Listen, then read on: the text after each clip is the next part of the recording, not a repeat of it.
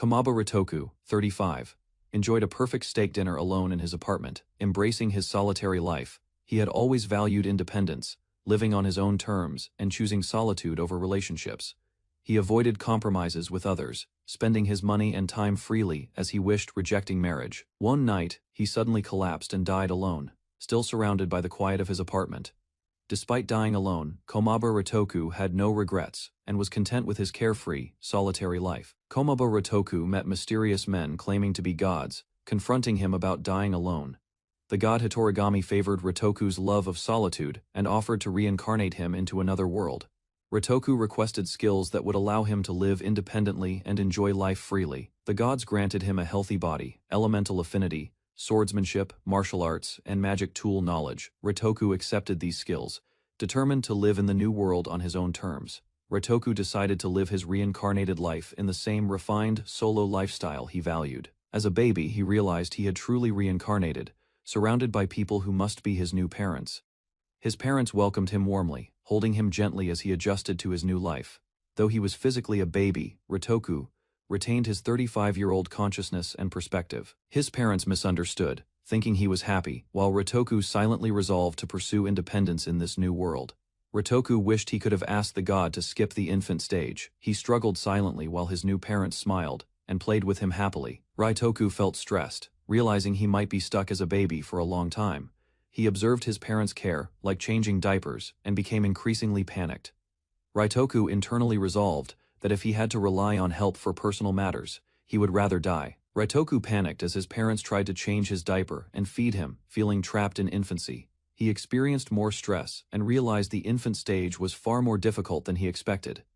8 years later, Ritoku grew older, living independently and studying in a large library filled with books, now called Lesta Rulen.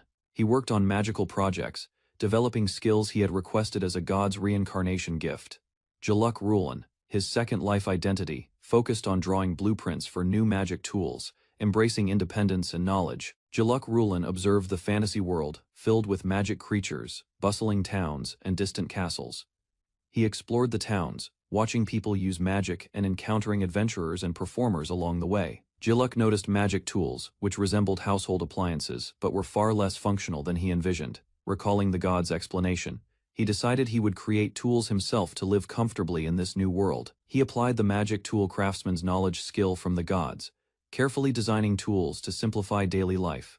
Jaluk Rulen worked in the Rulen household, which specialized in magic tools, with guidance from Hitorigami. He sketched a design for a refrigerator, a box that could preserve food by releasing cold energy. He analyzed how food spoiled in summer, and understood drying and curing were the common preservation methods. Remembering his love for eating, Jaluk prioritized creating tools that improved daily life and food storage. Using a magic circuit, he calculated the cold energy distribution, showing Mira Rulen and his parents the tool's potential. Mira and Lesta Rulen reacted in surprise as Jaluk explained his new tool design. Jaluk considered increasing the efficiency of the magic circuit to preserve ingredients by freezing. He examined using 2 magic stones in series, but realized he needed to review depletion and circuit mechanics first.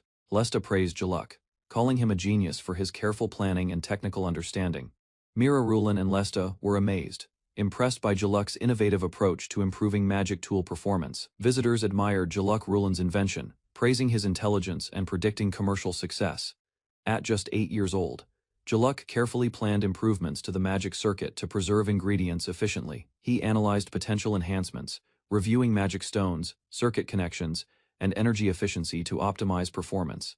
Lesta Rulen and Mira praised Jaluk's brilliance, calling him a genius and expressing amazement at his innovation. Jaluk reflected on his lifelong engagement in inventing, focusing on acquiring skills and optimizing designs for future projects. Jaluk focused on his studies and magic tool development, maintaining his refined solo lifestyle. Alto and Ilya Rulen invited him to play, eager to spend time with their older brother. Jaluk tried to resist, explaining that he needed to continue his work on magic tools. Ilya protested, insisting she wanted to play with him, ignoring his dedication to inventing. Alto and Ilya complained about Jaluk always avoiding playtime, highlighting his habitual focus on training and study. Jaluk was interrupted by his siblings, who eagerly invited him to play. Despite his focus on magic tool development, Ilya and Alto expressed excitement, insisting Jaluk join their game and suggesting hide and seek. Jaluk reluctantly agreed, feeling it was his duty as the eldest son to care for them. Playing with them reminded Jaluk of his past life, where he often couldn't pursue his own interests freely. He tried to guide the play carefully while managing his workshop, longing to become a fully fledged magic tool craftsman. Jaluk Rulin prepared for a sparring match at the Imperial Academy, holding his weapon with focus. His opponent charged at him, and the match began with rapid, precise movements. Jaluk dodged and countered, demonstrating impressive agility and reflexes that surprised his opponent.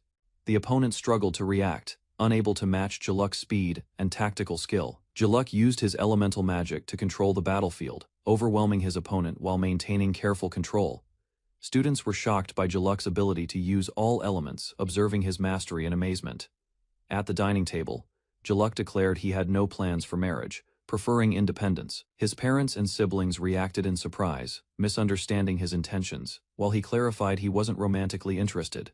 Jaluk reflected that his disinterest in marriage persisted from his previous life. He valued solitude, asking for personal space, relying on inner support rather than others for his focus and heart. Ritoku reflected on his previous life, valuing freedom and being untied to anyone as his reason for living. He maintained his independent ways in the new life, refusing to change even after reincarnation.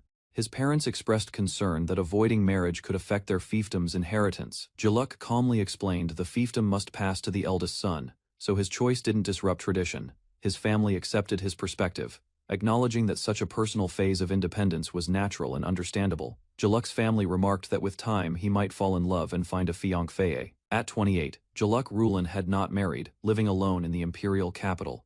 He prepared food in his kitchen, enjoying the solitude and self-sufficiency he valued. Jaluk had fulfilled his dream of obtaining a magic tool craftsman's license and operating his own workshop. He carefully adjusted his tools, continuing to refine his inventions while maintaining his independent lifestyle. Jaluk examined the refrigerator he recreated, noting it was larger than in his past life and took up more space. Over the years, he developed many inventions, including a hairdryer, fan, and magic burner, which profited the Rulin family greatly. He toasted bread, using his creations to make daily life more convenient. Jaluk prepared a hot sandwich, satisfied with the results of his magic tool development. He considered selling a hot sandwich maker as the next magic tool innovation, continuing his inventive pursuits. Jaluk shielded his eyes from the sunlight as he stepped outside, taking in the open air. He felt completely free, enjoying the independence and the life he had built for himself. His family and household gathered around, a mixture of affection and concern regarding succession and responsibilities. Despite their push for marriage, Jaluk reflected on his long-awaited freedom from societal restraints. Walking through the busy city streets, he maintained composure, balancing family, society, and his independent ambitions. Komaba Ritoku, a 35-year-old bachelor, enjoyed a refined solo lifestyle. Preferring freedom, he avoided compromises, spending money and time as he wished. After dying alone, gods reincarnated him into another world. He requested skills to maintain solitude and received knowledge in magic, combat, and craftsmanship. Reborn as a baby in the Rulin family, he quickly mastered magic tools. Even at 8, he innovated a refrigerator, impressing everyone. As an adult, Jaluk Rulin lived alone, making inventions for convenience. He thrived independently, enjoying freedom, invention, and a fulfilled solo life untouched by marriage or obligations. Jaluk Rulin lifted a piece of grilled meat, savoring its aroma before taking a bite. He enjoyed eating alone, appreciating the simple pleasure of food without distractions. Later he walked through the lively marketplace filled with stalls and townspeople. Vendors called out their fresh fish and marbled meats, tempting him to explore. Remembering his past life, Jaluk embraced his solo lifestyle while purchasing ingredients for himself. After dying alone, Jaluk was invited by a god to a new world. He was reincarnated as the eldest son of the Rulin household, skilled magic tool craftsman. As a child, he earned praise for inventions but avoided pressures of marriage and succession. 28 years later, he walked through the streets of the imperial capital. Now an independent magic tool craftsman, Jaluk fully enjoyed his peaceful and self-directed life. Jaluk Rulin stepped outside, ready to start his day, carrying his work briefcase. He approached his workshop, a large building prepared for the day's tasks. Inside, he paused for a moment, surveying the workspace before beginning. His employees greeted him cheerfully as he prepared for the day's work. Jaluk calmly started his tasks, maintaining his focused, peaceful routine while overseeing operations. Jaluk Rulin's employee encouraged him to smile more while preparing for the day. Jaluk remained serious, focused on his work, ignoring suggestions about popularity. He calmly maintained his routine, uninterested in socializing or seeking attention. He checked on the processing of magic stones, overseeing their careful handling. Jaluk supervised the cutting and evening of irregular stones, ensuring they were usable for crafting. Jaluk Rulin examined raw materials, preparing to assign tasks for the day. Rouge, a female employee, arrived and organized requests for new magic tool production. She handled deliveries and sales, ensuring products reached their customers efficiently. The team discussed the workload, noting the challenges of having limited staff. Jaluk continued supervising the workshop with only 2 employees, maintaining focus on production and quality. Jaluk Rulin reviewed the workshop's delivery and staffing needs, remaining focused on efficiency. Rouge suggested increasing staff, but Jaluk declined, stating he only created magic tools for convenience. His employees expressed concern about workload, but Jaluk remained calm and rational. They worried it might affect personal lives, noting limited social opportunities in the workplace. Jaluk observed quietly, aware that his unsociable, focused approach left little room for romance or extra interactions. Jaluk Rulin listened to his employees, requesting more staff, remaining calm and rational. He explained that a workplace is no place to expect encounters or romance. Rouge suggested marriage has joys, but Jaluk reminded everyone to focus on work first. Rouge described spending time with loved ones and raising children as fulfilling. Jaluk stated he preferred being alone and was not suited for relationships or childcare. Jaluk's employees argued about marriage, noting why he seemed unlikely to marry. Jaluk calmly explained that he was not incapable of marriage, but chose not to. He emphasized that marriage proposals did not interest him, and he remained focused on work. Rouge reflected on his qualities, but Jaluk dismissed the discussion, directing attention back to work. He noted that for some, remaining alone is a personal choice, not a limitation. Rouge suggested ending the workday, and Jaluk agreed to pause his tasks. His employees proposed going out to eat at a new restaurant that served grilled meat. They explained the concept of yakiniku, where thinly sliced meat could be grilled at the table. Rouge and the team discussed the popular BBQ restaurant, confirming it was always crowded. Jaluk considered eating grilled meat, but realized Rouge had other responsibilities and would pass on joining. Rouge explained she could not join Jaluk for dinner because she needed to care for the children. Jaluk concluded that going out with only 2 people was pointless and agreed to leave work. He decided he would go alone, carrying his briefcase and heading out. Jaluk arrived at the restaurant, noticing the lively crowd and the delicious smells around him. He observed the long lines, realizing that arriving at dinner time meant waiting like everyone else. Jaluk arrived at the popular yakiniku restaurant and saw a long line outside. He quietly waited his turn, following the restaurant staff's instructions to line up. The chef apologized for the delay, explaining that new staff were still learning. Jaluk reassured the owner, noting that the restaurant seemed to be thriving and successful. The owner thanked Jaluk, saying his suggestion had helped make the restaurant flourish. Jaluk entered the restaurant, explaining that he only requested things he personally wanted. The staff guided him to his usual seat, ensuring it was available. He prepared at the table while the chef asked what he would like to order. Jaluk requested the usual, calmly adjusting to sit and start grilling. A plate of crimson beef, thick-cut harami, galbi, and a pint of beer was served for him alone.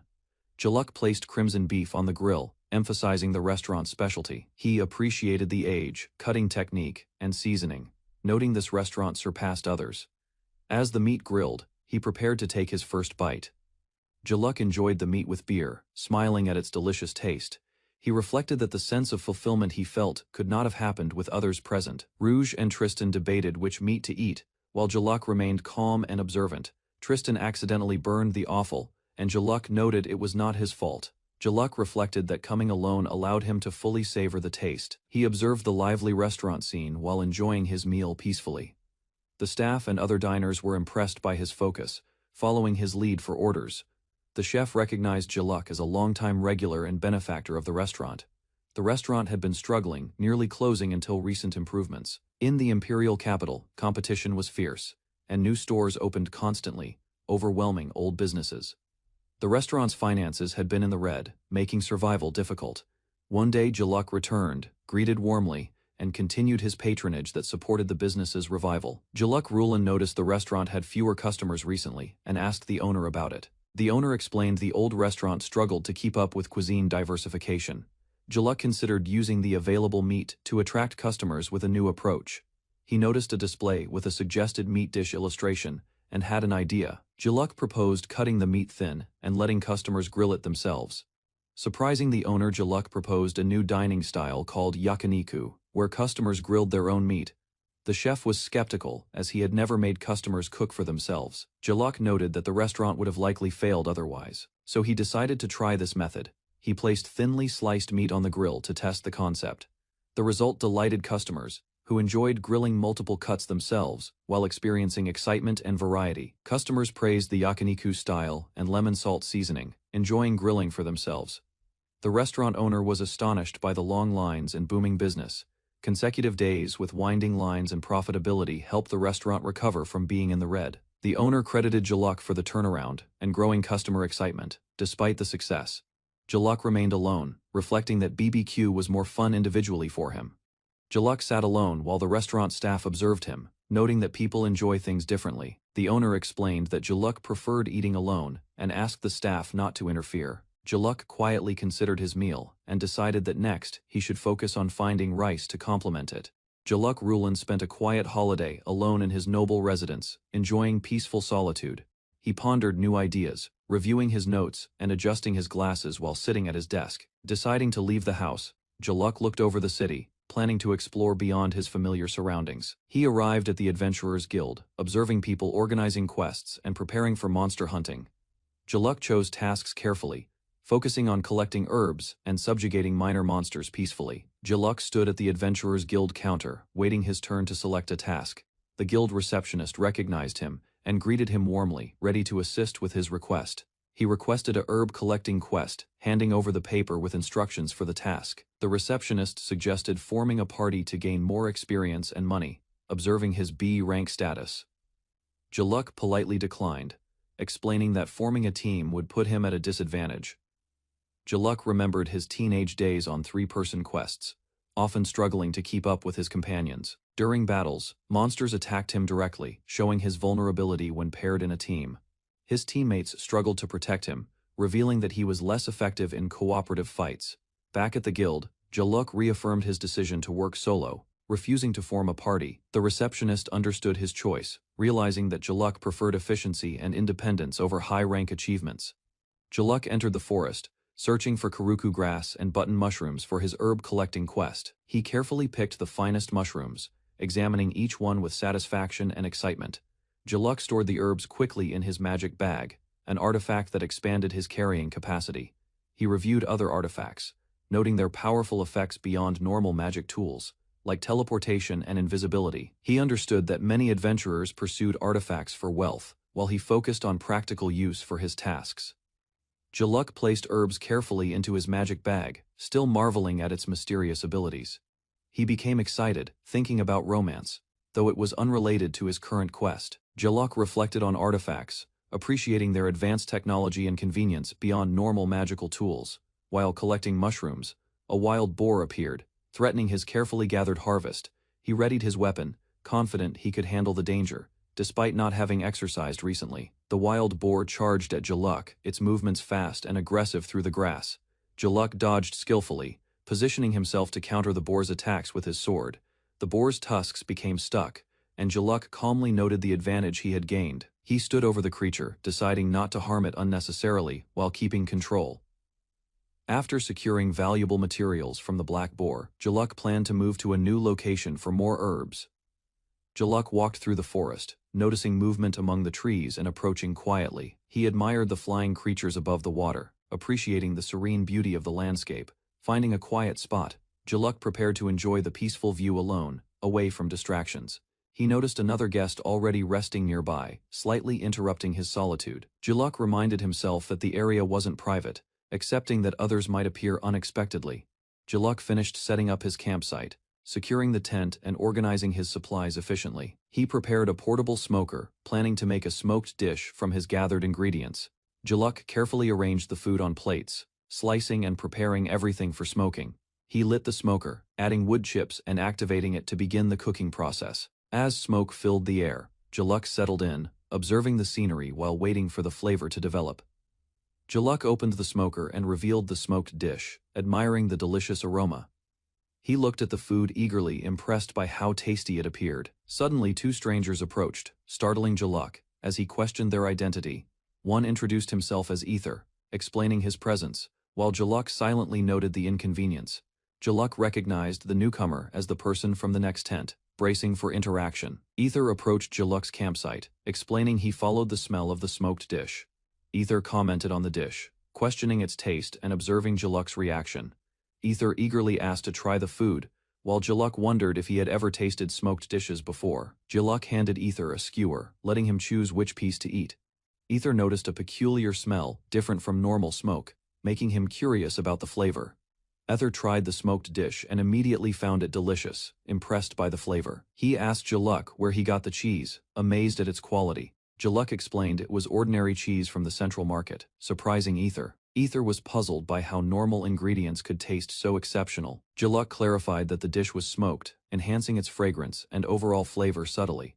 Ether examined the chips used for smoking, curious about their origin and purpose. Jaluk explained he used apple tree chips, allowing Ether to sniff and explore the aroma. Excited, Ether dashed back to his tent to get his plate, eager to try more.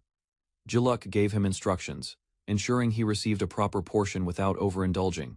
Ether thanked Jaluk and presented a rare bottle of Cerberus wine as a gift. Ether offered Jaluk a rare sip of Cerberus wine, noting its exclusivity and value. Jaluk accepted the wine graciously, appreciating the thoughtful gesture. He tasted the wine, savoring the flavor and noting its quality against the serene campsite backdrop. Jaluk paired the wine with the smoked dish, finding the combination particularly satisfying.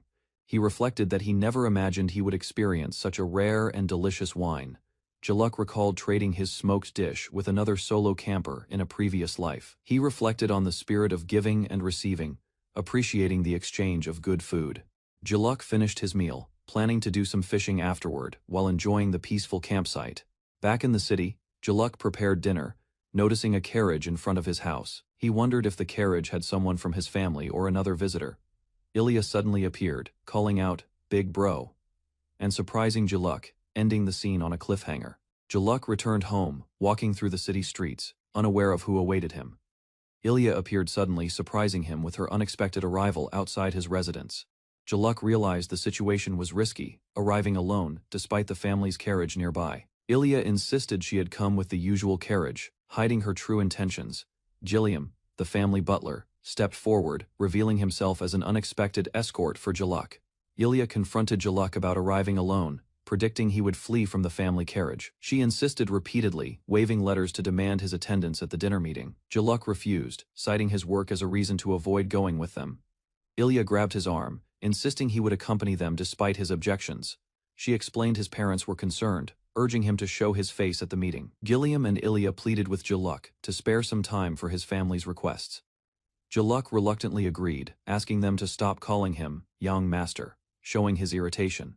He refused to let Ilya enter his house, insisting he needed time to prepare. Ilya yelled, reminding him they were family, while Jaluk refused to let strangers inside. Ilya banned him from entering, citing his previous destruction of magical tools as the reason. Jaluk argued about being banned, annoyed by the noise and neighbors' complaints. The group rode in a carriage toward the grand mansion, preparing to meet family. Jaluk greeted his father, exchanging polite words after a year apart. He followed his father inside, with Ilya commenting on the unchanged youthful energy of their parents. Jaluk's mother waited in the dining hall, noting that he had arrived late. Ilya reminded Jaluk that he would skip the dinner meeting if she didn't pick him up. Ludwig, Ilya's husband, appeared, surprising Jaluk as he joined the family gathering. Jaluk's father insisted that he attend the family dinner, no matter what. Ludwig explained his background as an alchemist and former colleague, surprising Jaluk further. Jaluk reflected that the dinner meeting was bothersome, remembering Ludwig's earlier complaints at work. Jaluk tried to avoid the topic, while Ludwig teased him about the atmosphere. Ludwig reminded Sarah that she could finally meet her uncle, emphasizing family importance. Sarah, unaware, asked who Jaluk was, as he had been absent for so long. Ilya encouraged Jaluk to introduce himself, urging him to interact with his niece. Sarah curiously asked if her uncle was unmarried, highlighting Jaluk's prolonged single life. Sarah asked Jaluk when he would get married, prompting him to groan in frustration. Jaluk insisted he preferred being alone and had no interest in marriage. Ilya suggested he at least get a lover, but Jaluk refused firmly. His parents reflected that none of the women he met had been suitable. Ilya concluded that Jaluk was every woman's ideal based on looks and status, yet single. Jaluk's mother and Ilya worried over his refusal to marry, puzzled by his behavior. Jaluk wished to leave, while whispers reminded him of his magical achievements. Ilya asked about Alto, explaining he was attending a social event and could not come. Ilya and his mother scolded him, noting he hadn't visited the family for a year. Jaluk accepted Alto's refusal and resolved to attend the party himself, showing responsibility as the older brother. The family gathered to eat, with Sarah eagerly mentioning her empty stomach. Jaluk explained he liked to cook for himself, prompting his mother to ask about his home meals. Ilya teased him, imagining Jaluk grilling expensive meat or making dishes for Strong's sake. Jaluk realized her guesses were accurate, recalling his daily habits of grilling and eating freely. Ilya warned him that unbalanced eating could make him sick, emphasizing the importance of proper meals. Jaluk declared he remained healthy, attributing it to the goddess of solitude's blessing. Despite his claim, whispers reminded him of proper eating and self-care, making him anxious. Sarah asked if she could eat, and Jaluk realized he could use her playful influence. The family toasted to the prosperity of the Lauren family, raising their glasses together. Jaluk decided he wanted fish for dinner, showing a simple enjoyment in the family meal. The family eagerly ate the grilled fish, praising how tasty it looked and tasted. They noted the flavor was different from normal grilled savanna fish, curious about the taste. Sarah enjoyed the fish, despite normally disliking its smell, surprising the adults. Gilliam revealed that the fish was prepared using a special magic tool brought by Jaluk. The tool created smoke from dedicated chips, enriching the flavor and making the dish special. Ludwig and his father asked Jaluk if they could buy the magic tool he invented. Jaluk resisted, knowing it would be troublesome to refuse, though they were excited. He finally agreed, promising to make it and send it to them, relieving the family. The next day, Jaluk felt gloomy, reflecting on the lingering fatigue from previous events. He decided to take a lunch break, acknowledging that his work progress wasn't advancing as planned. Jaluk realized his work wasn't progressing well and decided a change of pace was needed. He walked through the bustling market, observing the lively stalls and people cooking food. He ordered seafood tomato soup from one of the vendors, smiling as he interacted. He paused, looking at various dishes, considering what to try next. Finally, he chose a grilled armored crab skewer, pleased with his selections and the bustling atmosphere. Jaluk admired the grilled crab, noting its enticing smell as he prepared to eat. He took a bite of the crab, enjoying the first taste with satisfaction. The flavors, perfectly seasoned and enhanced by the charcoal aroma, created an astonishing combination. He carefully cleaned the crab, savoring every bite with precision. He noticed the seafood soup portion was large and decided to taste it, completing his meal. Jaluk tasted the seafood tomato soup, overwhelmed by the rich combination of seafood tomatoes and chili. He focused on the large, chunky ingredients. Savoring each bite carefully, he ate slowly, enjoying the flavors with satisfaction, appreciating the effort behind the meal. After finishing the soup, he expressed gratitude, leaving the bowl empty. Jaluk reflected on the meal, noting how tasty and satisfying today's lunch had been. Jaluk received a paper, unexpectedly, regretting letting his guard down, and considered discarding it. Curious, he examined the paper more closely, unsure of its contents. He realized it was an orchestra concert flyer, piquing his interest despite initial skepticism. Jaluk Rulin walked through the ornate hall, feeling the strain in his legs as he kept pace. Catalina struggled with her heels, trying to follow the group, fearing she would be left behind. The orchestra waited on stage, instruments ready, as Jaluk hurried to join them. He found a seat among the audience, appreciating the grandeur of the performance. As the music played, Jaluk reflected on his past life, smiling at the familiar classical melodies. Jaluk watched the violinists closely, noticing how their music felt different up close. He observed the brass players, fascinated by how their instruments seemed fused together. Jaluk studied the complex tubing of the horn, comparing it to a magic circuit. He realized that overlapping and curving magical circuits could replicate the instrument's intricate design. Excited by the idea, Jaluk resolved to experiment immediately before the moment passed. Jaluk Rulin reviewed his progress carefully, satisfied with the cooler's magical circuit layout. A companion cheerfully announced leaving first, while Jaluk acknowledged the work had gone well. Another approached him, suggesting they go eat dinner together, surprising Jaluk unexpectedly. The friend pleaded, saying he was broke and asking Jaluk to treat him. Jaluk frowned, reminding himself he was already paying enough to have the other as an employee. Jaluk listened as his subordinate apologized, claiming he had spent money on a girl's gift. The subordinate begged, pleading to eat with Jaluk for the first time ever. Jaluk hesitated, realizing that as a boss, he should look after his employees. They walked through the quiet streets at night, heading toward a yakiniku restaurant. Jaluk decided to dine alone, surprising his companion, who wondered why he would go by himself. Jaluk walked through the streets with his subordinate, who asked to visit a recommended place. The companion complained, urging Jaluk to hurry because previous visits to artifact shops took too long. They entered artifact shop Aldius, surrounded by shelves filled with magical items and curiosities. Jaluk observed a fearsome cursed artifact, noting how dedicated collectors seemed slightly unhinged. He smiled, thinking he would never tire of visiting this shop, despite the high prices. Jaluk listened, as Guan explained why artifacts are expensive, whether useful or seemingly useless. He asked if any new items had arrived since his last visit just 3 days ago. Guan nodded and pointed to something he thought Jaluk might enjoy, piquing his curiosity. Jaluk focused, instructing the shopkeeper to show him the artifact without delay. He examined a small plain cup, noting it was simple, unadorned, yet potentially magical. Guan poured liquid into the cup, creating a frothy, bubbling effect that fascinated Jaluk. Jaluk was amazed, realizing the artifact produced carbonated water and was called the bubble cup. He learned the water came from a rare spring, unavailable for ordinary individuals. Curious, Jaluk asked how much it cost, considering its novelty and potential use. Guan named the price, 30 million solo, and Jaluk immediately agreed to buy it. Jaluk's companion reacted with shock at the 8-digit price of the bubble cup artifact. Jaluk calmly explained its value, describing potential uses like soda-type cocktails, or even opening a bar. Guan encouraged Jaluk to see the artifact's true potential, handing it over without hesitation. Jaluk reflected that making big purchases feels easier without the obligations of a family. He considered the responsibilities of being single. Understanding freedom comes with planning for a future alone. Jaluk closed the briefcase, signaling that the purchase was complete and everything was settled. He decided to go home, while his companion eagerly suggested they go eat immediately. Jaluk reminded him they would use the artifact later, postponing the meal for another time. The companion reflected that even handsome and rich men like Jaluk struggle with commitment. Jaluk admired the bubble cup, noting its excellent condition and clearly magical appearance at night. Jaluk examined bottles on the counter, deciding to make a highball using the bubble cup. He split ice carefully, enjoying the satisfaction of manually preparing it instead of using magic. Jaluk achieved perfectly sized ice cubes, noting this might be the best split he ever made. He poured the soda into the glass, carefully observing the cubes clink and settle inside. As the carbonated water gushed from the cup, Jaluk admired the sparkling magical bubbles excitedly. Jaluk took a sip of his highball, enjoying the perfect blend of soda and ice. He considered which dish would pair best with his drink, carefully planning the meal.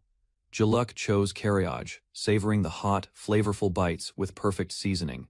He added a squeeze of lemon, enhancing the taste and balancing the flavors. Jaluk continued enjoying the meal, alternating bites and sips, appreciating both food and drink. Jaluk raised the bubble cup excitedly, celebrating the luxury of owning it for 30 million solo. He reflected on his efforts to live a single, independent life and the freedom it brought. Jaluk praised his past self for working hard, earning both the magical artifact and his independence. He resolved to enjoy his drink at home fully, planning to make a spritzer next. Jaluk sang under the starry night sky, savoring the culmination of a satisfying, successful day. Catalina returned home, noting how dark it was, and mentally prepared to focus on her music. She struggled up the stairs in heels, reminding herself she couldn't survive the musical world feeling lonely. Catalina entered her messy room, realizing she needed to clean up before practicing. She reflected on how maids had always handled such chores since she was little, despite tripping and falling. Catalina resolved to try again next time, determined to manage on her own. Catalina collapsed onto the couch, wanting to forget everything and fall asleep, but resisted hunger. She glanced at the dinner, noticing it was spoiled, and decided to skip the meal. Catalina examined the large refrigerator, wishing for more compact, improved appliances for convenience. She wrote requests to the magic tool craftsman, hoping for better, more compact products. Catalina picked up her violin, determined to practice using her soundproof magic tool for concentration. Catalina tried to focus on her violin, but the noisy neighbor distracted her from practice. Frustrated, she dashed across the room, attempting to regain control and discipline over her practice. Catalina yelled, insisting the use of a soundproof magic tool, while Jaluk happily enjoyed his drink nearby. Jaluk Rulin walked through the busy streets, searching for a quiet place to have breakfast. He noticed a small cafe and paused, intrigued by its empty yet inviting interior. Curious, he examined the entrance and realized he had never seen this charming cafe before. He opened the door and stepped inside, preparing to enjoy a peaceful morning. A friendly waiter greeted him, guiding Jaluk to a comfortable seat to start his day. Jaluk Rulan found a quiet corner and examined the menu, deciding on the morning set. He observed the barista preparing the coffee with careful movements, intrigued by the aroma. The smell caught his attention, making him curious about the drink being crafted before him. Jaluk learned that coffee was rare in this world, yet the barista seemed experienced. He tried the coffee, noting its unfamiliar taste, and realizing he had ground and brewed it himself. Jaluk listened as the barista explained that he enjoyed making coffee as a hobby. While running the cafe, Jaluk requested a morning set with coffee, and the barista agreed to prepare it immediately. The barista carefully set up the brewing equipment, ensuring each step was precise. He measured and poured ground coffee into the filter, preparing it for brewing. The water boiled and flowed through the grounds, completing the delicate coffee preparation for Jaluk.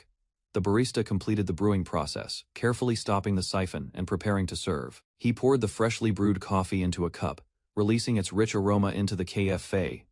Jaluk accepted the cup with a smile, appreciating the warm presentation of the coffee.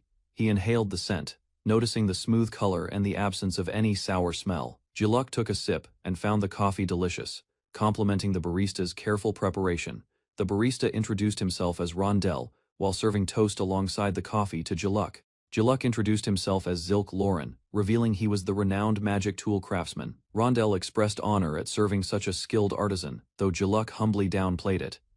Another familiar butler, Noid, joined, commenting that seeing someone else order coffee was unusual. Impressed, Noid and another customer decided to order the same coffee, joining Jaluk in enjoying the cafe. Jaluk greeted Tristan in the morning, looking cheerful and energetic as he settled in. Tristan noticed Jaluk's good mood, but Jaluk declined to explain the reason immediately. Jaluk shared that he had tried a new drink with the artifact, along with fried chicken, and enjoyed it. Maid handed Jaluk a request letter, explaining it was not unusual for him to act this way. Jaluk examined the letter carefully, learning that Catalina-san was the sender, preparing him for a new task. Catalina arrived, and Jaluk internally groaned at her constant complaints about various matters. Tristan and the maid noted that Catalina had purchased nearly all of Jaluk's products. Jaluk reflected that complaints were just complaints, and he didn't mind how much she bought. He read her written requests, noting they highlighted practical improvements from a woman's perspective. The maid commented that most of Catalina's notes were selfish, yet Jaluk acknowledged their unexpected usefulness. Tristan explained that Catalina's complaints helped make magic tools more compact. Though it was difficult work, Jaluk remained indifferent, claiming he had nothing to do with the complaints, despite the maid's encouragement. He reflected that the true purpose of magic tools was to make his own life easier. Later, musicians completed their practice, and the instructor dismissed them, thanking everyone for their effort. Some members complained about the rehearsal, while others decided to leave early and have dinner together. Eldova approached Catalina after rehearsal, asking if she had a moment to discuss music. Catalina flustered, worried he noticed her mistakes during the practice session. Eldova reminded her that the next concert required an original piece from orchestra members, not just him. He explained that anyone whose music was accepted would perform it at the concert. Catalina eagerly volunteered, promising to complete her composition by the one-week deadline given by Eldova. Eldova noticed Catalina's nervousness and encouraged her to practice daily for the upcoming concert. Catalina determined that she needed to seize this opportunity and not let it go to waste. She resolved to step up and compose a piece that would impress the orchestra. Frustration set in as she struggled to think of any suitable musical composition ideas.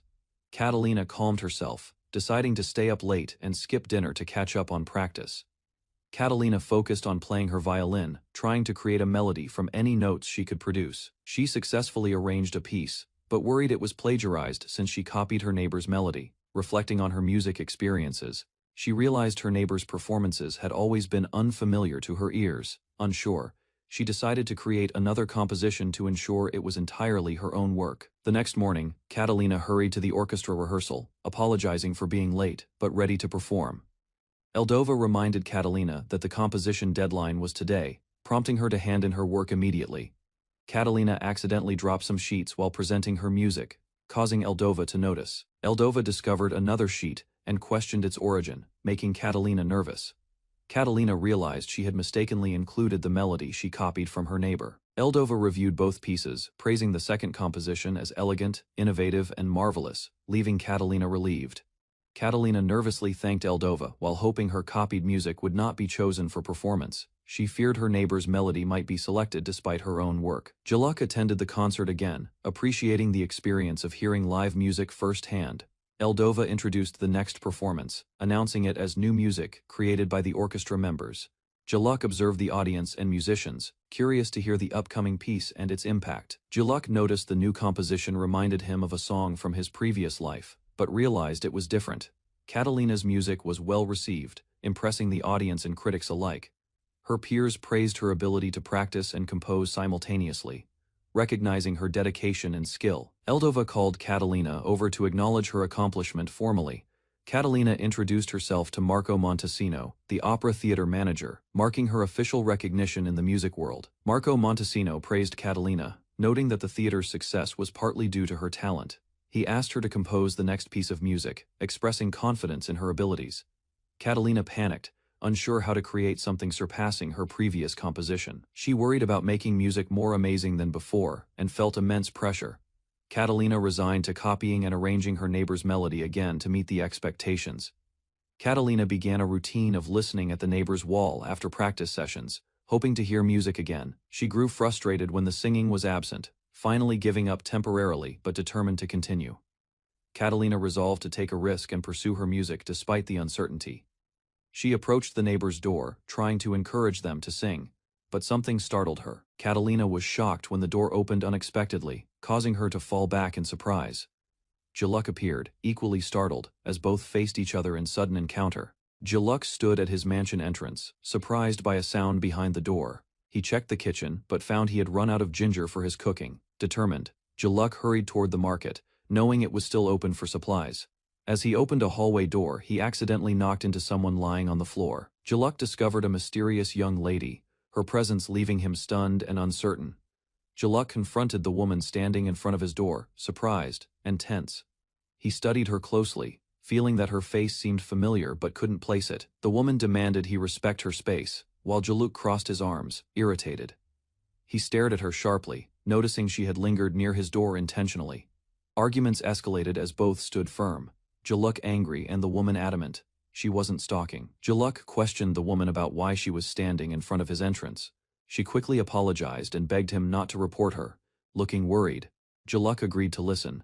Noticing she seemed to have a genuine reason, the woman explained she couldn't enter his room and suggested talking somewhere else. Surprised, Jaluk realized she was his neighbor, connecting the mystery to someone familiar. Jaluk and the woman arrived at a cafe, entering as the staff greeted them. They were shown to any available seat, ready to settle in. The woman admired the cafe, impressed by its cozy and charming atmosphere. She hesitated over the menu while Jaluk observed her slow decision-making. Finally, Jaluk ordered his coffee, and the barista nodded, preparing their drinks. The woman asked about a special item not listed on the cafe menu. Curious, Jaluk explained that the special coffee could be bitter and complex for newcomers. She confidently requested the coffee, claiming she was already accustomed to its taste. Jaluk noticed her refined manners and assumed she came from a wealthy background. While waiting for their drinks, he suggested they introduce themselves properly to get acquainted. Catalina introduced herself as the second daughter of the McClare family and a violinist. Jaluk recognized her from a theater performance, recalling her violin playing. She asked his name, while Jaluk insisted he wasn't stalking her. Jaluk revealed he was Zilk Lauren, a magic tool craftsman in the royal capital. Catalina angrily confronted him about ignoring her requests for improved tools and letters. Jaluk realized Catalina was the persistent complainer who had sent many requests. Both expressed confusion as they tried to separate her complaints from their previous encounters. The barista delivered their coffee, giving Jaluk and Catalina their drinks. Jaluk noted the aroma and encouraged Catalina to enjoy the beverage. Catalina cautiously sipped the coffee, her expression serious as she evaluated the taste. Catalina reacted to the coffee's strong bitterness, surprised it was more intense than expected. Jaluk suggested adding milk to make it easier for her to drink. She poured the milk into her cup, accepting his guidance carefully. The coffee color changed as she tasted it again. Curious about the result, Catalina's expression brightened as she exclaimed that the drink finally tasted good and enjoyable. Catalina enjoyed the coffee, noting she could handle its taste if it remained this good. Jaluk asked about her reason for lingering at his entrance the previous day. Catalina admitted it had nothing to do with making a complaint at his home. Jaluk requested the full story, asking her to explain as concisely as possible. Catalina revealed that she had asked him to arrange music that she had sung, clarifying her actions. Catalina explained she had asked Jaluk to make another music piece after hearing his performance clearly. Jaluk reminded her that she could hear his singing from her room, which she found surprising. Catalina apologized sincerely for frequently positioning herself near his entrance, despite knowing it caused issues. Jaluk said her frequent presence was forgiven since he didn't mind, claiming it made them even. Catalina began to leave, but Jaluk stopped her, signaling he wasn't finished with their discussion yet. Catalina asked about a song that only Jaluk knew, eager to have it entrusted to her. Jaluk refused, uninterested, prompting her to beg for the music insistently. He struggled against her persistence, while Catalina continued to plead for a deal. They agreed to make a deal, and Jaluk prepared to hear her proposal. Catalina offered to provide one song and split 40% of the music profit with Jaluk. Jaluk rejected Catalina's profit proposal, noting he could earn more from his magic tools. He suggested she offer an artifact instead, asking if she had something unique to give. Catalina revealed she possessed a miniature sound garden, surprising Jaluk. She explained it could store and play music whenever desired. Similar to a music player, Jaluk offered extra money to obtain it, impressing Catalina with his willingness to pay generously. Catalina hesitated to give over the miniature sound garden, worried about recording her own music. Jaluk encouraged her to hand it over, hoping she could make a masterpiece herself. They finally reached an agreement, and Catalina handed him the device. Thrilled, he accepted it. Jaluk admired the miniature sound garden, amazed at its functionality. Catalina asked about her previous request letters, but Jaluk admitted he hadn't read them, causing her frustration. Catalina scolded Jaluk to respond properly to customer requests and improve his magic tools. She gave him advice on sending reasonable requests and understanding magic tool mechanics before letters. Jaluk prepared to inspect the miniature sound garden artifact she had given him. He examined the device, noting its buttons resembled a music player from his previous life. Jaluk carefully wiped the artifact, thinking it had been poorly treated by its previous owner.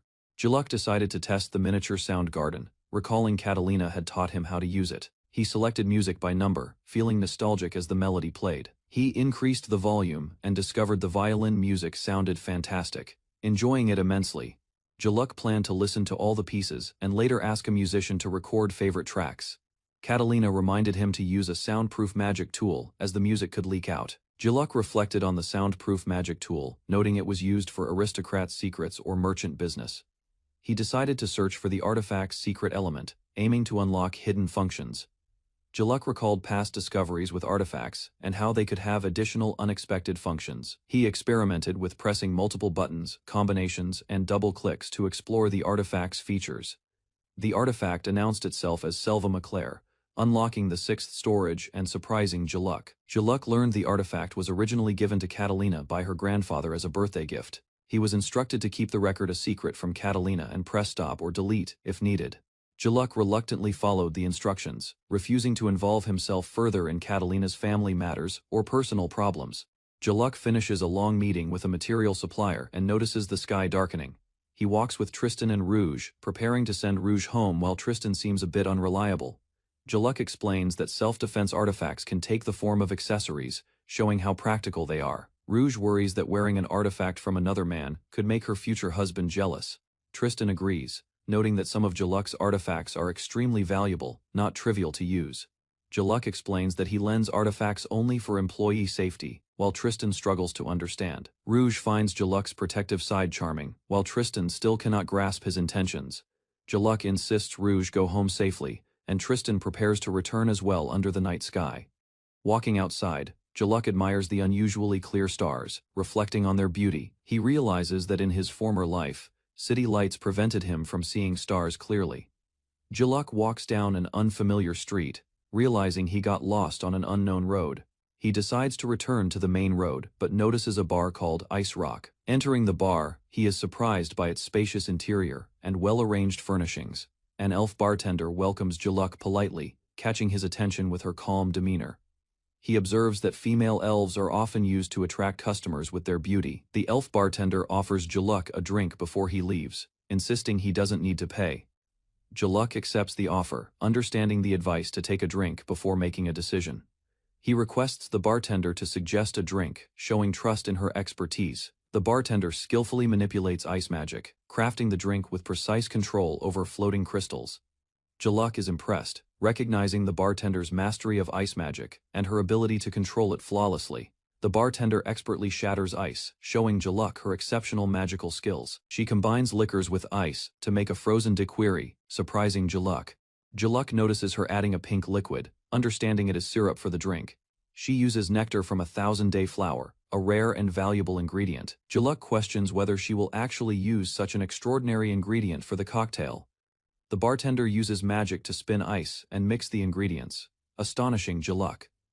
She presents the finished frozen daiquiri, which looks perfect and refreshing. Jaluk inspects the drink, ensuring the flavor and ice consistency are balanced correctly.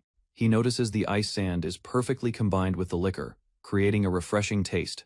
After tasting, Jaluk confirms the drink is delicious, impressing him with her magical mixology. Jaluk admires the bartender's cocktail skills, noting that perfection comes from experience and technique. He apologizes for calling the bar a girl's bar, and the bartender laughs, forgiving him. Jaluk requests another drink, showing his satisfaction and enjoyment of the bar's creations.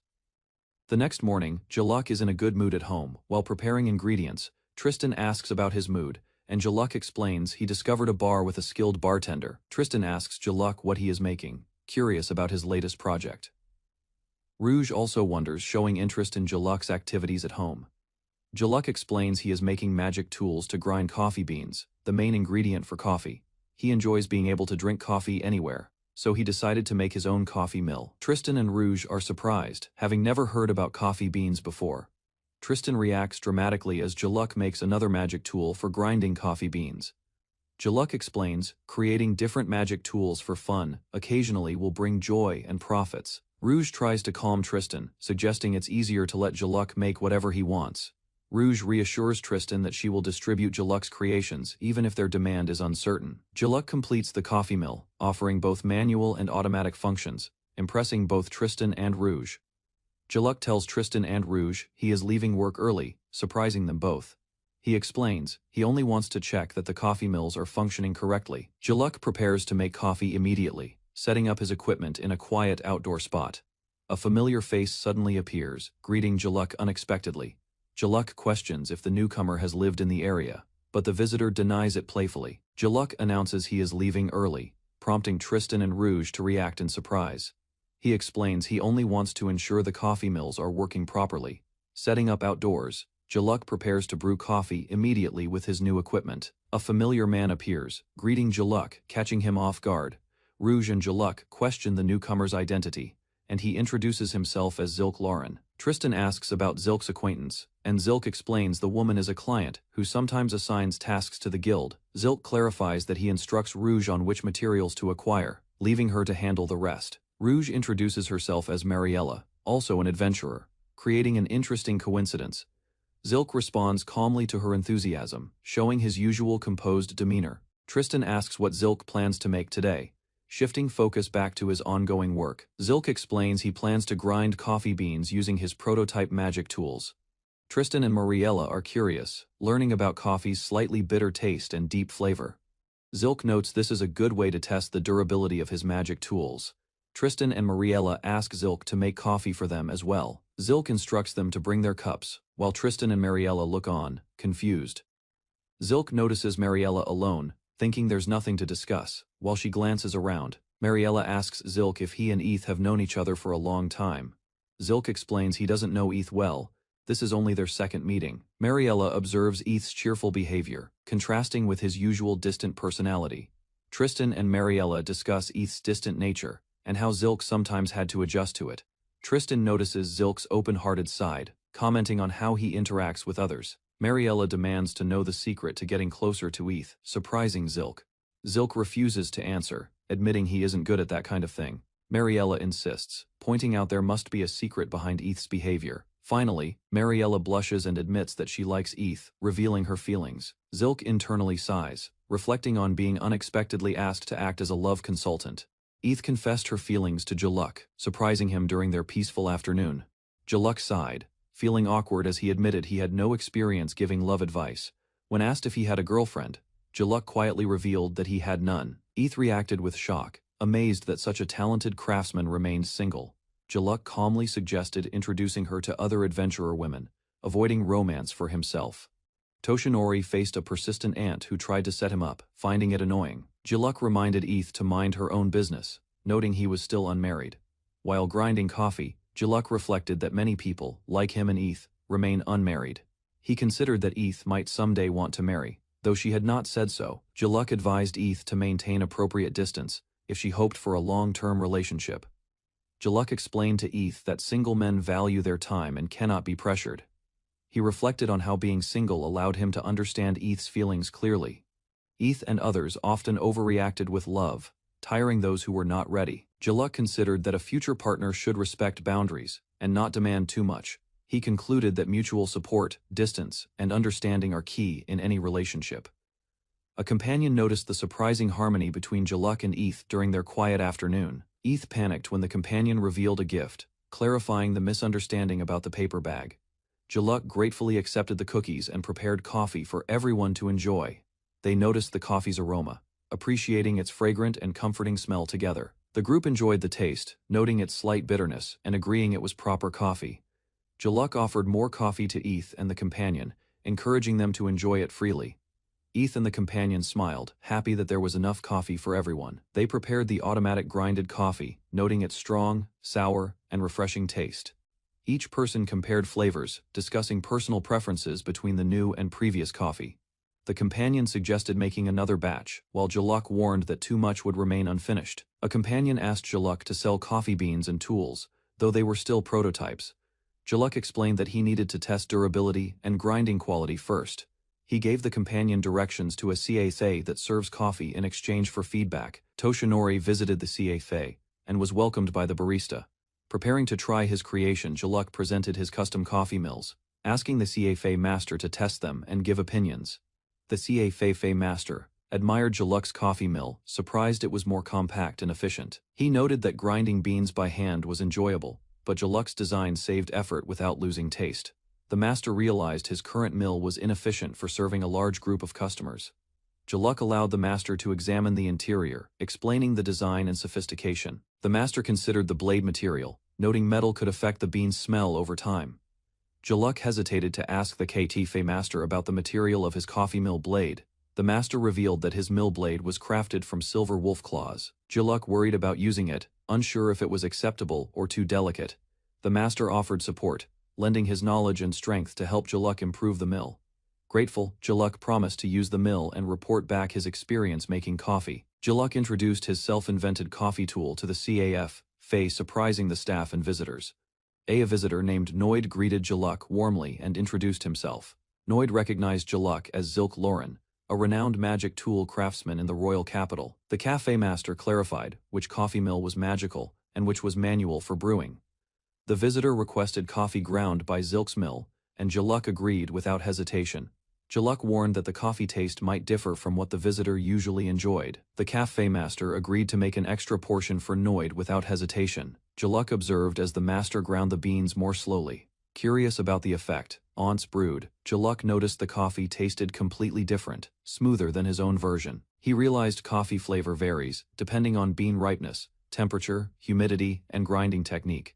The cafe master proudly stated he wouldn't lose to a beginner, despite being self-taught. Juluk observed that even with increasing coffee popularity, the cafe's customer base would likely remain stable. He asked to try grinding with the new mill, following instructions to keep the button pressed for rotation. The master carefully demonstrated the process, showing how to grind the beans properly. Unexpectedly, the mill vibrated, surprising the master and everyone watching. Juluk explained that the new automatic grinder was harder to adjust than manual grinding. The cafe master apologized for grinding the beans too finely, noting unexpected outcomes can happen. They tasted the coffee and found it slightly weaker in aroma and richness, but still delicious. Juluk and the visitors discussed how their experience with hand-ground coffee made them sensitive to flavor. Curious, Juluk asked the master for his opinion on using the automatic coffee mill. The cafe master explained that high-speed grinding can generate heat, affecting coffee taste and aroma. He suggested interchangeable blades to accommodate different preferences for grinding levels. Juluk thanked the master for his opinion, noting the helpful insights for improving the mills. The visitors praised Zilk's coffee mills, highlighting the automatic speed grinder's ease and excitement. The manual mill's lightweight allowed precise adjustments, giving full control over coffee flavor. A visitor requested to buy Jaluk's coffee tools, noting that his lord loved coffee. Jaluk agreed to sell the finished products and asked for the lord's name. The visitor explained the lord was Count Albert Blend, a powerful noble in the kingdom. Jaluk approved the order and asked for the order form to be sent to his workshop later. Jaluk Rulin quietly observed Tristan working at the workshop, his expression calm as always. Suddenly, a messenger arrived, bursting in with an urgent announcement about a large magic tools order. Jaluk and Tristan leaned forward, astonished, trying to grasp who the order was from. The messenger revealed it was from Count Albert Blend, shocking Jaluk with the prestige of the client. Tristan and the team discussed the honor, realizing the order came from a rising aristocrat of great influence. Jaluk Rulin and his team realized that fulfilling Count Blend's order could sustain their workshop for a year. They celebrated their success, happy to have completed the task despite the unusual client. Tristan explained that he had anticipated Count Blend's order because he observed the Count's interest in a coffee mill. The messenger stressed the importance of understanding the noble's request, emphasizing it was a significant opportunity. The team admired Jaluk and Tristan's insight, impressed by their ability to seize such an unexpected chance. Tristan clarified that he didn't pursue business, but simply responded to the other party's initiative. Jaluk and the team discussed the order's specifics, realizing its importance was the connection with a great nobleman. Excited by the opportunity, Jaluk and the team prepared to craft the coffee mills immediately. Tristan reminded them of the importance of profit-focused magic tools, keeping everyone grounded. Jaluk insisted on giving full effort, determined to use every skill to satisfy the Count's order. 2 weeks later, Jaluk and Tristan completed the coffee mill, exhausted but satisfied. They explained how they tested endurance, customized the burrs, and received final approval for quality. Their companion praised them for finishing the product, highlighting their teamwork and dedication. Tristan delegated the delivery, trusting Jaluk and the team to handle it responsibly. Tristan reiterated that the business originated from the client's initiative, surprising everyone with the unexpected responsibility. The team argued about who should deliver the coffee mills to Count Blend, debating responsibility. Tristan finally agreed to accompany Jaluk, ensuring proper representation for the workshop. They arrived at the grand mansion, marveling at the architecture and scale of the property. The group noted the mansion's elegance, impressed by the prestige of the Blend family. They realized the Count's main villa must be even larger, reinforcing the importance of their visit. Rouge introduced herself to Jaluk as the sales manager from their workshop. Noid, the Blend family's butler, greeted them and offered guidance, bowing politely. He led Jaluk and Rouge into the mansion, showing them to the guest room. Noid explained that Count Albert wished to meet Jaluk to discuss the ordered mills. Rouge attempted to call the Count directly, but Jaluk stopped her, maintaining proper etiquette. Jaluk joked about wanting to greet Count Albert, surprising Rouge with his casual comment. Noid acknowledged their request and asked them to wait briefly in the guest room. They sat quietly, observing the mansion's interior while waiting for the Count's appearance. Rouge scolded Jaluk for nearly rejecting the Count, insisting he take the meeting seriously. Jaluk admitted he had been joking, leaving Rouge surprised and slightly confused by his calm demeanor. Jaluk and Rouge were welcomed into the mansion, taking their seats in the guest room. Jaluk introduced himself and Rouge to Count Albert Blend, formally explaining their roles. The Count expressed admiration for the magic tools and apologized for taking their time. He requested a demonstration of how the coffee-making tools worked in practice. Rouge prepared the equipment while Jaluk assisted, ready to show the Count the workshop's creation. Count Albert asked about Rondel's cafe and shared his personal experiences with its coffee. He explained his expectations for the coffee mill Jaluk created, emphasizing quality and taste. The Count compared the manual and automatic mills, considering pros and cons for large-scale coffee brewing. He mentioned that even Noid couldn't match Rondel's coffee, showing his high standards.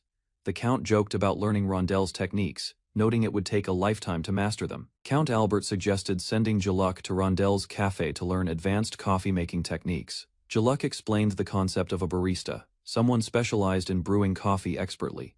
The Count enthusiastically agreed, expressing his desire to train and hire baristas. Jaluk and the Count confirmed their agreement while Tristan reminded them to stay focused on the tools. Rouge presented the prepared coffee-making tools, emphasizing that their main concern was achieving proper taste. Rouge offered Count Albert the chance to grind the coffee beans himself, demonstrating the tools. The Count enthusiastically tried it, enjoying the experience of manually grinding the beans. He explained he had always wanted to try it since seeing Rondel grind coffee. He was amazed as the beans ground smoothly with the tool's help. The Count compared the prototype to the final version, impressed by the improvements made by Jaluk and Rouge. Rouge offered Count Albert both coffee samples, one from the manual mill, one from the automatic mill. The Count tasted both, appreciating the coffee and the effort of grinding beans himself. He compared the drinks, noticing subtle differences, and contemplating which he preferred. Jaluk and Rouge explained the purpose of the two mills and awaited the Count's feedback. Count Albert praised the work, expressing delight at enjoying quality coffee in his own home. Jaluk and Count Albert shook hands after the coffee demonstration, finalizing their agreement. The Count asked about the pricing of the coffee mills, confirming their accuracy. He noted that the prices were surprisingly low, cheaper than expected for a magic tool. Jaluk explained the pricing reflected his desire to promote coffee culture and reward hard work. The Count and his butler agreed, acknowledging the reasoning and leaving the matter settled. Jaluk announced he was going home early, surprising Rouge and the others. He explained that his recent busy schedule justified giving the team free time as well. Rouge happily thanked him, planning to have dinner with her family, while Tristan preferred more money over free time. Rouge asked Jaluk what he normally does when living alone. Jaluk replied that he enjoys walking around the royal capital to refresh himself. Rouge asked Jaluk if living alone and going to cafes or bars didn't make him feel lonely. He added that doing things alone is what makes the experience better, smiling as he closed the door behind him. Jaluk Rulin walked through the bustling marketplace, observing vendors arranging vegetables in jars. The crowd moved around him as he browsed carefully. He stopped at the seafood section, studying the fish displayed behind the glass.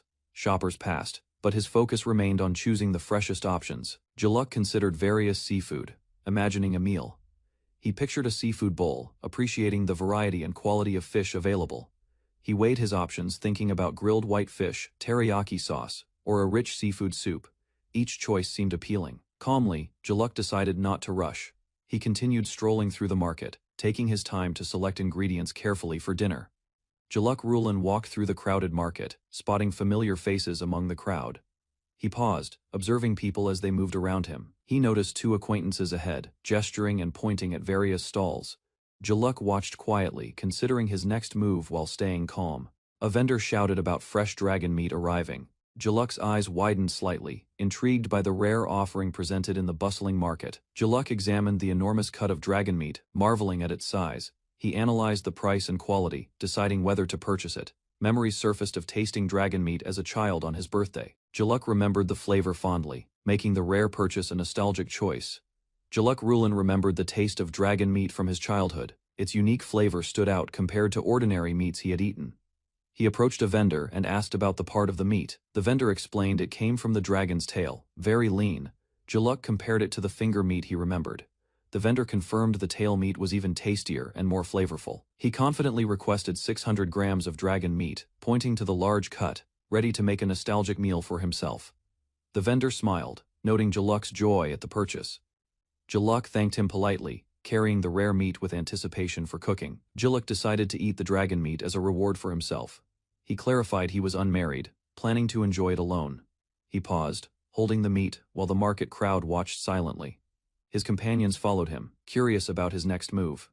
Jaluk asked if eating it alone was inappropriate. The vendor reassured him warmly, smiling, confirming it was perfectly fine. He carried the dragon meat back home, walking through the city streets calmly, anticipating the meal he would prepare. At home, he met a friend, returning from shopping. They exchanged greetings, sharing a moment before he prepared the dragon meat for himself. Jaluk Rulin noticed a friend carrying groceries. She called out, excited about a good offer, catching his attention unexpectedly. He followed her through the hallways, realizing they were heading in the same direction. He walked silently, observing her carefully. Jaluk reflected on their unusual relationship. It was hard to treat her as a stranger, yet he didn't fully engage either. Passing a speaker, he became aware of the broadcast. The words made him uneasy, stirring thoughts he preferred to ignore. He quickly deleted the scandalous recording mentioned, feeling awkward. Jaluk remained cautious, handling the situation carefully while maintaining composure. Jaluk Rulin noticed his friend observing the package he carried. She asked if it contained meat, curious about its contents. He revealed it was dragon meat. Her eyes widened in surprise, clearly impressed and slightly shocked by the rarity. She asked if it was his birthday. Jaluk explained it was neither a celebration for family nor friends, just a personal reward. He told her he had finished a job and bought the meat as a treat for himself. She appeared puzzled by the expensive purchase. Jaluk reminded her that everyone decides their own meals at home. She gave him an awkward look, unsure how to respond. Jaluk walked down the hallway with his friend, carrying the groceries. She asked about the concert, curious about its progress. She explained the new song was a hit, and the concert sold out, making tickets nearly impossible to get. Jaluk commented that this was troublesome. He maintained a calm demeanor as they continued walking together. She offered him a premium seat ticket for the concert. Jaluk looked surprised, appreciating the gesture. He reached for the ticket, noting the expense. He wondered how much he should pay, grateful but cautious about the cost. Jaluk accepted the concert ticket his friend offered. She assured him she could get a seat for free, and he gladly agreed. She asked him to help with the next song. Jaluk smiled and followed her as they headed toward the rehearsal room. Back at home that night, Jaluk prepared the dragon meat he had bought earlier. He carefully placed it on the counter. He announced he would have steak for dinner, looking forward to cooking it perfectly. Jaluk allowed the meat to return to room temperature, preparing to slice it carefully and cook a delicious meal for himself.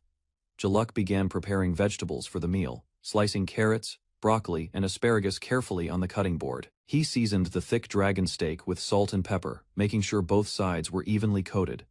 Jaluk decided not to use a frying pan this time, opting for the expensive iron plate, known for enhancing flavor. He placed the dragon meat on the heated plate, letting it sizzle and cook slowly to preserve its taste. Jaluk seared the steak on both sides, coating it with umami, while carefully monitoring its progress, preparing for a perfect dinner. Jaluk let the steak cook using residual heat, ensuring it reached the perfect doneness without overcooking. He fed the sliced vegetables in garlic oil and meat juices left over from cooking, enhancing their flavor naturally. Jaluk carefully seared the meat a bit more, checking both steak and vegetables, making sure everything was cooked evenly. He flipped the steaks, allowing both sides to develop a rich sear, and cooked the asparagus with precision. Finally, Jaluk presented the completed meal, dragon steak with vegetables, perfect and ready to enjoy, a satisfying reward for his effort. Jaluk Rulan searched his wine collection, intending to pair red wine with his freshly cooked dragon steak for the perfect meal. He realized his preferred bottle wasn't there. He frowned, remembering he had finished it the day before, disappointed but undeterred. He considered shopping for more wine, but realized it wasn't possible at the moment, so he scanned the shelves carefully for an alternative. Jaluk finally found a bottle, though not his favorite. He examined the label, considering how it would complement the meal. He poured the wine into his ephemeral goblet, contemplating whether to enjoy it as a traditional glass, or as a spritzer rouge, excited for the pairing. Jaluk Rulan finally sat at the table, ready to enjoy his meal. He clasped his hands, announcing it was time to eat. He took the first bite of dragon steak, savoring the flavor. Jaluk noted that finger meat was nothing compared to this rare delicacy. He sipped red wine, appreciating the balance with the meat. The tail meat was lean yet had just enough fat for richness. Jaluk ate vegetables alongside the steak, reflecting that it wasn't anyone's birthday. The meal was simply a personal reward. He reminded himself that there were no rules when enjoying good food. Eating deliciously was a joy to be fully experienced alone. Jaluk Rulan raised his glass of red wine, savoring the moment. He reflected on eating freely whenever he wished. He smiled, realizing the meal melted away the stress of everyday life.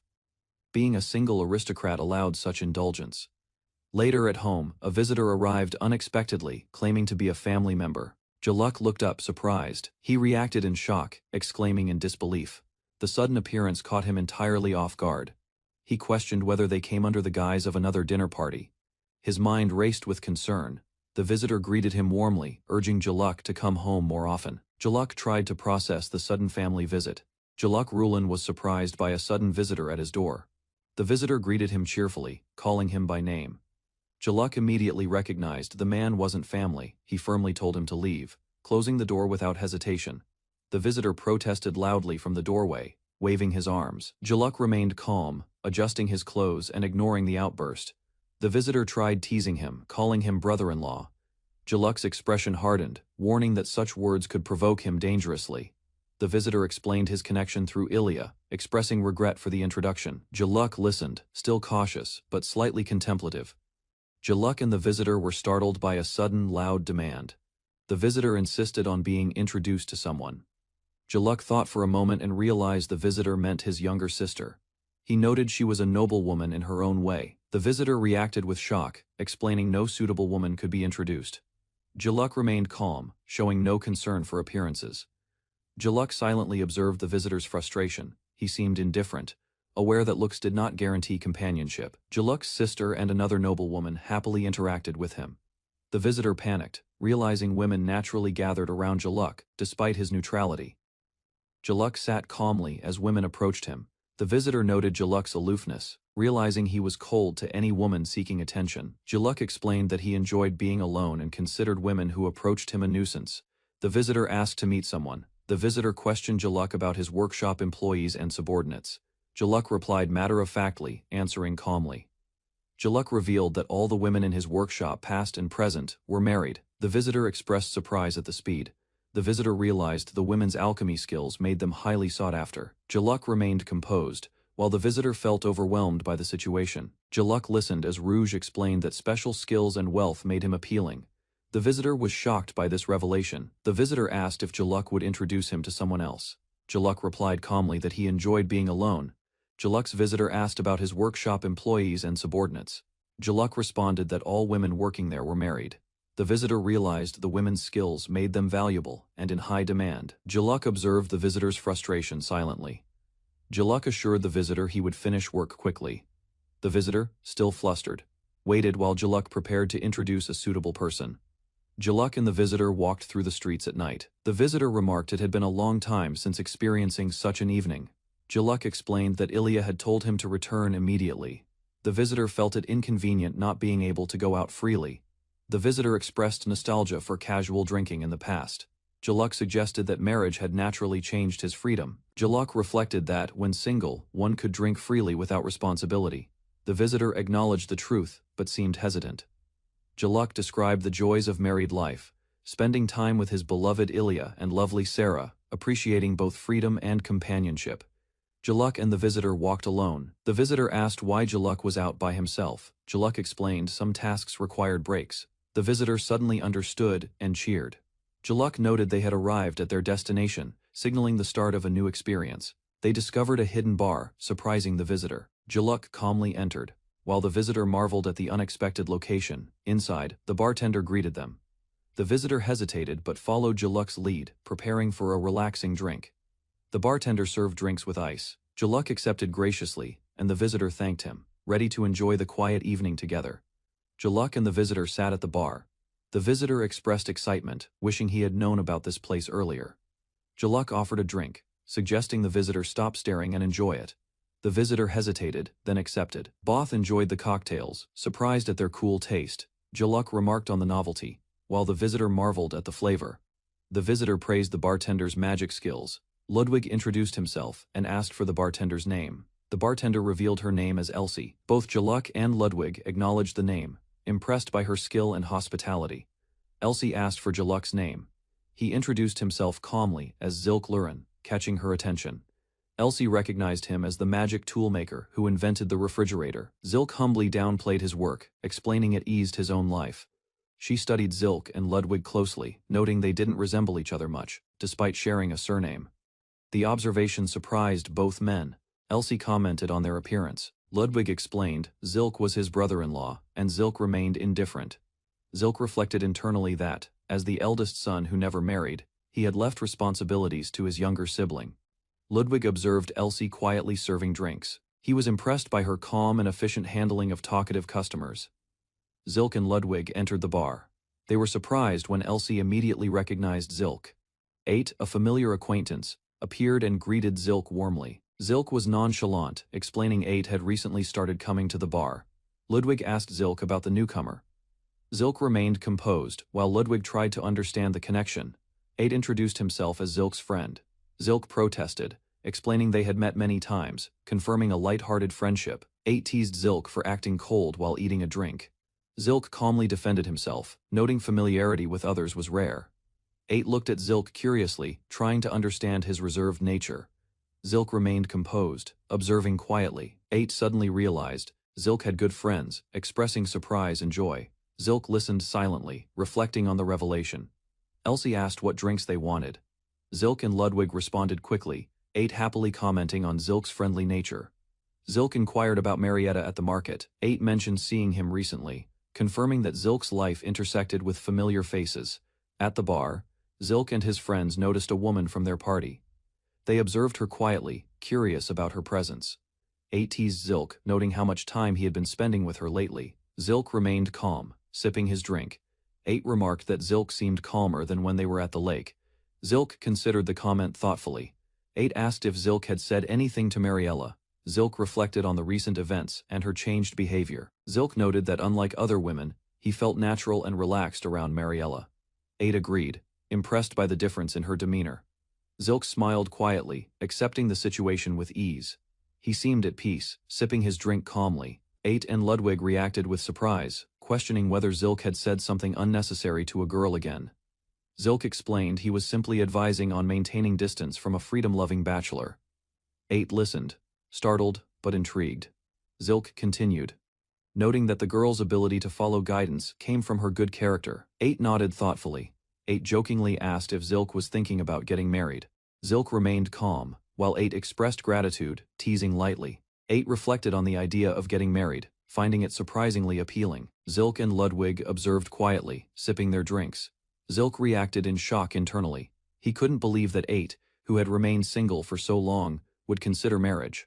Zilk turned to Elsie, thinking 8 had lost his mind. He wondered if there was any reason behind this sudden change. The group fell silent. Zilk, 8, Ludwig, and Elsie all processed the unexpected conversation, each reacting differently to the awkward tension.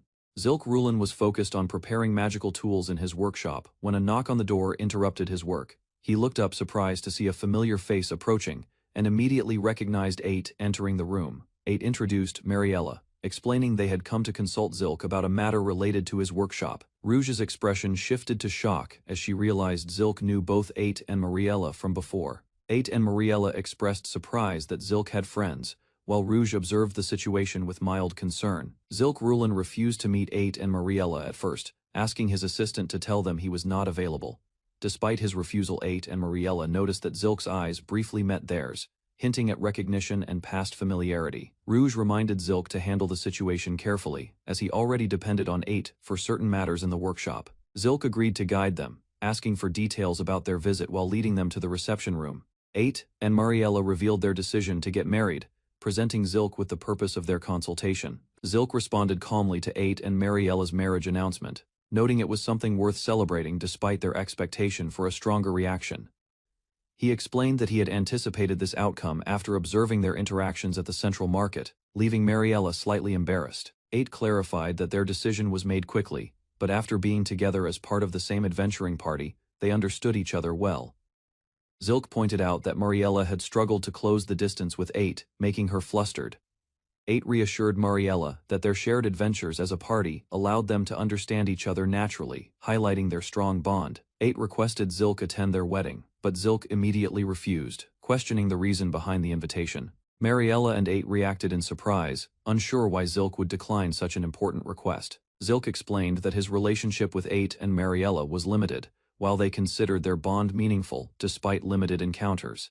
8 clarified that, despite appearances, his connection with Zilk was deep, reflecting their mutual understanding and shared experiences. He reminded Zilk that at their age, few remain single, emphasizing Zilk's value as a friend who shared similar views on life.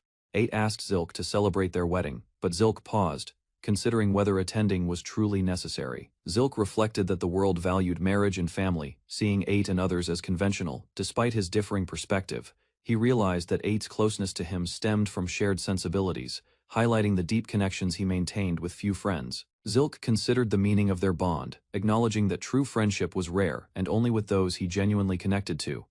8 asked why Zilk seemed upset, prompting Zilk to think quietly about the unusual nature of their shared understanding and friendship. Zilk explained that he chooses to live single and does not agree with the idea of marriage, refusing to attend the wedding.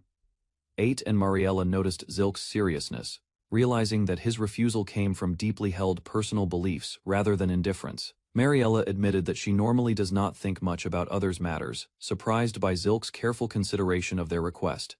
She commented that Zilk's way of thinking is sincere, showing that his perspective is thoughtful and honest compared to others. 8 reassured Zilk that regardless of his thoughts, they wanted him to celebrate with them, and urged him to join the occasion. 8 encouraged Zilk to join the wedding celebration, asking him not to worry and to simply come along. Later, Zilk received an envelope, addressed by Rouge, which caught his attention and made him pause in thought. He examined the envelope carefully, pondering its contents and the decision he had yet to make. 8 and Mariella mentioned that Rouge would be attending, highlighting her involvement and their care for each other. Zilk admitted he was still deciding whether to attend, reflecting on the invitation and his personal principles. Zilk commented on the situation, noting Ate and Mariella's persistence, and teasing him for his hesitation, calling out his twisted nature. They emphasized that attending the wedding and offering congratulations was a small request for the happiness of the couple. Ate and Mariella reminded Zilk that the main purpose was to make Ate and Mariella happy, even if he felt conflicted. Zilk reflected that the couple's feelings should be prioritized since they were the stars of the wedding celebration. Yet he felt internally conflicted, as the thought of marriage gnawed at him, making the decision to attend emotionally complex. Zilk felt frustrated as he wanted to congratulate Ate and Mariella, but struggled with the feeling of not belonging at the wedding. While preparing his workshop, he remembered he had forgotten to inform Ate about the new grinder, momentarily shifting his focus. Later, Zilk left his home, heading out with briefcase in hand, encountering someone unexpectedly at the entrance. A young woman approached Zilk, asking for help recording a new song, reminding him of a prior promise. Zilk considered refusing due to his mood, but she cheerfully insisted, prompting him to gather his things and head to their usual café. Zilk arrived at the café and noticed the woman inside through the window, preparing to record her song. She added sugar to her coffee, causing a small mishap, which Zilk observed quietly from outside. Zilk reminded her that peeking at someone from a window was not good, noting he had only been in her line of sight. She asked Zilk if he could make a song for her, prompting him to consider the request seriously. Zilk listened as she explained she liked romantic songs, setting the theme for the piece he was about to compose. Zilk sat across from the woman at the cafe, finally agreeing to help her with the song composition. He listened carefully as she prepared, noticing subtle musical notations and rhythms in her practice. She stopped him, commenting that he was acting strangely today, prompting him to explain his distracted behavior. She noted that his singing was off rhythm and pitch, clearly affected by something on his mind.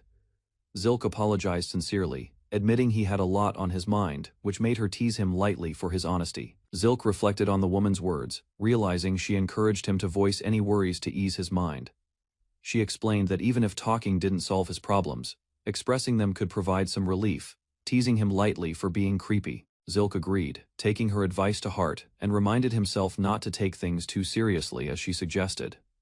She admitted her frustration when friends get married, but clarified it was from a desire to celebrate their happiness. Despite disliking weddings, she emphasized that she wanted to participate in her friend's special day, revealing her conflicted but sincere nature. The woman observed Zilk, noting his inner conflict and suggesting that his hesitation reflected his true feelings about attending the wedding. Zilk recalled his previous life, where he had attended a friend's wedding only as a formality, lacking genuine engagement. He considered Ate's wedding, wanting to celebrate for his precious friend, yet struggling with how to express his emotions appropriately. The woman suggested that if he couldn't express feelings verbally, he could go all out with a meaningful gift for the couple.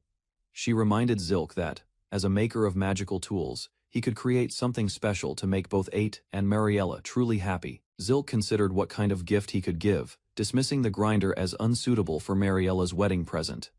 He realized the solution did not yet exist in this world, sparking an idea in his mind. As he walked with Ate and Mariella, he reflected on his conflicted feelings about Ate's marriage, feeling bittersweet but supportive. Zilk resolved that if marriage was the path to Ate's happiness, he would accept it and celebrate sincerely. He apologized to the musician for delaying her song, promising to create it another time, and left the cafe with a plan forming. Zilk Rulin arrived in a carriage at the quiet town, dressed in his formal attire for the wedding. He gazed calmly at the surroundings, ready for the day ahead. Stepping down, Zilk was greeted by the attendants who welcomed him politely. He acknowledged them with his usual composed demeanor. Two acquaintances noticed him, and were surprised by his appearance. They whispered among themselves, commenting on how grand Zilk looked for the occasion.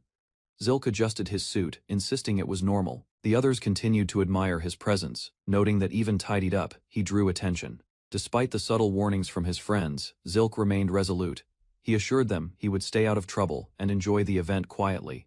As always, Zilk and his friends arrived at a towering, ornate church. The sunlight highlighted its spires, signaling the significance of the wedding taking place inside. They walked through the courtyard, noting the grandeur of the building. Zilk's companions discussed the groom's status, impressed by the wealth required for such a venue. Zilk recalled his usual adventures, preferring to work alone. He observed a brief skirmish outside the church and stayed composed, unaffected by the chaos. His friends remarked on his unusual combination of skills as both a top-ranked adventurer and a magical tool craftsman, prompting Zilk's quiet contemplation. Inside, the church honored the goddess Rustiara. The attendees prepared for the ceremony, reflecting the faith that governed love and creation in the capital. Zilk recalled the true ruler of the world, Hitorigami, who remained hidden from public view. Unlike the goddess Rustiara, Hitorigami was far from beautiful and unrecognized by the people. He considered how this secret god governed the world quietly, unseen by society, and wondered about the imaginary images people created for comfort.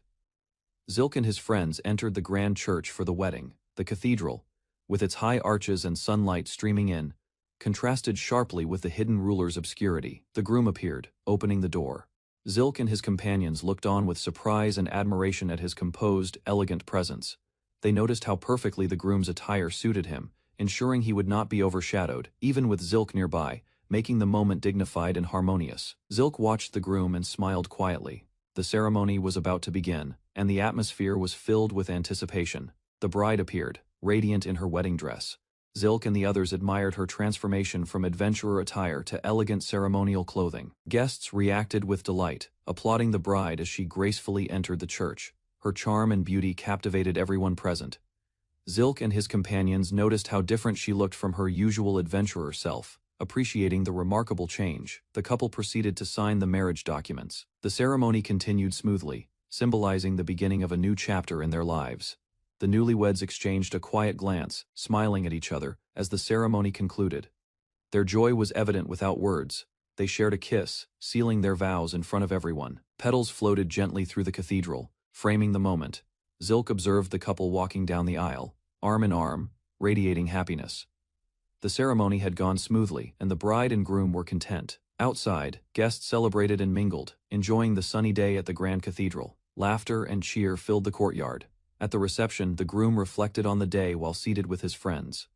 They discussed what might come next, quietly enjoying the afterglow of the wedding. At the reception, Zilk and his friends were instructed to wait until the bride and groom joined them. They could eat or mingle with other guests. In the meantime, Rouge decided to socialize with the adventurers, while Zilk and the others remained at their table, observing the room. The table discussed the presence of many high-ranking adventurers. Some guests were intimidated, sensing the skill and reputation surrounding the group. Despite the tension, his friends reminded each other to enjoy the celebration and not go overboard. Zilk opted to pass the time quietly eating and observing, reflecting on the ceremony and the lively atmosphere around the banquet hall. At the banquet, a massive grilled crab was served. Zilk and his friends were amazed by its size and presentation. Zilk explained that it was made from a rare rank monster ingredient, prized even in high-end restaurants. His friends were shocked and impressed. Zilk tasted the crab, savoring its rich flavor. The delicacy far surpassed anything he had eaten before, making the meal extraordinary. He recalled similar crabs from past adventures, but noted the unmatched quality and seasoning of this dish. Zilk quietly appreciated the feast, realizing that just being able to taste such a rare dish made attending the wedding worthwhile. Two women approached Zilk and his companions at the banquet, politely asking if they could join their table. Zilk glanced at them with mild curiosity. The women introduced themselves as Flair, a friend of the bride, and Belusa, greeting everyone warmly. Zilk's friends were struck by how handsome Zilk looked up close, even more so than the groom, and tried to sneak glances while the women asked for names. Tristan greeted the women enthusiastically. The conversation grew lively as the women expressed interest in meeting Zilk. Zilk quietly introduced himself as Zilk Lauren. The women reacted with shock and excitement upon realizing he was the famous magic tool craftsman, creating a buzz at the table. The women eagerly asked Zilk to tell them about magic tools. He mentally groaned, anticipating the flood of questions, but knew he had to remain polite. Zilk reflected that he would normally drive them away, but since it was a wedding, he decided to endure the questions without causing a scene. He smiled calmly and asked what they wanted to know about magic tools, carefully keeping the conversation smooth to maintain the atmosphere. The women were amazed to learn that Zilk had been a prodigy, drawing blueprints for a refrigerator at 8 years old. Zilk glanced around, noticing more women joining the group. He quietly wondered when the number of women at his table had increased so much, feeling overwhelmed but composed. Zilk silently wished he could grab the grilled crab and leave, overwhelmed by the crowd and attention at the banquet. The bride requested a moment with Zilk, politely interrupting the group's private time. He braced himself for another round of social interaction. Zilk's popularity became obvious as more guests approached, curious to speak with him. He noted the attention with a mixture of surprise and mild exasperation. The bride and Tristan praised Zilk for handling the situation smoothly, acknowledging his composed demeanor despite the unexpected attention. Zilk's companions observed the scene, noting that his choice to intervene and cut the socializing short was the right move to maintain harmony at the table. Rouge arrived at the table earlier than expected. Tristan reassured her that their order had just been switched, easing her worry. Tristan and Rouge congratulated the newlyweds, praising how perfect the couple looked together. The bride and groom thanked them politely, acknowledging the warm wishes and smiles from Zilk and his companions. Mariella expressed her happiness in receiving congratulations from Zilk, appreciating his presence and recognition at the wedding. Zilk quietly returned the gratitude, showing proper respect and composure as the newlyweds and their friends shared the joyful moment. Zilk approached the newlyweds and told them he had something he wanted to give them. The couple looked at him curiously, intrigued by the gift. Tristan and Mariella expressed excitement and anticipation, wondering what Zilk, known for his skills and ingenuity, could possibly have prepared for them. Zilk opened a small box, revealing a set of rings. The couple's eyes widened in surprise and delight. Jaluk Rulin observed a set of rings presented before him. He examined them carefully, noting their significance to married couples. The rings were designed as endless circles, representing eternal love. Jaluk considered the thought and craftsmanship behind the symbolic design. His friends reacted with surprise, understanding the meaning of the rings. Jaluk quietly appreciated the way traditions conveyed emotions. Suddenly, the rings displayed magical properties. A protective barrier activated, demonstrating their unexpected functionality beyond symbolism. Jaluk realized that in this world, rings were uncommon gifts. He reflected on how meaningful a simple present could become. Jaluk Rulin and Eth hesitated, unsure if accepting the rings was appropriate. They observed the gift with careful attention. The presenter explained the tradition of wearing rings on the left-hand ring finger, believed to connect directly to the heart. Jaluk and his friends reacted with interest as they learned the practical and symbolic reasons behind the choice. Eth indicated which finger the ring should go on. Jaluk followed her guidance, preparing for the ceremonial exchange. The rings were placed carefully on each finger. Both Jaluk and Eth appreciated the moment quietly, treasuring the meaningful gesture. Jaluk and Eth held hands as the rings settled onto their fingers. Their friends watched with admiration.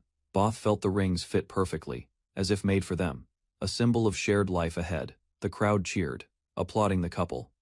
Jaluk and Eth smiled at each other, sharing a quiet connection amidst the celebration. They proudly displayed the rings, appreciating their value as the best present they had received. A friend jokingly revealed a tracking spell on Eth's ring, and Jaluk reacted with surprise, though it added humor to the moment. Jaluk joked, causing Eth to glare at him suspiciously.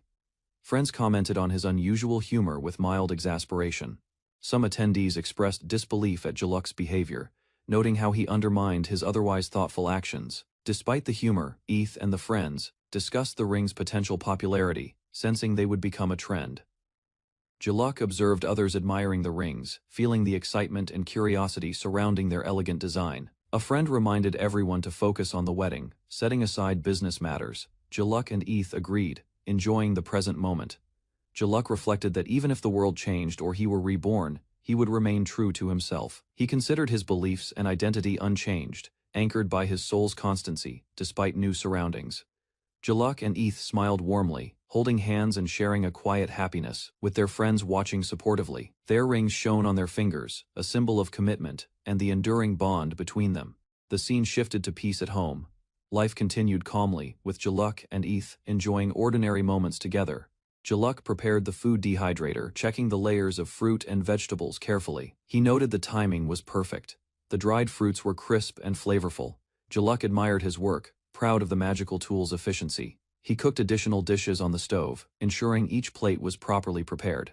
The kitchen was orderly and methodical. Fried eggs sizzled in the pan, filling the room with a comforting aroma. Jaluk worked with precision. He chopped fresh vegetables for a salad, completing the meal. Every step reflected care and attention to detail, showing his enjoyment of daily life. Jaluk prepared dried fruit yogurt, carefully arranging each piece in the bowl. The process was precise and satisfying. He finished the full breakfast, including eggs, toast, fruit, and coffee. Everything looked inviting and complete. He enjoyed the meal, savoring the crunch of dried fruit and the warmth of the coffee, appreciating the flavors. Jaluk reflected that a good breakfast was the perfect start to a productive day, reinforcing his daily routine. Looking out at the morning sky, he felt optimistic, sensing that today would be a good day. Jaluk walked down the stairs, carrying his bag, noticing something unusual on the way to his mailbox. He discovered a letter in his mailbox, glancing at the envelope with curiosity and concern. Recognizing his family crest, Jaluk's expression shifted. He unfolded the letter, reading carefully, thoughts racing. Realizing it was an invitation to a dinner party, he sighed, feeling his perfect morning slightly disrupted. He returned home, greeted warmly, and prepared to make coffee, resuming his routine despite the unexpected letter.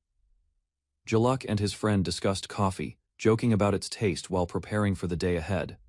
A messenger arrived, dropping off a large shipment. Jaluk noticed the unusual quantity and paused in surprise.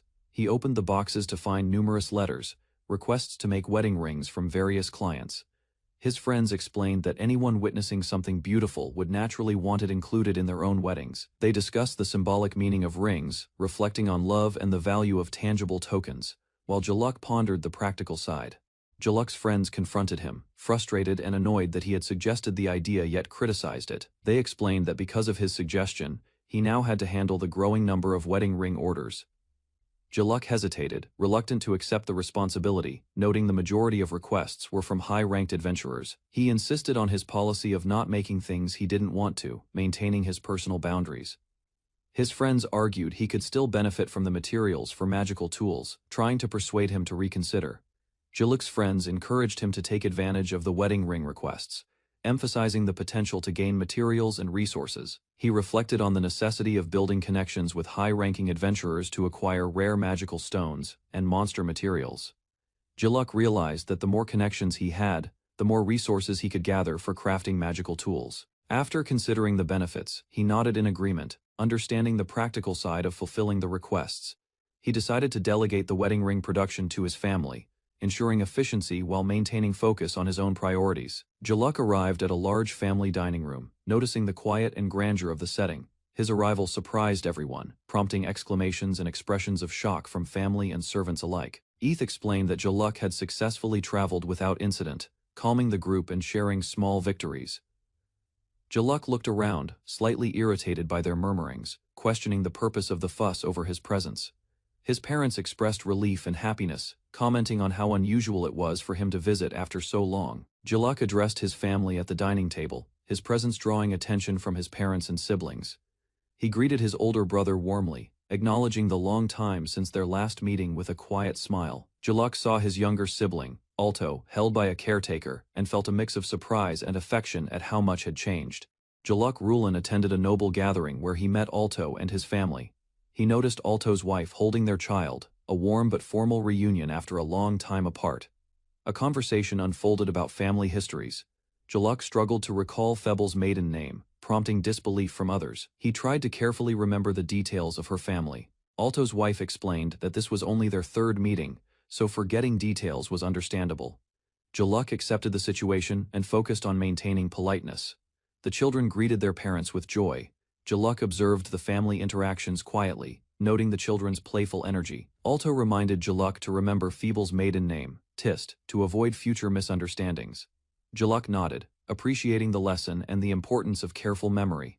Jaluk and Feble sat with Alto at a family meeting, listening attentively as someone addressed them formally. Alto's parent remarked on the grandchildren, questioning when the eldest son would present his own. Jaluk felt the weight of expectation quietly. The conversation escalated as both Jaluk and the elder expressed frustration at having to repeat themselves.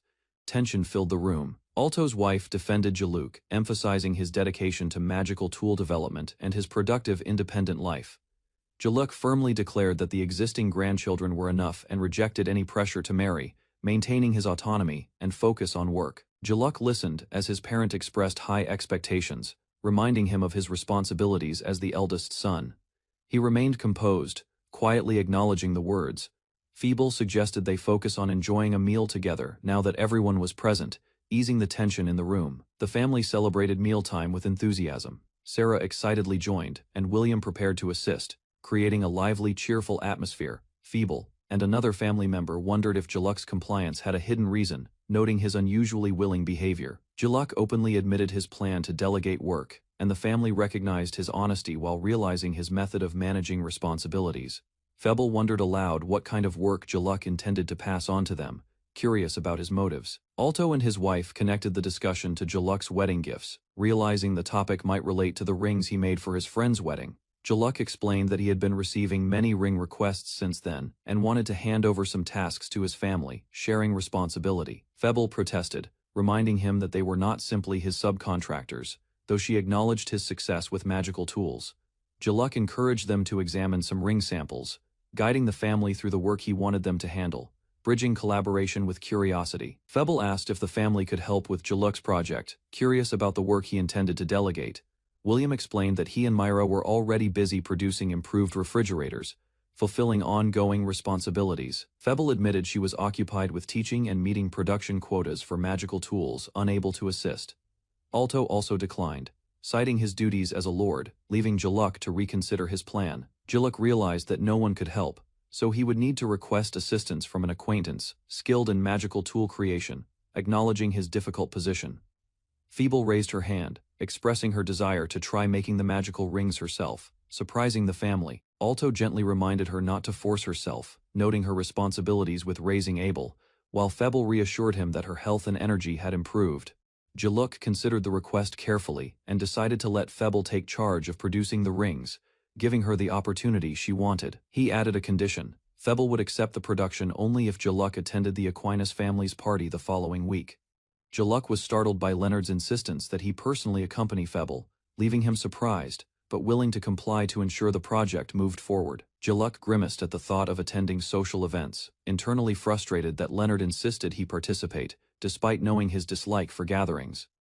His younger brother reminded him that refusing would be awkward, as Jaluk had many admirers among the nobles, making his presence necessary. Jaluk considered negotiating other conditions, hoping to find some compromise before agreeing. He reluctantly agreed to attend the Aquinas family's party, though the idea of a matchmaking scenario made him anxious. The family finalized the plan, expressing their excitement, while Jaluk mentally prepared himself for next week's obligations. Jaluk was asked about the production of the wedding rings, prompting him to explain how he had delegated the task.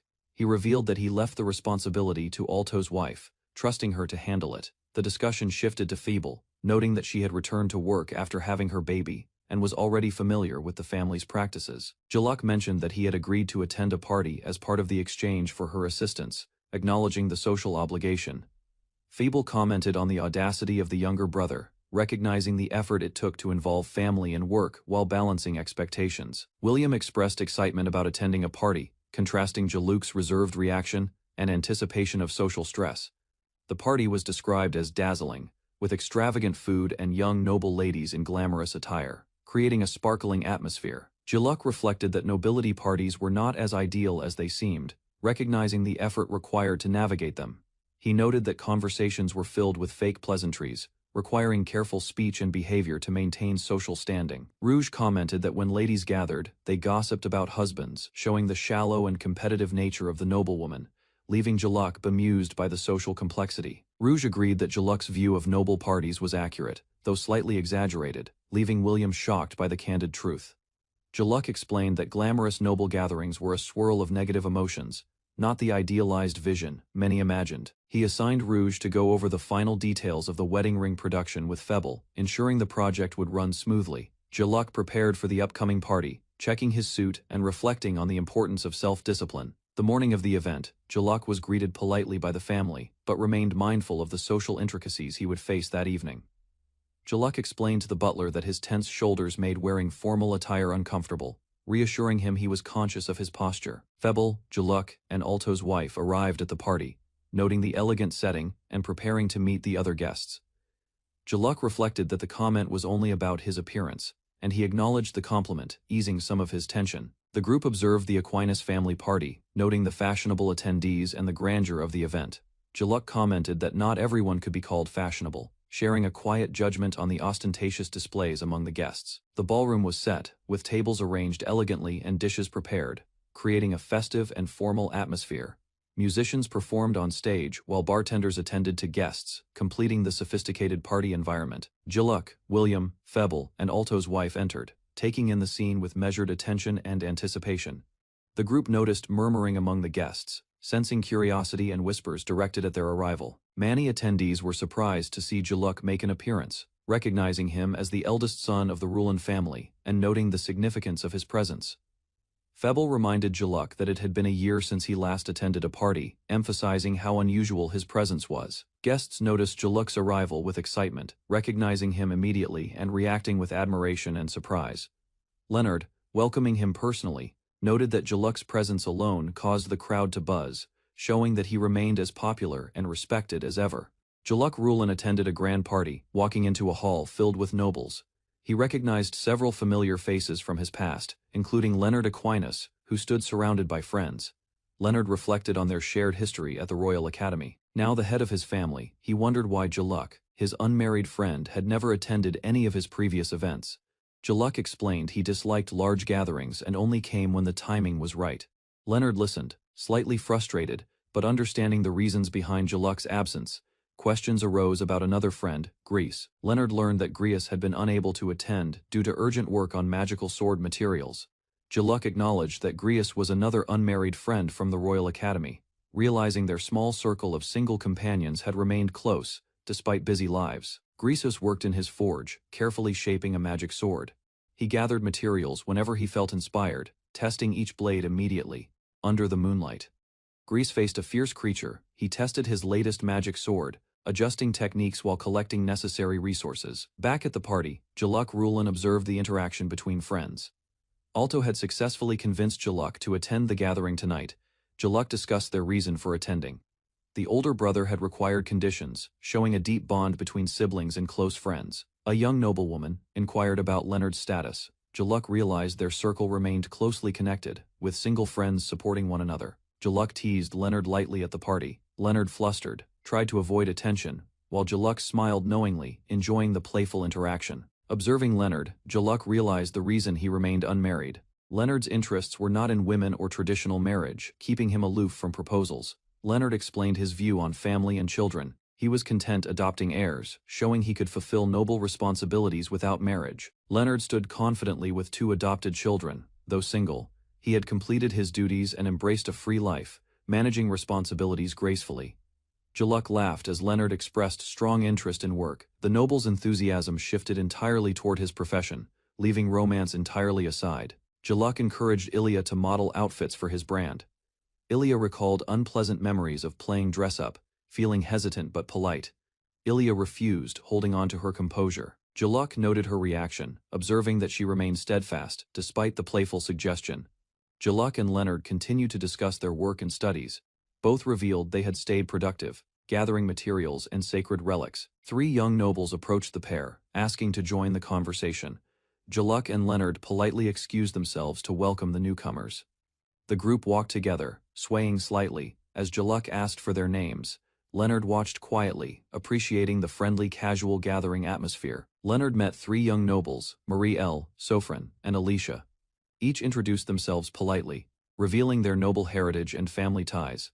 Leonard appreciated their respectful greetings. He acknowledged the formality, remaining composed and gracious while receiving their introductions. Ilya expressed admiration for Jaluk Rulin, revealing she was a fan of his products. Leonard observed quietly, noting the positive interaction. Jaluk considered following Leonard's example. He decided to remain composed and let Leonard take the lead in managing the conversation with the nobles. Leonard invited questions from the group. Jaluk politely apologized for his curiosity, signaling his interest while deferring to Leonard's authority in the discussion. Leonard noticed etiquette was being overlooked. He reminded the young nobles that casual manners were improper for their status. Observing their reactions carefully, the 3 young ladies froze, realizing their mistake. Leonard and Jaluk assessed the situation, noting their nervousness from excitement and inexperience. Jaluk wondered why the girls hadn't left after Leonard's warning. He observed their frightened expressions, understanding their hesitation and awe. The young nobles bowed deeply, apologizing repeatedly. Leonard accepted their apologies and they quickly exited, humbled by the encounter. Leonard and Jaluk suggested the ladies rest in the lounge. The nobles agreed gratefully, relieved to follow the guidance of the experienced men. The young noblewoman explained that Leonard's polite demeanor created an unexpectedly intimidating aura. Jaluk observed silently as they walked away. Ilya commented that Jaluk remained socially awkward. The group noticed, reflecting on their interactions with the noble friends and each other. The women discussed Leonard's presence. To outsiders, he appeared the perfect bachelor, naturally attracting attention despite his disinterest in romance. Jaluk pointed out the unspoken rules among noblewomen. They agreed that the young ladies should have observed from a distance instead of approaching directly. Leonard and Jaluk sat together afterward. They discussed the peculiar situation, noting that Leonard's status, good looks, and background made his single life unusual yet admired. Jaluk and Leonard reflected on Jaluk's single life. Leonard noted he had never seen Jaluk with a girlfriend, appreciating his calm solitude. Jaluk explained that marriage would bring additional burdens, including family obligations. He preferred living freely, without interference from others. He emphasized his desire for personal autonomy. Jaluk enjoyed managing his life as he pleased, without anyone meddling in his decisions. Leonard agreed, noting that personal happiness could come from staying single. Both acknowledged that marriage was not their immediate goal. They continued to converse amicably. Jaluk asked about Leonard's work, and Leonard noted that everything was progressing smoothly, strengthening their mutual respect and understanding. Jaluk reviewed his designs, noting that his business was a success. Profits were high, and his creations sold rapidly, reflecting his skill and reputation. Leonard listened as Jaluk lamented not finding a model who inspired him. Leonard sympathized, understanding the challenge of discovering fresh talent. Jaluk refused a ridiculous offer from Leonard, who jokingly suggested paying him to be someone's personal model. Both laughed at the absurdity. Jaluk recalled past experiences with dress-up dolls. Leonard silently wondered how many women had cried from interactions with Jaluk's playful but demanding nature. Leonard teased Jaluk about his inner thoughts leaking out. Jaluk insisted it was a joke, though both knew the truth, enjoying their playful camaraderie. Jaluk and Leonard shared a quiet moment at the party, enjoying conversation while observing other guests. Both smiled, appreciating the calm. Leonard encouraged Jaluk to socialize more. He reminded him that mingling with others was part of his responsibilities as a noble. Jaluk reluctantly agreed when Alto offered to guide him. Leonard insisted it was appropriate, ensuring Jaluk joined the social flow respectfully. Alto escorted Jaluk, while Leonard watched. The young noble expressed frustration, but appreciated Leonard's encouragement, realizing it was necessary for proper etiquette. Afterward, Jaluk felt exhausted. The interaction, though polite and playful, had taken a toll, leaving him physically drained but socially aware. Jaluk approached a table filled with women, catching their attention immediately. The crowd reacted excitedly to his presence and reputation. Leonard and Jaluk observed the gathering. The women were curious about Jaluk's new creation, the ring, and awaited his explanation eagerly. Jaluk noticed Catalina among the crowd. Her presence surprised him as she had been surrounded by other nobles, making her difficult to spot. Leonard and Jaluk approached Catalina. They realized she had been quietly observing the party, blending in despite the bustling social scene. Jaluk and Catalina made eye contact. The connection was instant, as the atmosphere shifted slightly, highlighting her presence amidst the lively gathering. Jaluk stood on the balcony, enjoying the cool night air. The serene atmosphere offered a rare moment of calm during the bustling party. Catalina approached Jaluk, upset that he hadn't helped her earlier. She accused him of noticing her glare, but ignoring her request. Jaluk explained he wasn't obligated to help, emphasizing that he wasn't her fiancé. Catalina grew frustrated, insisting he should have acted. Observing Catalina, Jaluk noted she had been swarmed by admirers. He acknowledged the situation, understanding the challenge she faced. Catalina clarified she wanted to focus on her music. Romance and social entanglements were not her priority, and Jaluk respected her independence. Catalina scolded Jaluk about refusing requests publicly. She noticed he had been observing the earlier interactions, commenting on his merciless demeanor. She asked Jaluk to introduce her to a famous designer. She wanted to commission a custom dress, hoping to secure his attention and guidance. Jaluk hesitated, noting the designer's popularity and the long wait for standard requests. Catalina's determination was clear, and he weighed the situation carefully. Jaluk recalled Leonard's previous complaints about a doll to dress up. He realized the designer's influence was significant and required strategic thinking. Leonard decided that Catalina was a perfect match for the designer's clothing line. Her talent as a composer complemented the business, making the introduction mutually beneficial. Catalina was initially suspicious of Jaluk's intentions. She wondered why he was unusually kind, questioning if there was a hidden catch. Jaluk assured her there were no ulterior motives. He maintained his composure, explaining that his actions were sincere and thoughtful. He thanked her for the premium tickets she had provided, showing appreciation for her generosity and acknowledging her contributions. Catalina prepared to be introduced to Leonard. Jaluk facilitated the meeting, noting that such an introduction was rare and meaningful. Catalina formally greeted Leonard. She expressed her honor at meeting the famous Viscount Aquinas. While Jaluk watched the interaction with mild amusement, Leonard formally introduced himself to Catalina. He expressed gratitude for her talent as an up-and-coming composer, establishing a respectful connection. Catalina explained she wanted a custom dress designed for her performance. Jaluk observed the interaction carefully, noting her seriousness. Leonard agreed to design the dress. He invited her to visit his shop, pleased to assist a promising young talent. Jaluk whispered his approval to Leonard, recognizing Catalina's potential and her suitability as a client and muse for the designer. Leonard encouraged using Catalina as a dress-up doll, showing playful mentorship. Jaluk and the others reacted with mild amusement and curiosity. Leonard and Catalina walked together afterward. He reflected that her impulsive request deserved a response, while he felt a mix of amusement and sympathy. Jaluk Rulin arrived at the grand hall, observing the bustling crowd from the balcony. The evening's greeting rounds were about to begin. Guests murmured among themselves, recognizing the single aristocrat.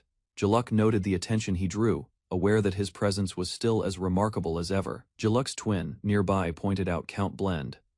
Jaluk acknowledged the familiar noble, understanding that introductions were necessary, despite his wish for a quiet evening.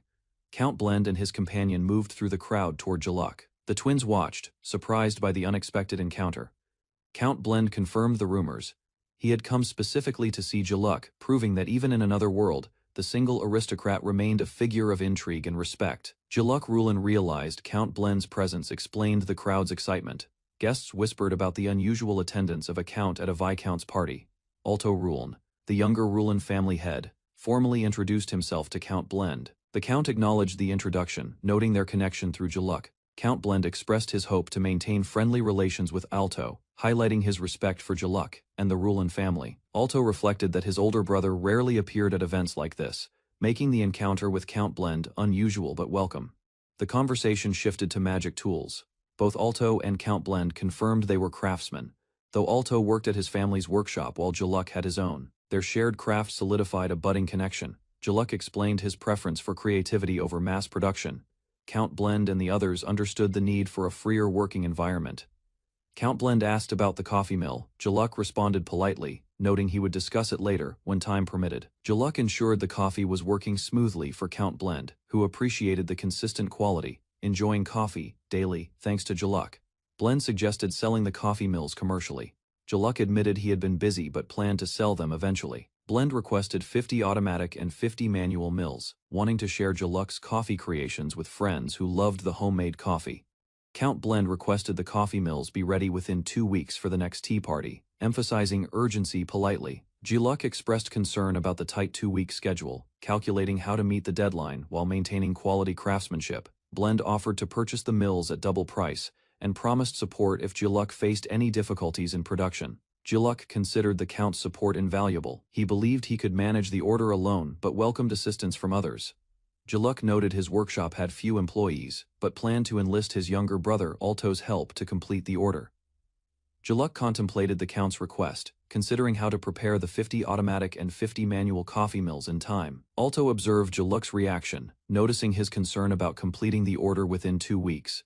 Evaluating the feasibility of the task, Jaluk agreed to help Count Blend, and confirmed he would personally ensure the order was completed, acknowledging the Count's support. Alto questioned the complexity of coffee mills, reassured by Jaluk that they were manageable and not magical, simplifying their approach. Jaluk thanked his older brother for assistance. Both resolved to meet the deadline, confident in teamwork and shared expertise with Alto. Alto acknowledged his older brother's consideration. Jaluk had carefully managed the coffee mill order to benefit both the family and nobles. Alto understood that forming connections with high-ranking nobles strengthened the family's position. The opportunity was advantageous for him as head. Jaluk admitted he had tested Alto with responsibilities, pushing him to grow. Alto recognized his brother's guidance and lessons. Jaluk encouraged Alto to attend social gatherings more often. He explained that visits and events were separate matters requiring distinct effort. The next day, Alto began handling the coffee mill order efficiently. Rouge assisted while Jaluk updated the orders from other nobles. Jaluk left the city, seeking a peaceful and remote place to rest, recovering from exhaustion after the exhausting party events. At the Adventurers Guild, Jaluk noticed an unusual object. Pausing as curiosity drew him closer to investigate. A heavily armored adventurer approached, recognizing Jaluk. Jaluk responded cautiously, asking the adventurer's identity and purpose in approaching him. The adventurer expressed surprise at Jaluk's lack of recognition, prompting Jaluk to explain he did not know who they were. A female mage nearby speculated that the helmet might obscure Jaluk's identity.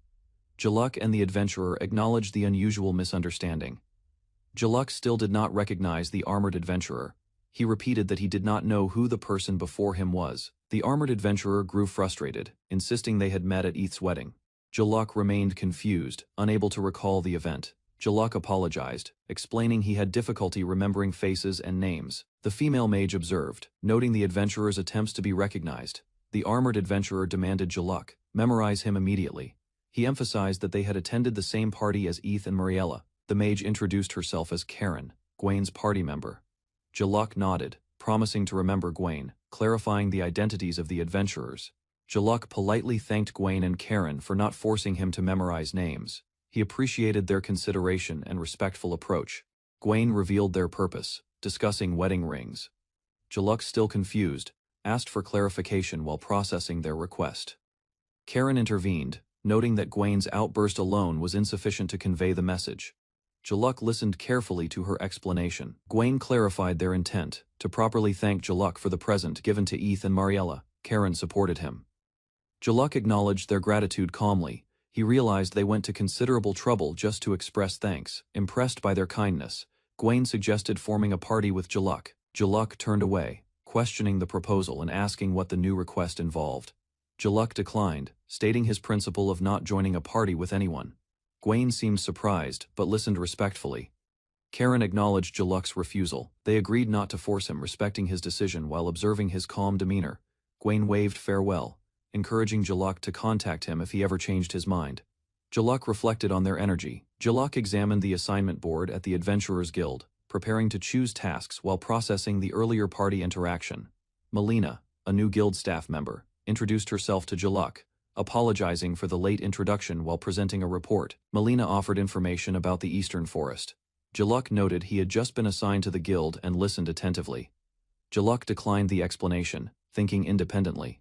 He preferred collecting his own information rather than relying on reports from others. Jaluk explained that he made decisions based on his own judgment, carefully analyzing data rather than blindly trusting other people. Melina bowed politely, promising to work hard to prove herself. Jaluk reflected that guild employees faced challenging duties requiring diligence. Jaluk observed the guild lobby. Melina mentioned Vivian Senpai, and inquired about Jaluk's documents, confirming the staff interactions and workflow. Melina expressed concern that Jaluk had turned down assistance. Another guild member asked about the rejected documents, noting his independence. Melina praised Jaluk for remaining composed despite his documents being returned. She admired his restraint and professional demeanor in the guild. Melina revealed her admiration, declaring Jaluk extremely handsome. She expressed her fascination while blushing and emphasizing his impressive qualities. Melina detailed Jaluk's achievements: talented artificer, noble family son, skilled in combat, B-rank adventurer, and overall highly attractive and capable. Melina felt excitement building, declaring Jaluk wonderful despite occasional rudeness. She was eager to see the future interactions unfold. Karen, observing Melina, questioned her feelings toward Jaluk. Melina hesitated, nervously considering her own emotions and intentions. Melina boldly confessed romantic interest in Jaluk, surprising everyone nearby, declaring her feelings loudly and proudly for all guild members to hear. Jaluk prepared to travel to the Eastern Forest.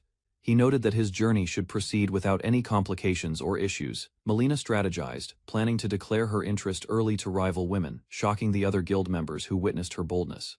Melina explained that Jaluk was the only remaining guild member who met her ideal husband criteria, as Eth had married recently. Melina asked if other senior staff members were interested in Jaluk. The girls reacted quickly, indicating they had learned their lesson. Melina noted that learning a lesson implied previous romantic interest in Jaluk. She reviewed her list of love rivals carefully. Melina admired Jaluk's qualities despite his unfriendly demeanor. She recognized he possessed traits many women sought, yet remained hard to read. Melina confessed she liked Jaluk's personality flaws. She considered them part of his charm, making him even more appealing in her eyes. Melina exclaimed that Jaluk had an extremely attractive face. She admired his appearance and expressed excitement with sparkling enthusiasm.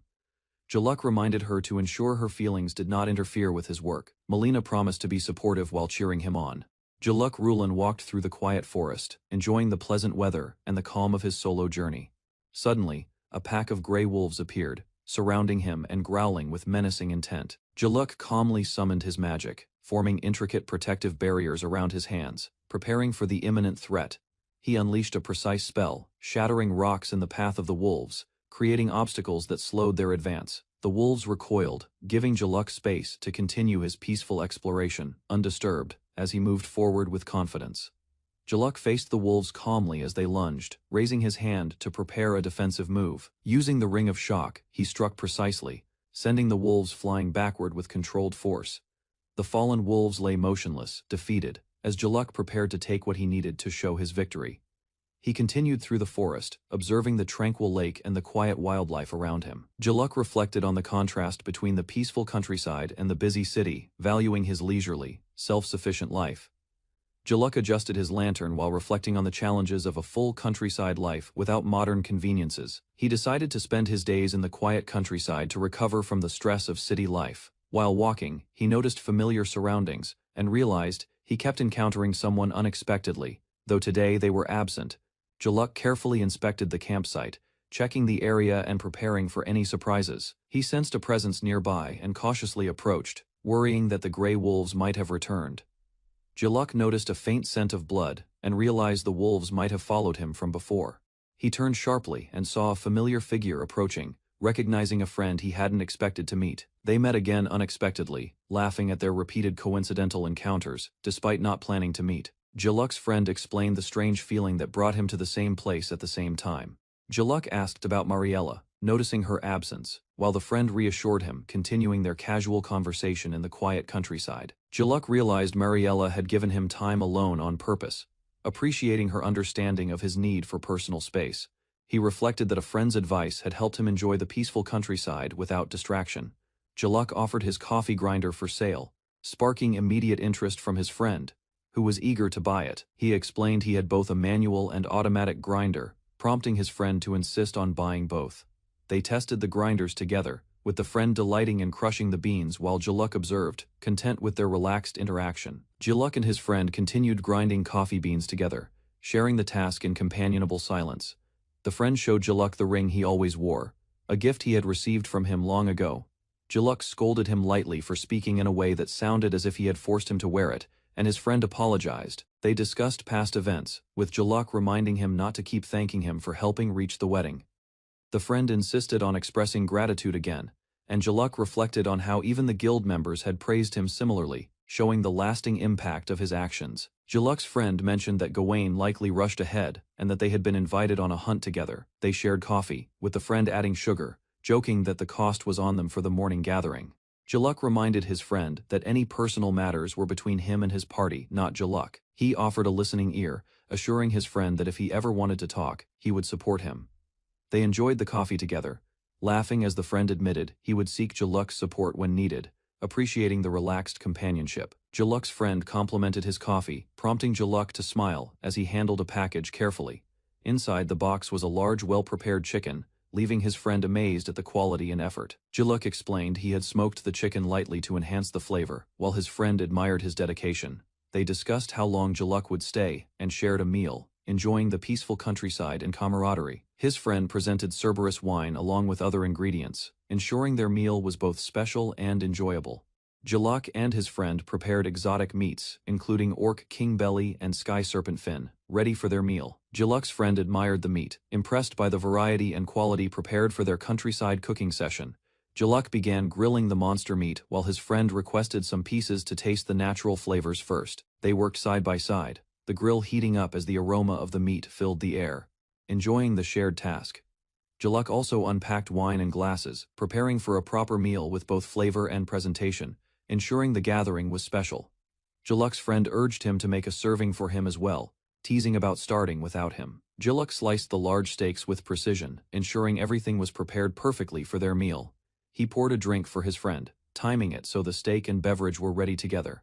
Jaluk suggested they start with a plain piece of steak, setting the first bite in order. Both men enjoyed the meat, noting its fresh, satisfying texture, comparing it to biting into crisp vegetables as they savored their meal. Jaluk tasted the orc king meat, noting how sweet the fat was, and how it melted in his mouth without a gamey smell. He cheered, calling it fantastic, and planned to combine the orc king's flavor with whiskey for a unique taste. His friend eagerly wanted to try it as well, curious about Jaluk's culinary experiment. Jaluk explained the foaming drink, revealing it was carbonated water mixed with whiskey, leaving his friend surprised but willing to try. Both men sipped the drink, enjoying the unusual combination, with his friend's reaction showing delight at Jaluk's inventive pairing. Jaluk's friend discovered the fizzy whiskey drink, amazed at the tingling sensation and refreshing taste. Jaluk explained that mixing whiskey with carbonated water creates a highball, a light and enjoyable beverage. His friend asked where he could buy carbonated water, and Jaluk admitted it wasn't available in stores. Jaluk revealed he had stumbled upon a magical item that produced the sparkling drink, showing it to his friend. The friend reacted with excitement, astonished by the magical item and its ability to create such a unique beverage. Jaluk's friend pleaded to buy the magical item, astonished by its existence. But Jaluk refused. The friend offered to pay double, yet Jaluk firmly declined, determined not to sell it. Jaluk suggested trading some of the Orc King meat instead, and his friend reluctantly agreed. Seeking at least the carbonated water, they struck a deal, shaking hands, and ordered another round, continuing their enjoyable meal together. Jaluk prepared the sky serpent fin next, highlighting its beautiful pink cross-section, delighting his friend with the next delicacy. Jaluk tasted the sky serpent fin, noting it was chewier than expected but flavorful and light. He compared it with his friend, recognizing the lean quality and enjoying the different taste from the Orc King meat. His friend requested some of the roast chicken, and Jaluk suggested adding wasabi and soy sauce for extra flavor. They both eagerly dug in, savoring each bite of the well-prepared meats. Jaluk checked the smoked Orc King meat, realizing something went wrong, and his friend reacted with shock at the mistake. Jaluk's friend panicked, realizing he was out of highball, and insisted that it was barbaric to eat the delicious meat without alcohol, prompting a playful scolding from Jaluk. They sat by the lake, enjoying the view and reminiscing. Jaluk reflected that marriage hadn't changed his personality, maintaining his carefree and easygoing nature, while continuing to appreciate quiet moments with friends. Jaluk Rulin walked through the bustling streets, observing the daily life of the city. The sun began to set, casting long shadows over the cobblestones. He thought about his friend's plans, and realized his freedom was slightly limited by his wife, Mariella. He considered going to a bar but decided he was done for the day. Reflecting on the advantages and disadvantages of marriage, Jaluk acknowledged the comfort of evenings spent with his wife, but also the restrictions it brought. With sudden determination, Jaluk turned and headed home, moving quickly through the streets, unwilling to delay his return. His companion watched as he departed, disappointed by the change in plans. Jaluk's mind was on Elsie and the small joys he could still enjoy at home. Jaluk's companion confronted him, commenting on his obligations as a married man. Jaluk remained calm, acknowledging his wife's influence. Jaluk insisted it was a joke, while his friend decided to accompany him to the bar despite prior plans. They walked together, debating married life. Jaluk's companion expressed frustration, and Jaluk reflected on the difficulties of adjusting to marriage. At home, Mariella awaited, considering how upsetting it would be if her husband stayed out late after marriage. Eth's freedoms became limited, understanding responsibilities. Choices he could pursue were constrained, as he willingly refrained from acting on personal desires. Jaluk realized his choices influenced not only himself but also his friends. They observed his decisions carefully, mirroring his behavior. Eth walked alone, understanding that married friends' time must be respected. Unmarried companions should consider domestic responsibilities before inviting them out. Jaluk reflected on freedom. Marriage would bind him for decades, so he cherished being single, free, and independent from obligations. He entered a quiet bar greeted by a bartender. The evening began with calm anticipation of ordinary pleasures. The bartender noticed a new scent. Jaluk paused, observing her reaction, hinting that small surprises would shape their interaction tonight. Jaluk reassured the bartender about the faint odor. Only acute senses could notice it, so there was no cause for concern. The bartender asked for clarification about smoked food. Jaluk prepared to explain the cooking method, catching her attention. He described the process: food smoked using dried wood, the aroma-infused flavors, demonstrating a cooking technique uncommon in their region. The bartender listened carefully, considering this unusual culinary style. Jaluk noted its rarity and demonstrated polite confidence in his explanation. Finally, Jaluk offered the bartender a taste. She hesitated, curious to experience the smoked flavor he prepared, and suggested trying. Jaluk presented the smoked dish he prepared. The bartender noticed the exotic ingredients, curious if it included meat from unusual creatures. She commented that high-ranking adventurers rarely enjoyed meals together properly. Jaluk listened attentively, hoping the dish would change her perspective. The bartender sniffed the meat and took a bite. Jaluk observed her reaction closely, gauging her response to the flavors. Her expression brightened, approving the dish. She expressed her liking, confirming the smoked meat met her expectations and tasted delicious. Jaluk suggested pairing it with red wine or dry sake, considering complementary drinks to enhance the smoky aroma and flavor. Jaluk asked the bartender if she had sake. He hoped to complement the smoked dish with an appropriate drink. She explained that sake similar to Japan's originated in the Far East. Jaluk considered this cultural import carefully. Products from the Far East were recently introduced. Diplomatic relations allowed new imports, expanding Jaluk's options for beverages and experiences. He realized Elsie must have acquired a Far Eastern sake. Jaluk contemplated the timing and rarity of this imported product. The bartender confirmed she had sake. She presented the bottle to Jaluk, inviting him to enjoy it alongside his appetizers. Sake was poured into cups with care. The liquid reflected soft light, signaling the start of Jaluk's tasting experience. Jaluk asked the bartender about the brand and variety. He wanted to fully understand the drink before sampling it. She explained it was Haru no Megumi, a Daginjo shoe made from rice koji, and brewing alcohol. Jaluk considered how the rice polishing below 50% clarified the sake. It paired well with smoked dishes. Both raised their cups in silent acknowledgement. Jaluk prepared to enjoy the carefully paired flavors with the smoked meat. Jaluk sipped the sake. The dry, sharp taste followed the rice's sweetness, complementing the smoked meat perfectly. He and the bartender discussed how the sake's dry quality retained rice's mellow flavor, enhancing the overall tasting experience together. Jaluk combined the smoked meat and sake. The flavors merged subtly, creating a new taste richer than either alone. Both acknowledged the pairing's success. The bartender confirmed the sake complemented the smoked meat as expected, satisfying Jaluk's experiment. He thought of his absent friend Eth, imagining the sake's enjoyment shared.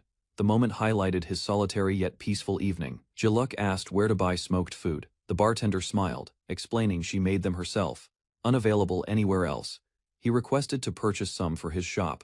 The bartender considered using luxurious ingredients unnecessary, offering guidance instead. She clarified the route to the sake shop. Jaluk listened carefully, noting her instructions and understanding there was a condition. She gave a written referral to the shop owner, ensuring Jaluk could buy smoked food without confusion. Jaluk acknowledged the instructions, planning to visit the shop tomorrow. He appreciated the clarity and simplicity of the solution. Before leaving, he asked what else could be smoked. The bartender encouraged him to explore and discover new creations. Jaluk Rulin walked through the bustling shopping district, observing the lively crowd and colorful stalls. He held a small map and carefully checked his route, determined to reach his destination without getting lost. After a few turns, he paused, realizing the streets were unusually empty. Doubt crept in as he questioned whether he had taken the wrong path. Finally, he spotted the building he had been searching for, a traditional structure standing quietly at the end of the lane. Inside, Jaluk examined exotic items from the Far East, appreciating their craftsmanship and considering which pieces would enhance his collection. Jaluk entered the store and noticed a display of swords. He paused, wondering why sake would be sold here. A woman greeted him warmly. She asked if he was interested in Far Eastern culture, drawing his attention to the exotic items. Jaluk explained he came for sake, and she clarified that special ingredients paired well with it. He carefully selected smoked cheese, thinking it would complement the drink. The woman tasted the cheese and smiled, confirming it was indeed fragrant and ideal with sake. Jaluk politely apologized for the misunderstanding, appreciating the guidance and the unexpected encounter in the shop. Jaluk introduced himself to the shop owner, Homura, who explained that the store was called Azumaya. Homura was surprised by Jaluk's noble status, and he politely reassured her that there was no need for formalities. She reacted with curiosity and slight clumsiness, realizing that nobles might visit the shop more often than she expected. Outside, they discussed why the shop was located in a remote area, despite its unique Far Eastern goods. Homura explained that trade was unstable, and that the shop was more of a personal hobby, not intended for many customers. Homura led Jaluk to a room in the back, indicating that this was where the sake was kept. Jaluk looked around in awe at the expansive collection of sake bottles, neatly arranged on shelves. Homura explained that he was only allowed in because Elsie had vouched for him, and normally strangers were not permitted. She asked if he was familiar with different types of sake, and Jaluk confidently said he knew enough to choose. Homura invited him to select the sake he wanted, and Jaluk eagerly prepared to make his choice from the collection. Jaluk studied the sake bottles, noticing that many had descriptions he had not seen before. He read the labels carefully, learning which types paired best with light or rich dishes, and which offered dry or smooth flavors. Some brands seemed familiar from his past life. But Jaluk realized their flavors were slightly different in this world. He examined bottles like Yusan Dai, Red Dragon, and Flower Diamond, appreciating their unique tastes and qualities. Homura observed him nervously, sensing his deep curiosity and attention to detail, and asked if something was the matter. Jaluk walked further into the sake room, ignoring Homura's concern as he focused on his selection. He confidently decided on a bottle, holding it up with determination. Homura questioned his choice, reminding him that there were plenty of other sake options, but Jaluk insisted on this one. He examined the rare bottle carefully, acknowledging its unique value and craftsmanship. Homura reacted in shock as Jaluk correctly guessed that the sake was extremely rare, surprising her with his keen observation. Homura was astonished as Jaluk selected 3 top-tier sake bottles on his first try, questioning whether he had enough money. Unfazed, Jaluk decided to buy 3 more bottles from other popular selections, surprising Homura even further. She protested, asking why he only chose the most well-known sake. But he remained cheerful and focused. She asked if he had traveled to the Far East, assuming he must be from there. But Jaluk explained he was native to the kingdom. He noticed a sake labeled Denshu and confidently chose 3 bottles, leaving Homura overwhelmed by his decisive knowledge. Jaluk requested 1 bottle of each sake, prompting Homura to nervously remark about how overwhelming his choices were. He added the first 2 bottles he had previously considered, further surprising her with his decisiveness. Jaluk then moved on to select sake cups, signaling that he was thorough in preparing for his tasting experience. He examined cups made by renowned potters, including Tokuri and Ochoko, carefully choosing the right vessels for the sake. Homura offered to show him sake glasses as well. While Jaluk considered all the options with calm precision, Jaluk examined the sake glasses, noting their transparency and how it allowed the color of the sake to be seen clearly. He observed the thin rims, appreciating the delicate craftsmanship and how it enhanced the tasting experience. Comparing 2 glasses, he noted the differences in rim thickness and how it would subtly affect the flavor perception. Jaluk decided to purchase Tokuri, Ochoko, and 2 sets of each glass type, carefully selecting the right tools for his sake. He then asked about other ingredients, eagerly collecting rice, soy sauce, and miso to complement his selections. Jaluk explained to Homura that the main ingredients of sake were rice, soy sauce, and miso, surprising her with his knowledge. He reflected on how long it had been since he last had Japanese cuisine, clarifying that he was native to the kingdom, not the Far East. He expressed interest in ordering pickles like nukazuke, prompting Homura to exclaim in surprise at his familiarity. Meanwhile, back home, other acquaintances prepared to leave, signaling the day's routine winding down. Jaluk packed a bag, planning to cook a special recipe for dinner, eager to apply the ingredients he had collected. Jaluk was asked if his reason for being late was related to something specific, prompting a curious look. He noted that Rouge was likely busy with her increased workload, especially dealing with wedding rings and the coffee mill. To raise morale, Jaluk mentioned he had brought souvenirs for his colleagues, showing his thoughtfulness. The 2 co-workers speculated it might be alcohol, surprised by the gesture as he revealed the bottles.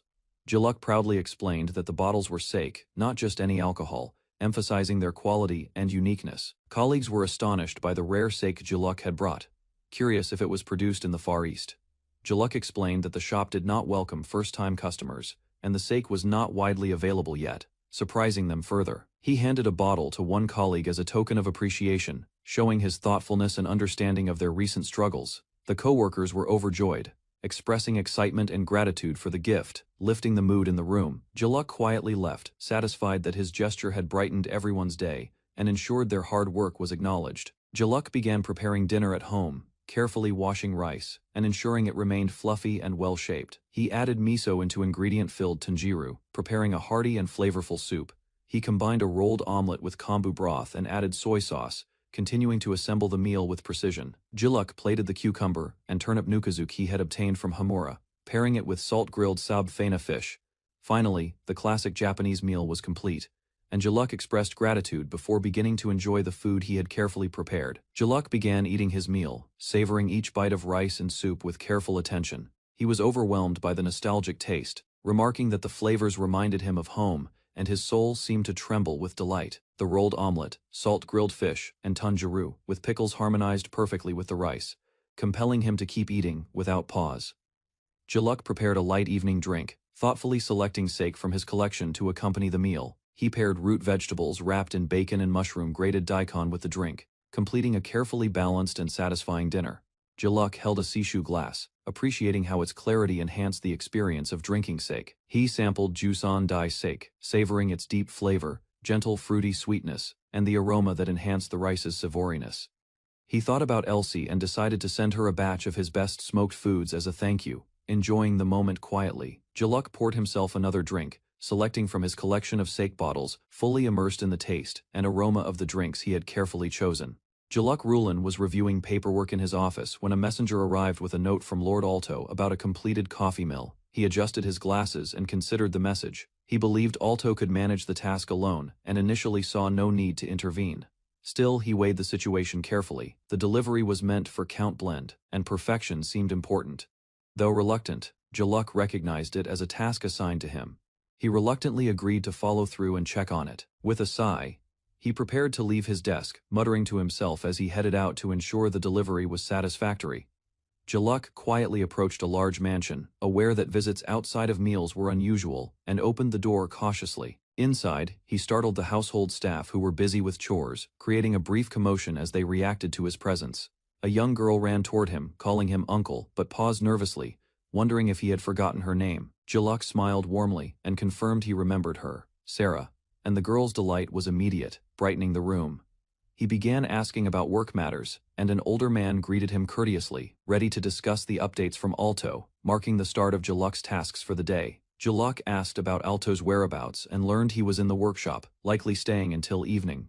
He realized spending the afternoon idle would be boring, while the young girl, Sarah, wanted a playmate. Deciding to keep her company, Jaluk chose to visit the workshop, surprising Sarah with his unexpected plan. Sarah expressed her frustration at being surrounded by her family, but feeling lonely, drawing Jaluk's attention to her need for companionship. Jaluk recalled his own childhood, remembering how he longed for a playmate like Sarah, and understood the importance of spending time with her. Jaluk requested to read a book, hoping to engage Sarah's curiosity while keeping her occupied. He reflected on his younger sister, recalling that she was troublesome but easy to manage, and used small incentives to encourage Sarah's focus. Jaluk presented a tray of smoked nuts to the older man, seeking feedback on whether they would be enjoyed. The older man agreed to try them, noting prior success with Lady Ilya, while Jaluk hoped Sarah would like the snack. Sarah's eyes lit up at the smell of the smoked nuts, and she eagerly expressed her desire to eat them, delighted by the treat. Jaluk agreed to a playful challenge with Sarah, escaping quickly as she ran toward him, and politely declined the carriage, choosing to walk. He arrived at the Lauren family workshop, observing artisans and apprentices of all ages performing research and testing magic tools. Jaluk noted the organized activity, seeing the workshop buzzing with workers, crafting and experimenting diligently. Sarah's friend warned Jaluk about the workshop's strict entry rules for non-family members. Concerned for his safety, Jaluk reassured them that he was part of the Rulin family, surprising the boy who had assumed he was a new employee and continued into the workshop. Jaluk arrived at the workshop and faced resistance from Kurt, who accused him of showing off and demanded he bring his boss along. Sarah intervened, explaining that they should treat Jaluk as a customer for now, calming Kurt and diffusing the tension. Kurt hesitated but agreed to follow Sarah's instructions, allowing Jaluk to proceed further into the workshop. A young worker carrying boxes was warned to watch his steps, and Jaluk quietly observed the busy apprentices. Suddenly, the worker recognized Jaluk and exclaimed in shock, realizing that the newcomer was actually Lord Jilk, surprising everyone nearby. The young apprentice quickly explained to Kurt that Jaluk was Lord Alto's older brother and the inventor of numerous magical tools, including refrigerators and stoves. Sarah and the other workers recognized Jaluk, realizing he was the famous figure often mentioned with awe in the workshop. Jaluk politely requested entry to meet Alto, showing no concern over the initial commotion, and the workers apologized for their earlier hesitation. As he walked through the workshop, other apprentices and staff glanced at him, impressed by his tall and composed appearance. The workshop quickly filled with excitement, with multiple workers greeting him warmly, calling out Big Brother in recognition of his status and contributions. Jaluk greeted an old acquaintance in the workshop, noting it had been about a year and a half since his last visit. He quickly shifted focus to business matters, discussing manpower and the number of employees to manage mass production efficiently. Another Rulin family member remarked on Jaluk's rare appearance, noting that it was the first time he had shown up at the family workshop in a long while. The workers turned to watch him, astonished by his presence, some showing visible admiration and surprise. Jaluk's sibling nudged him, remarking that everyone was waiting for him to speak, highlighting the respect and attention he commanded. Jaluk cleared his throat and introduced himself as Alto's older brother, acknowledging the potential disruption his presence might cause. He addressed the workers, noting that those at the Rulin family workshop were likely magic tool craftsmen or apprentices. Jaluk instructed them to create magic tools that make life easier, emphasizing the importance of considering practical solutions for daily challenges. He encouraged the staff to use their knowledge and collaboration to turn innovative ideas into reality, even if the concepts seemed unusual. The workers reacted enthusiastically, applauding Jaluk and showing admiration for his leadership and vision, though he quietly thought their reaction was a bit exaggerated. Jaluk expressed that he had no interest in how others perceived him, yet his words still impressed his companion. He emphasized the importance of creating magic tools to make life easier, advising that more subordinates might be needed to accomplish the work efficiently. Jaluk reflected that if someone couldn't reach a high standard, they weren't worth discussing further. He assessed an apprentice's skills, noting his talent with magic stones and stabilization, but also recognized his limitations as a beginner. Jaluk evaluated the apprentice's magic circuits and efficiency, concluding that while talented, his level of expectation remained as high as ever. Jaluk confirmed that there were no issues with his prepared goods, easing his assistant's concerns. He was asked why he seemed nervous over a simple task, while he reassured that it was minor and under control. Jaluk assigned 30 sets of goods to be delivered to Earl Blend, organizing the logistics with calm efficiency. Fievel arrived, seeking consultation with Jaluk, and he welcomed her and politely ready to assist. Ilya appeared unexpectedly, teasing Fievel while Jaluk internally wondered why Ilya was present, noticing her playful annoyance. Fievel and Ilya brought the wedding ring prototypes to Jaluk for his evaluation and feedback. Jaluk carefully examined the rings, distinguishing the designs intended for men and women. He immediately recognized the enhancements Ilya had added, including a magic shield, enhancement, and resistance to abnormal conditions. Jaluk accurately identified that the mismatched rings were crafted by Ilya, impressing the others with his insight. He explained that he could understand the maker's habits and style, just by examining their work, leaving Ilya surprised. Jaluk observed that assembling magical circuits in small objects was inherently difficult, noting that this was likely Ilya's specialty. Fievel asked if there were other distinctive features in Ilya's work, showing curiosity about her techniques. Jaluk explained that while Ilya excelled at compact designs, her large-scale circuit work was less careful, and her focus on design sometimes wasted potential. Ilya became frustrated at the critique, expressing annoyance at Jaluk's observations. Jaluk remained calm, and Fievel smiled, observing the dynamic between the siblings and the accuracy of his evaluation. Fievel and Ilya were surprised to learn that Jaluk had always been observing Ilya's work, which touched her unexpectedly. Ilya acknowledged that Jaluk's recognition was enough to make her happy, and they decided to proceed with the customer's order. Jaluk noticed that Fievel was enjoying the process, and he realized her design sense differed from his, but complimented the work. A knock at the door revealed that Jaluk's father had arrived, confirming that handing the project over was the right decision. Jaluk hurried to tell Alto to inform the others that he was leaving, surprising his father and others at home. Jaluk jokingly suggested that the visitor stay over for the day, but quickly realized that such a proposal wouldn't work on him. He walked through the street, relieved that the mill's production was finished, intending to take it easy that evening, only to be confronted by Ilya, who shouted in frustration at his escape. Jaluk Rulin walked calmly through the city streets. A noblewoman, clearly frustrated, pointed at him with anger. He noticed a familiar scene, and realized the shout came from someone he recognized. Sweat formed on his brow as he assessed the situation. Jaluk casually pointed out to the woman that her orchestra friends were waving behind her. She turned, slightly confused, trying to understand. Before she could react, Jaluk dashed away with agility, leaving her flustered and yelling after him. The woman shouted in fury, demanding he stop immediately, but Jaluk's smirk showed he had already vanished into the streets. Jaluk ran swiftly through the streets, the noblewoman chasing closely behind. She was determined not to let him escape. He glanced at the nearby apartment building, hoping it could provide a brief refuge. She followed relentlessly, closing the distance. The noblewoman lunged at Jaluk, grabbing him in an attempt to stop his escape. He struggled lightly, calculating his next move. Jaluk acknowledged her speed with surprise. She smiled, confident, showing her athletic skill. They both paused, breathing heavily. Jaluk teased her gently, noting her stamina, while she admitted she had been keeping fit despite her music-focused life. The noblewoman glared at Jaluk, calling him an adventurer. He calmly explained he traveled outside the royal capital regularly. She smirked, teasing him about his rank as a solo adventurer, implying it wasn't high. Jaluk smiled, confidently, noting that even as a B-rank solo, his achievements were respectable, surprising her. She paused, realizing that Jaluk's combined skills as a magic tool artisan and adventurer made him flawless in her eyes. The noblewoman regained her composure and declared she had come to complain, standing firm as Jaluk listened, a faint smile on his face. The noblewoman yelled at Jaluk, blaming him for a terrible situation caused by introducing Viscount Aquinas. Jaluk followed her down the hall, trying to calm her, while she explained she had been treated like a dress-up doll. She expressed her frustration, claiming she had been dragged around all day, and Jaluk listened carefully.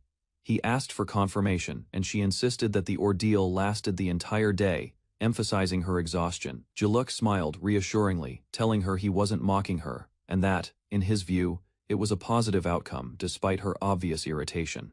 The noblewoman questioned how Leonard could like her despite being dragged around, while Jaluk assured her it was a positive sign. Jaluk explained that Leonard often turns women into dress-up dolls, but most are rejected quickly. He clarified that passing Leonard's strict judgment meant she was seen as worthy, while superficial charm alone wouldn't suffice. The noblewoman listened carefully, surprised, and Jaluk encouraged her to ask others about Leonard's reputation if she doubted him.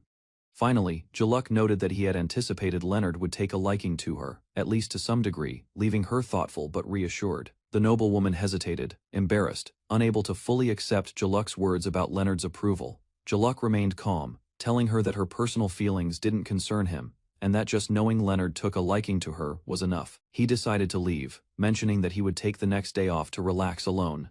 Jaluk settled into his quiet home, enjoying solitude, reading a book, and sipping coffee in peace. He looked out the window at the nice weather, planning to go for a walk and do some shopping, appreciating the comfort of a peaceful day alone. Jaluk walked through a bustling market, considering whether to grab a bite before shopping. He decided against a restaurant, scanning food stalls for something light to eat. Jaluk ordered yakitori skewers of negama and sasiri, evaluating the flavors, despite the unconventional preparation. He noticed the simplicity of seasoning, just salt and pepper, and admired the confidence of the stall owner. Taking a bite, Jaluk's expression turned to shock and disgust, as he realized the meat was unexpectedly fishy, ruining the snack. Jaluk grimaced as he inspected the yakitori, noticing issues like insufficient seasoning, tendons left in the meat, and poor reheating. He approached the shop owner, criticizing the low-quality meat and sloppy cooking. The owner responded nonchalantly, suggesting the bad quality was just random misfortune, and dismissing it as normal.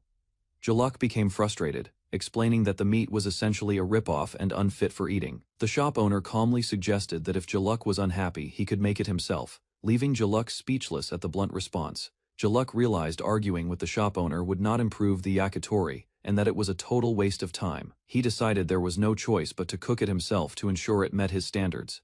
Determined, he declared it was time to go home and make yakitori properly. Back at his residence, Jaluk completed prep work on the rockbird chickens, readying them for skewering. Finally, he began the process of skewering the meat, focused and determined to get it right this time.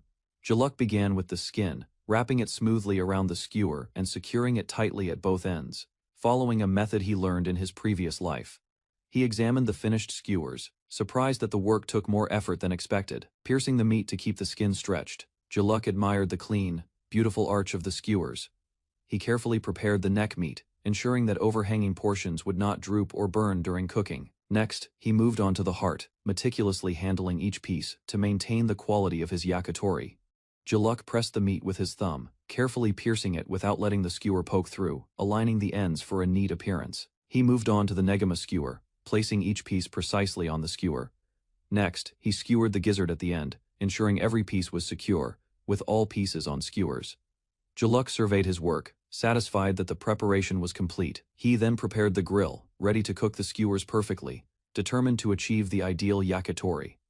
Jaluk began grilling the skewers over charcoal, soaking them in a sauce he made from the seasonings Hamura gave him. Although time-consuming, he found enjoyment in carefully tending the meat as it cooked. He reflected that wholehearted effort in cooking makes food taste better, unlike with people, where devotion may not be returned. Jaluk remembered the stall owner taking money for poor quality, half-cooked meat, and felt it was unforgivable. Noticing the ventilation was inadequate, he decided to open a window, ensuring the smoke wouldn't overwhelm him while grilling. Jaluk realized the smoke from grilling had stuck to his shirt, and decided to change into home clothes. He opened windows and hung his clothes outside to air, letting the smoke dissipate. Returning to the grill, he checked the skewers, noting that they were cooking perfectly over the charcoal. The savory aroma of the sauce and meat juices filled the kitchen, irresistible despite the lingering smoke. Suddenly, the noblewoman appeared, and Jaluk, frustrated that his perfect preparation was being interrupted, asked why she had come. The noblewoman complained about the intense smell of grilled food spreading through the house, reaching her laundry. Jaluk acknowledged the situation, realizing the odor was strong and extensive, and offered to cover any cleaning costs. She insisted it wasn't necessary but warned him to stop before neighbors or others started complaining. Jaluk remained focused, determined to finish grilling the yakitori properly before starting to eat.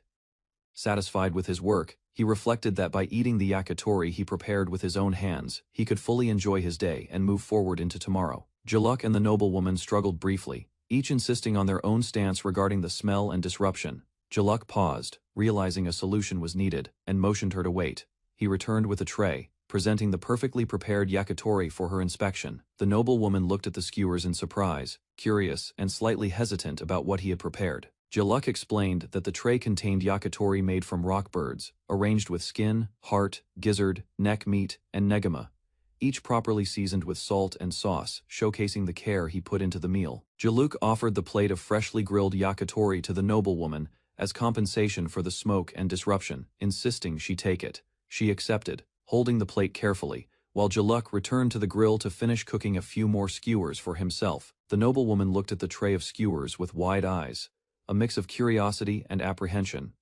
Realizing the care and effort Jaluk had put into preparing the yakitori herself, appreciating the skill behind each perfectly arranged piece. Jaluk Rulin woke in his luxurious mansion, the morning sunlight spilling across the quiet halls. He stretched lazily in bed, feeling he had slept far longer than usual. Reluctant to start the day, deciding to remain inside, he rose slowly, moving through his room while ignoring the outside world. Facing a massive pile of laundry accumulated over the week, Jaluk sighed, realizing chores could not wait. He activated his magic-powered washing machine, relieved at its convenience, and carefully sorted the clothes to avoid mistakes. Jaluk added the special detergent to the washing machine and pressed the button, initiating the magic water stone. Water flowed over the clothes, cleaning them effortlessly, but he still felt housework was a hassle. He decided to invest in the newest model with a dryer, using his savings, which reduced his family's laundry expenses. Jaluk reflected on how magical tools had changed the labor market, leaving some workers without jobs. Watching the machine operate, he felt a mix of satisfaction and guilt for the impact of his innovations. Jaluk relaxed on the couch, finishing a romance novel as the evening sunlight filtered through the windows. The story of a shy couple discovering their feelings captured her attention, leaving her wanting love like theirs. She held the book close, smiling wistfully, imagining what it would be like to experience that kind of romance. Sitting quietly, Jaluk reflected on how reality differed from stories, feeling the limitations of adult life. Looking toward her violin and music stand, she resolved that her life would focus on music, not love, finding meaning in her passion. Jaluk decided it was time to bring in the laundry, stretching and preparing for the chore. As she opened the door, smoke poured in, catching her off guard and causing alarm. Fearing a fire, she hurried inside, scanning the area carefully while her heart raced. Investigating, Jaluk noticed the strong smell and smoke coming from the laundry area. Realizing something unusual had happened, she lifted a piece of clothing and found a large piece of roasted meat caught in the laundry. Stunned by the bizarre discovery, Jaluk realized she had been hit by the savory meat in the laundry and now had to wash everything again. Smoke spread through the mansion as she rushed to locate the source, determined to figure out the cause. Her frustration grew, her expression fierce as she confronted the mess and the lingering smell. A man blocked her path in the hallway, trying to intervene, but Jaluk refused to let it slide. Despite the savory scent tempting her, she steeled herself, preparing to deal with the chaos and finish the laundry properly. Jaluk opened the door, realizing she should have eaten lunch earlier to prepare for the unexpected chaos. A man presented her with a plate of yakitori, carefully explaining the different parts and seasoning. Jaluk hesitated, worried it was charity, but the aroma tempted her despite her pride. He insisted it was compensation for the trouble caused, offering the plate sincerely. Reluctantly, Jaluk accepted the food, vowing to wash the plate before returning it next time. Jaluk examined the yakitori, thinking about the unusual choice of rock bird meat compared to the usual expensive ingredients. She reflected on the man's past preferences, wondering why he chose cheaper meat this time, despite previously eating dragon meat. Jiluk took her first bite, deciding to share her thoughts on the taste next time they met. The flavor surprised her, and she exclaimed in delight, enjoying the unexpected deliciousness. The crispy, juicy yakitori exceeded her expectations, perfectly complementing her meal and leaving her satisfied. Jiluk poured herself a glass of ale, excited to see how well it paired with the yakitori. She examined the heart portion, noting its juicy texture that reminded her of a small steak. Next she tried the gizzard, appreciating its unique crunch and how it complemented the salty seasoning. The sasiri and negama skewers followed, each bite offering springy, flavorful meat and char-grilled green onion, satisfied. Jiluk realized she had finished the entire plate, pleasantly surprised by the unexpected deliciousness of the meal. Jiluk reflected on her aristocratic upbringing, realizing this yakitori was the most delicious chicken she had ever tasted. She examined the meat carefully, questioning whether it was truly from a rock bird. The skewers were tender, with a well-balanced taste of umami and fat, far better than previous rock bird dishes she'd eaten. She acknowledged the effort put into the preparation, the proper grilling, and the flavorful sauce that elevated the dish. Jiluk wondered if Jilk was one of those men who could actually cook, impressed by the craftsmanship. Jiluk admired the man who had prepared the yakitori, noting his good family background, income, appearance, and professional skill. She rested on the couch, reflecting on the day and how impressive the cooking had been. Looking out at her mansion at night, she thought about the contrast between his skills and his personality. Jilk, holding a glass of ale, felt satisfied with his decision to cook himself, proud of the meal's success and flavor. Jiluk Rulin examined the magical artifacts laid out before him. A lightning lance, a blue flame protection stone, and a fairy's ring gleamed with power, each promising unique abilities to any skilled user. At the relic shop, Jiluk discussed the artifacts with the shopkeeper. He carefully considered their properties, showing his usual calm and analytical demeanor.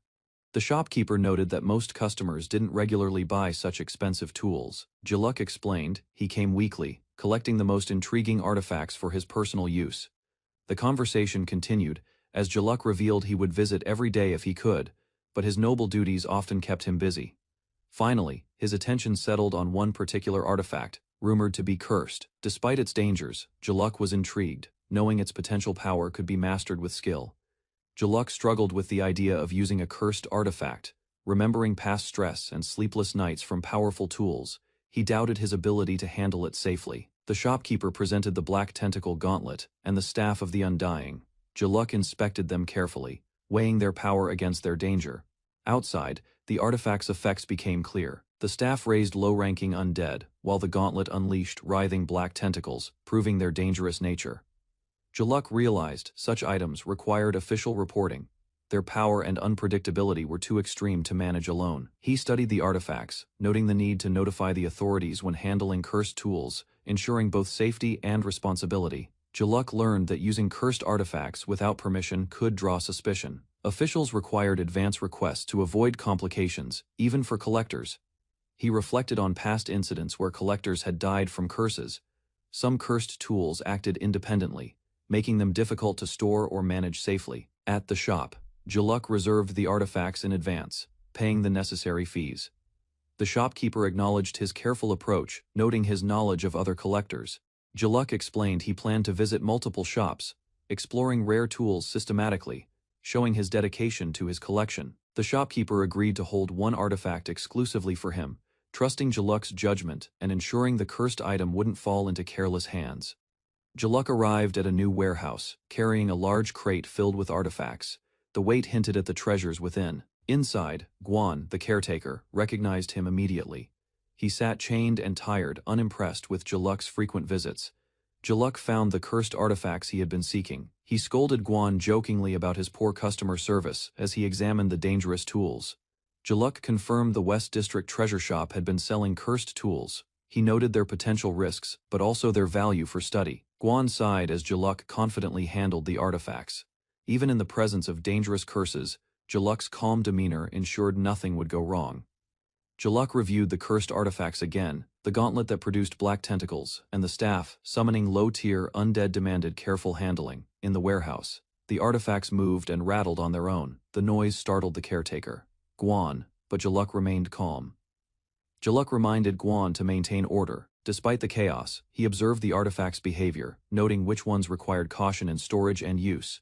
He inquired about new stock, Guan revealed a top-grade magical artifact had just arrived, capturing Jaluk's full attention. Excited, Jaluk asked to see it immediately, knowing rare items often appeared briefly and needed prompt action to secure them safely. Jaluk convinced Guan to reveal the new top-grade artifact, showing his determination to study and handle it properly. Guan reluctantly encouraged any interested adventurers to purchase the artifact, warning of its dangers while Jaluk observed carefully.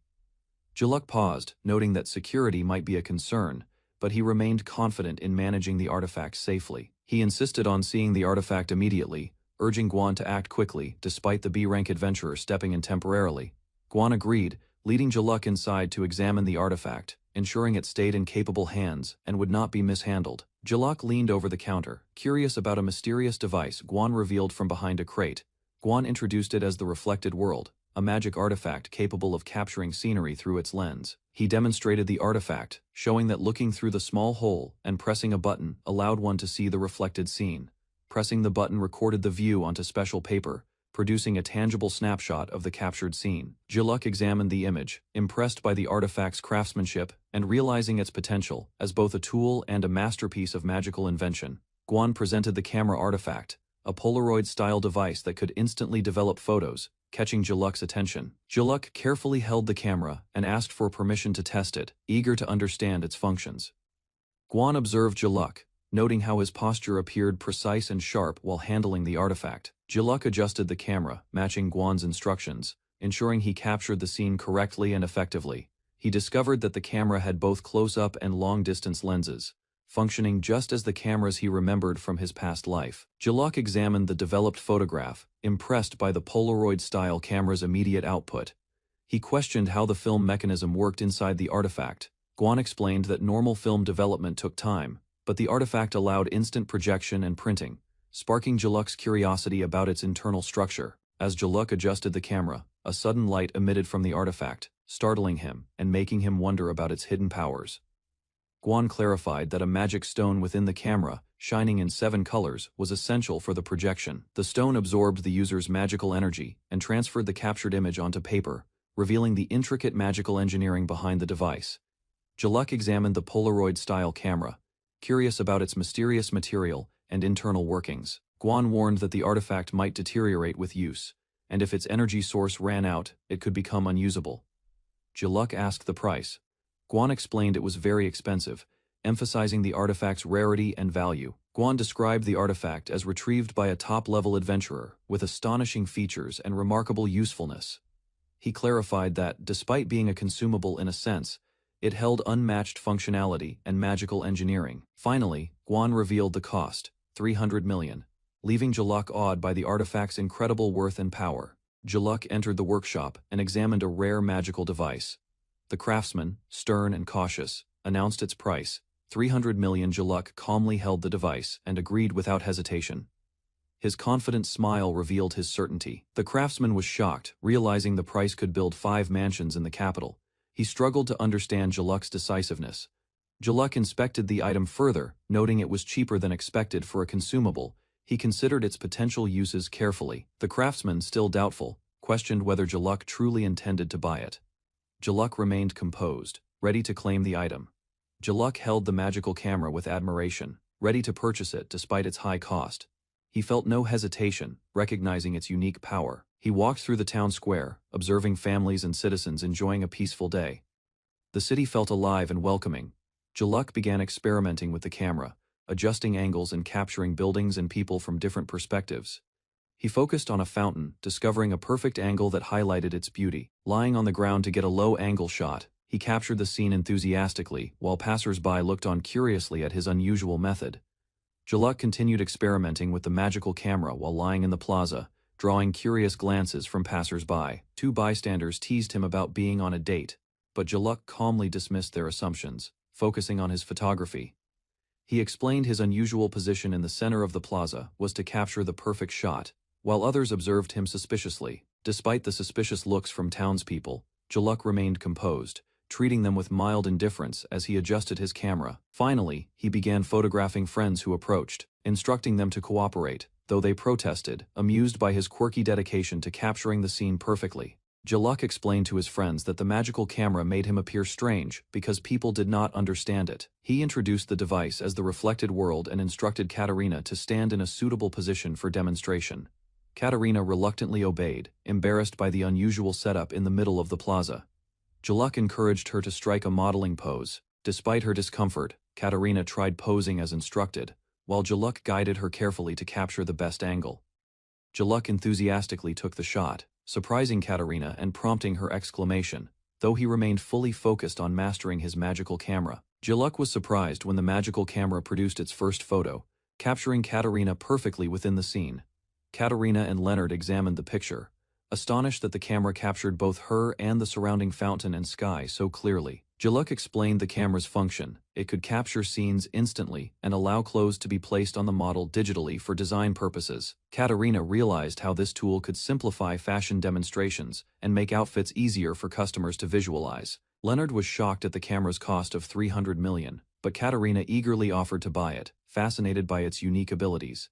Leonard offered 600 million solos to buy the magical camera, but Jaluk refused, insisting it was not for sale. Katerina reacted dramatically, frustrated by Jaluk's refusal, shouting that she wanted the camera desperately.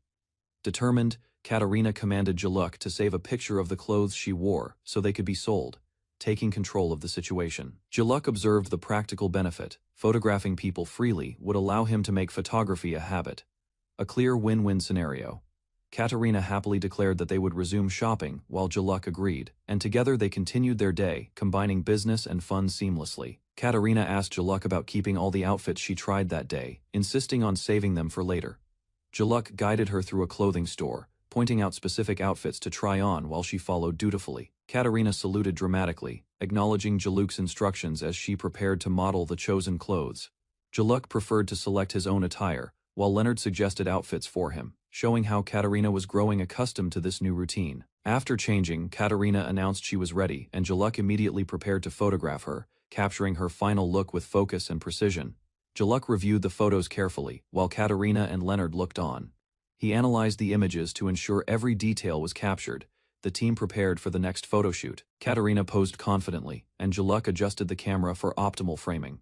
Jaluk took note of how the photos could be used for reference and security, making sure they were handled responsibly. He supervised Katerina's journey home, ensuring her safety while maintaining control over the camera and images. Before leaving, Jaluk made a final check of the camera and photos, confirming everything was complete and properly documented.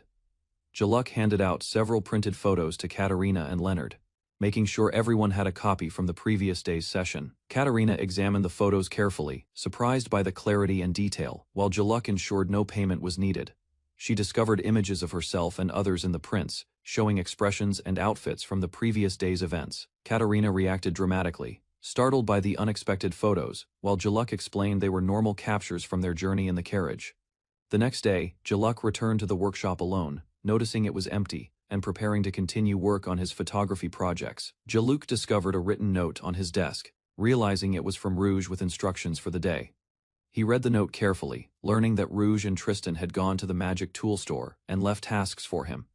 Jaluk prepared for work on the coffee mills, enjoying a moment of peace and focus before starting his tasks. While working, a visitor appeared unexpectedly, catching Jaluk off guard as he stumbled in surprise. The visitor handed Jaluk an invitation to a coffee tasting event, informing him that he, as the maker, should attend. A messenger informed Jaluk that his attendance was requested at the coffee tasting event, and the Lord specifically wanted him present. Jaluk reviewed the invitation and reflected on his role in connecting Alto and Count Blend, considering how he would observe the barista's actions. He confirmed his participation with the messenger, noting the event would provide insight into the barista's work while fulfilling the Lord's request. Sitting quietly afterward, Jaluk sipped coffee and contemplated the complexity of human relationships, feeling the weight of social expectations and responsibilities. Jaluk Rulin quietly returned to his mansion, noticing the delivery crates stacked at the entrance. He carefully arranged the packages and prepared for the arrival of his companions. Alto and Katerina arrived, visibly exhausted from their journey. They carried bags and supplies, clearly worn out by their long day of work in the city. Jaluk observed them calmly, noting their fatigue.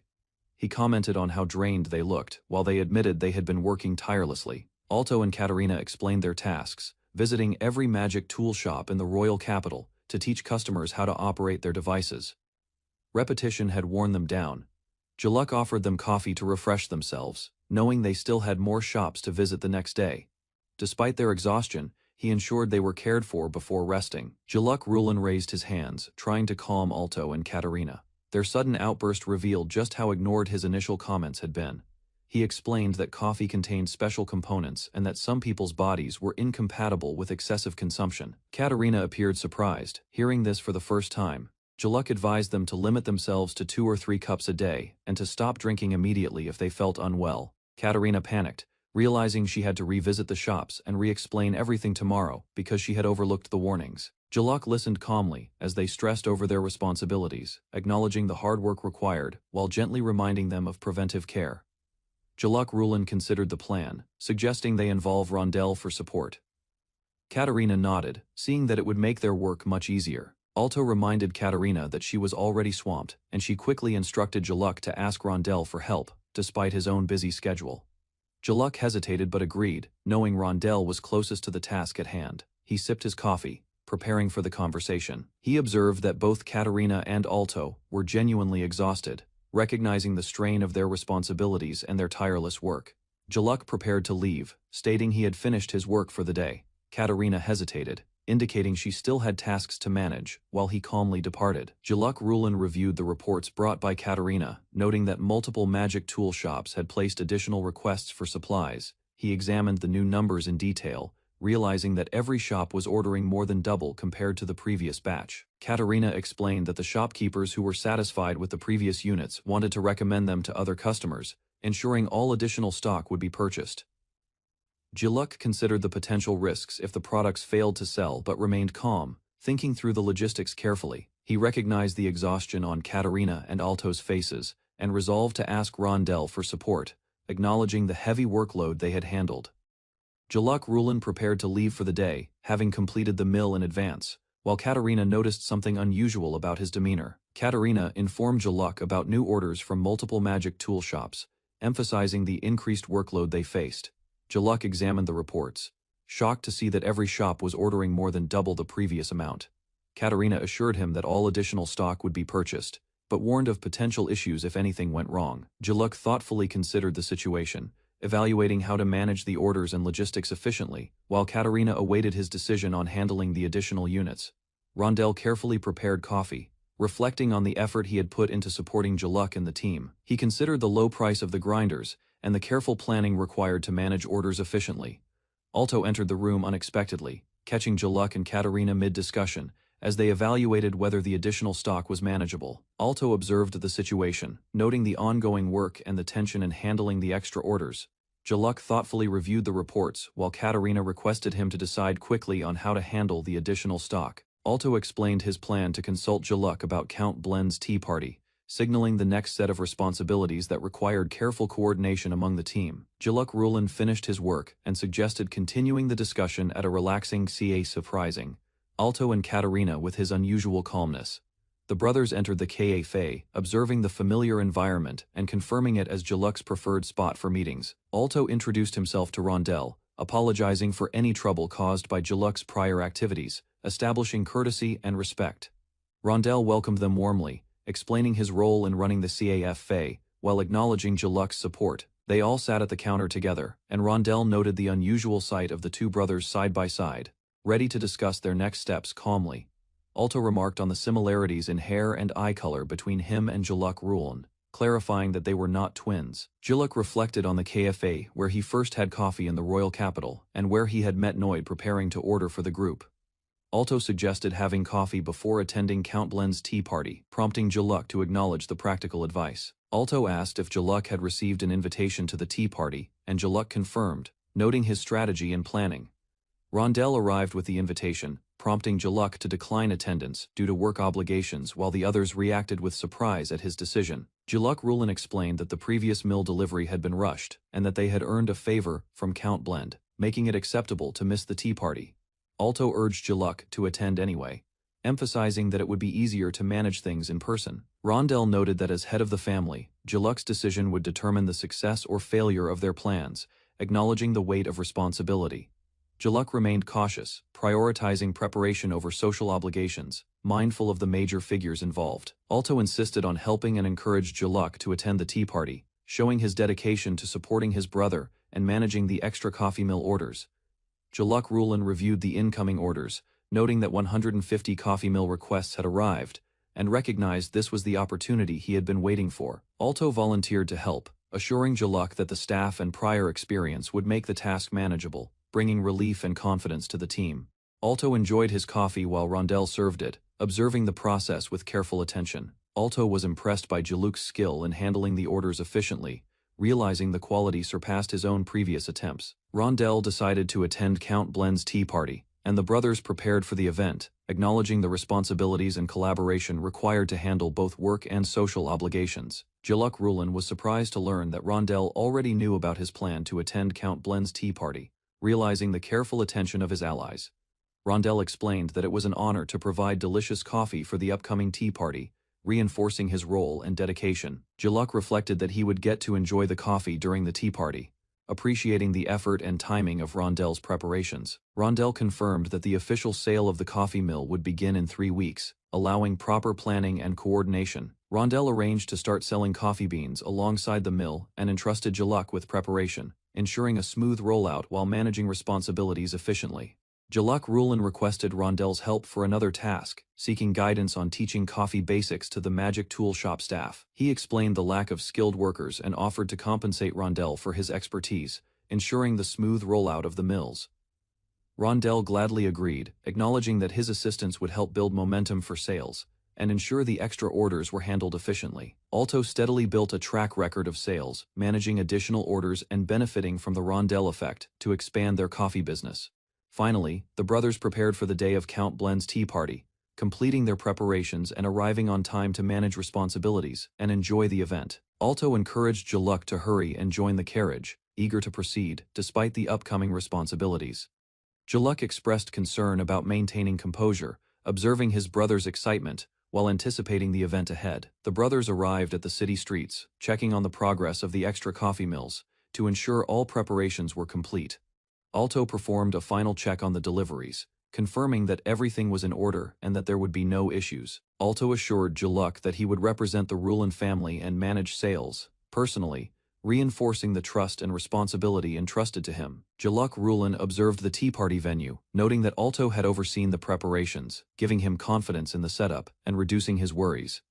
The brothers approached the party, observing other attendees and assessing the arrangements, while maintaining composure in the formal setting. The garden of Count Blend's estate hosted the tea party, with guests mingling and conversing among tables in a relaxed outdoor setting.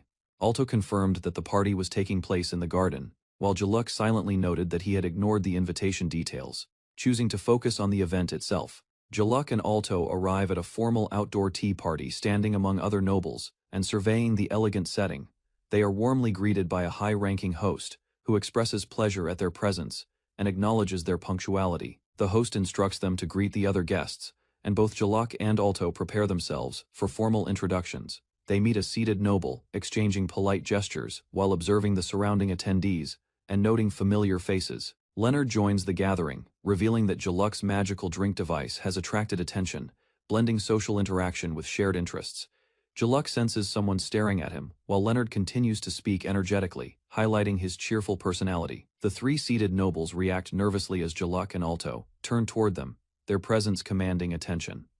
Jaluk and Alto recognize the men as members of the Baron family, recalling previous encounters at Leonard's party. The Baron's daughters appear behind their fathers, confirming the family connection and surprising Jaluk and Alto. The fathers bow deeply, formally introducing themselves as Kuroa, Leopold, and Gabina, leaving Jaluk and Alto slightly taken aback. The three Baron fathers bow deeply, apologizing for their daughter's previous rude behavior toward Jaluk.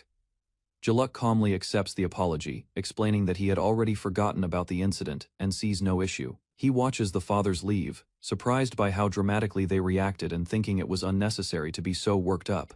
Leonard joins Jaluk, discussing the political influence and wealth of the Baron family, warning him about potential social complications. Jaluk reflects thoughtfully, agreeing that Leonard is right, considering the implications of the Baron's status on future interactions. The host announces the main attraction, freshly brewed coffee, signaling a shift from formalities to leisure. Jaluk observes the magical tools provided by his family, which allow guests to grind beans and prepare coffee easily. The Baron fathers examine the beans in the coffee mill, curious about the process and the aroma. Leonard excitedly inspects the coffee mill, impressed by the craftsmanship and Jaluk's innovation. Jaluk quietly instructs Leonard not to disassemble the device, maintaining control over his invention while sharing the experience. The host announces that a professional CA master, Rondell, will demonstrate the coffee-making process using Jaluk's magical tools. Rondell begins grinding the coffee beans, showing guests the proper use of the magical coffee mill. The Baron fathers, along with Jaluk and Leonard, watch in amazement as the process efficiently grinds the beans. Leonard comments on how the magical tools accelerate the coffee-making process, making it effortless compared to manual grinding. Servants deliver the freshly brewed coffee to the guests, and everyone admires the smooth, perfect pour into cups, completing the demonstration. The guests are invited to taste the freshly brewed coffee, with Jaluk and Leonard politely, allowing others to go first. The Baron fathers and Leonard sample the coffee, remarking on its unusual balance of bitterness, sweetness, and tang. Leonard adds milk to his cup, making the coffee easier to drink, and Jaluk watches with interest. Other nobles taste the coffee, some preferring it plain, others adding milk or sugar, enjoying the fragrant drink. For guests who find the coffee too strong, alternate options are offered, ensuring everyone enjoys their experience. Guests ask for refills while the host assures them that coffee and snacks are plentiful, and servants are available anytime. Jaluk, Leonard, and all two enjoy their coffee together, observing other nobles, enjoying the relaxing atmosphere of the tea party. The host approaches Jaluk to discuss matters about the baristas and the preparation process for future events. Jaluk calls Rondell over to assist, and the CFA master responds promptly, ready to demonstrate and share insights. The host asks Jaluk to sit and consider the future of coffee culture, starting a thoughtful discussion about its direction. The host asks Jaluk to confirm if Rondell shares the goal of spreading coffee culture to many people. Seeking assurance, Leonard confirms, expressing hope that coffee will gain popularity in the royal capital. The host smiles confidently, acknowledging that Jaluk's magical coffee mill will help coffee become widely appreciated. He points out that, aside from Rondell, few have the skills to brew quality coffee, highlighting the importance of expertise. The host declares the intention to train specialists, ensuring the future expansion of coffee culture, and Jaluk listens attentively. Jaluk reminds Rondell that without trained baristas, coffee culture could vanish quickly, stressing the importance of preserving knowledge. He explains that passing on skills is necessary to ensure coffee doesn't remain just a passing fad, revealing his long-term vision. Rondell feels guilty for his limited experience, but is motivated to contribute, understanding the significance of the task. Jaluk agrees to send servants to Rondell's store to learn everything about coffee from the ground up. The host encourages using both Rondell and House Ruland's servants to fully support training, ensuring the coffee culture's growth in the future. Jaluk clarifies that they should first confirm whether Rondell truly wants to expand his staff before making decisions. The host asks Rondell about his intentions, and he expresses humility, emphasizing he wishes to maintain the shop as it currently operates. Rondell explains that part of the appeal is the calm, tranquil atmosphere that many customers enjoy, which he doesn't want to disrupt. Jaluk observes Rondell's cafe, noting the peaceful, well-furnished space, dedicated to serving coffee carefully and with attention to detail. Rondell reflects on the importance of preserving this serene environment, ensuring customers experience the quality and calmness that makes his cafe unique.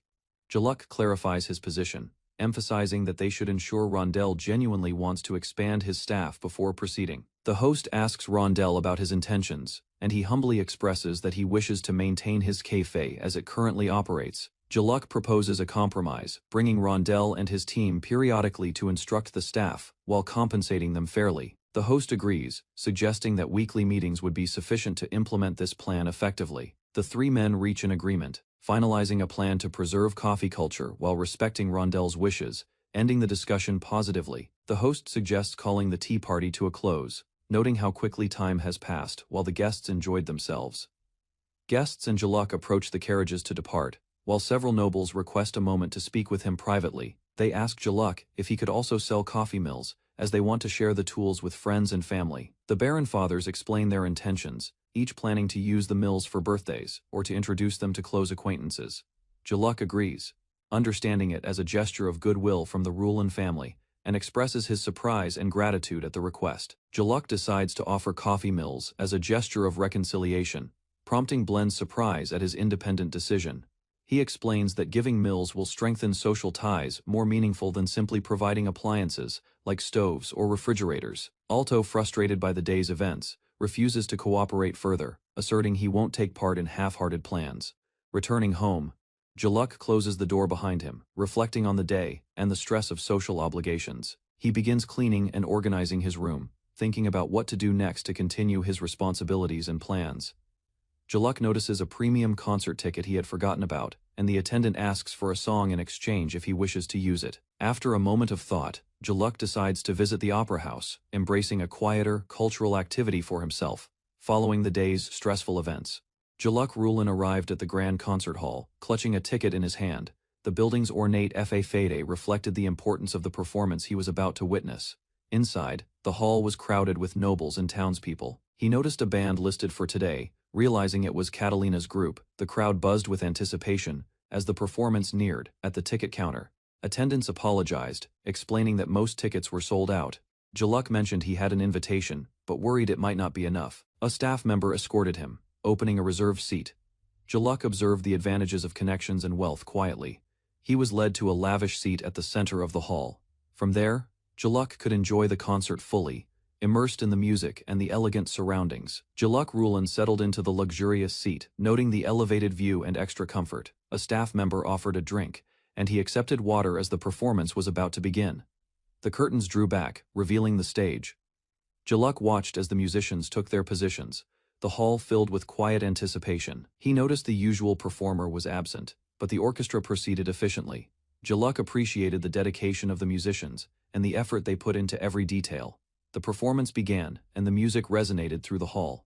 Jaluk followed the players carefully, admiring the skill of each violinist. At the final note, applause erupted. Jaluk observed the crowd's reaction and realized the performers had truly captivated everyone, becoming the highlight of the evening. The orchestra stood in formation, bows poised, as the audience's applause filled the hall. The musicians prepared to begin under the conductor's guidance. The conductor lifted his baton, signaling the start. Jaluk observed the precision and intensity of each performer as they followed the commands perfectly. Strings, woodwinds, and brass blended in harmony, filling the hall with rich, resonant sound. Jaluk's attention was drawn to every subtle movement of the musicians. Percussion added rhythm and depth, accentuating the music's crescendos. Each beat resonated through the hall, enhancing the atmosphere. The performance reached its finale, and the crowd erupted in applause. Jaluk smiled, appreciating the skill and dedication that brought the symphony to life. The musicians bowed as the audience applauded. Jaluk watched the performers with interest, noting their focus and elegance. From his seat, he observed the conductor addressing the audience. The hall fell silent, anticipation filling the air. The conductor announced the final piece, a new composition by Catalina. The audience reacted with excitement, eager to hear the premiere. Applause and murmurs spread through the hall as the orchestra prepared. Jaluk studied the arrangement and noted subtle changes in the performer's setup. The performance began, with strings and piano blending in harmony. Jaluk realized the music was richer than before, a testament to Catalina's skill and innovation. The orchestra performed a piece that triggered a memory for Jaluk. He recognized the melody as a classical song from his previous life. He recalled humming the tune once, and Catalina had transcribed it into sheet music. The memory made him smile quietly. As Catalina played the violin on stage, Jaluk admired the harmony and precision of the ensemble. Every note reflected her skill and attention to detail. Catalina's expression showed her concentration and passion, her movements fluid and deliberate, bringing the composition to life. Jaluk watched intently, deeply impressed by the music. He could feel the emotions and beauty of the piece resonate throughout the hall. The orchestra finished their performance on stage, and the audience applauded warmly. Jaluk Rulin watched the musicians as they lined up to receive the crowd's appreciation. He considered recording the performance in the miniature sound garden, noting the precision and harmony of the ensemble. The musicians smiled and acknowledged each other's effort. A few days later, Jaluk visited the rehearsal hall. The musicians continued practicing diligently, preparing for the next performance. Catalina wiped her brow, satisfied with the day's work. The music had flowed smoothly, and everyone felt accomplished. Laura and others praised Catalina for her dedication. Jaluk admired how she could compose non-stop while performing flawlessly on her violin. Catalina reflected on her recent performance, acknowledging her drive to push herself and improve. Jaluk observed her dedication and the respect she earned from her peers. She recognized her own limitations and the need to develop both her technical skills and expressive abilities to succeed as a performer. Determined, Catalina committed herself to practicing harder as both a composer and musician, understanding that teamwork had contributed to her compositions. Her curiosity sparked a new question about her creative process, wondering about decisions behind her recent works. Her companions, including Jaluk, encouraged discussion about her creative choices, exploring why pieces were released at particular times, and how she balanced composition and performance. Catalina explained her decision to release a new piece early, believing the audience's engagement made it the right moment. Her companions, including Jaluk, found it curious but accepted her reasoning. She reflected on her talent and acknowledged that without continuous learning and skill, it would be difficult to succeed solely as a performer. Determined, Catalina committed to working harder both as a composer and a musician, understanding that collaboration had been key to her past compositions. Her curiosity sparked questions about her creative process and decisions regarding the timing of releases. Despite their curiosity, her peers agreed to set aside personal questions and focused on celebrating the end of practice, appreciating the day's accomplishments. Catalina and her companions discussed a recent performance, reflecting on audience engagement and her decision to release a piece earlier than expected. She acknowledged her need for continuous improvement, recognizing that technical skill and expressiveness were crucial to succeed as a performer. Determined, Catalina committed to practicing harder as both a composer and musician, aware that past teamwork had supported her achievements. Curiosity arose about her creative decisions, prompting reflection on timing and strategy for releasing new pieces. Her companions mentioned a private client request, noting it required additional work but offered generous compensation. The client's request involved performing a few songs in a rented hall, with high expectations and careful attention, highlighting the challenges and rewards of their profession. Jaluk arrived at the music hall, surprising the people there as they noticed his unexpected appearance. After being recognized, he revealed that he had come for personal reasons and wanted to record a song he greatly enjoyed using the special sound equipment. Hearing that explanation, the woman finally understood why he had suddenly appeared at the venue. Meanwhile, others discussed Jaluk's reputation.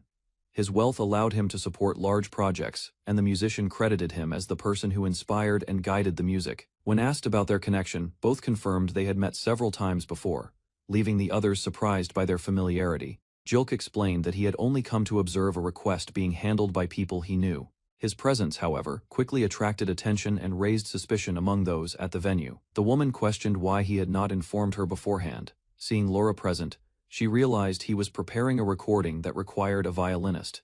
Jaluk revealed that he had deliberately kept silent.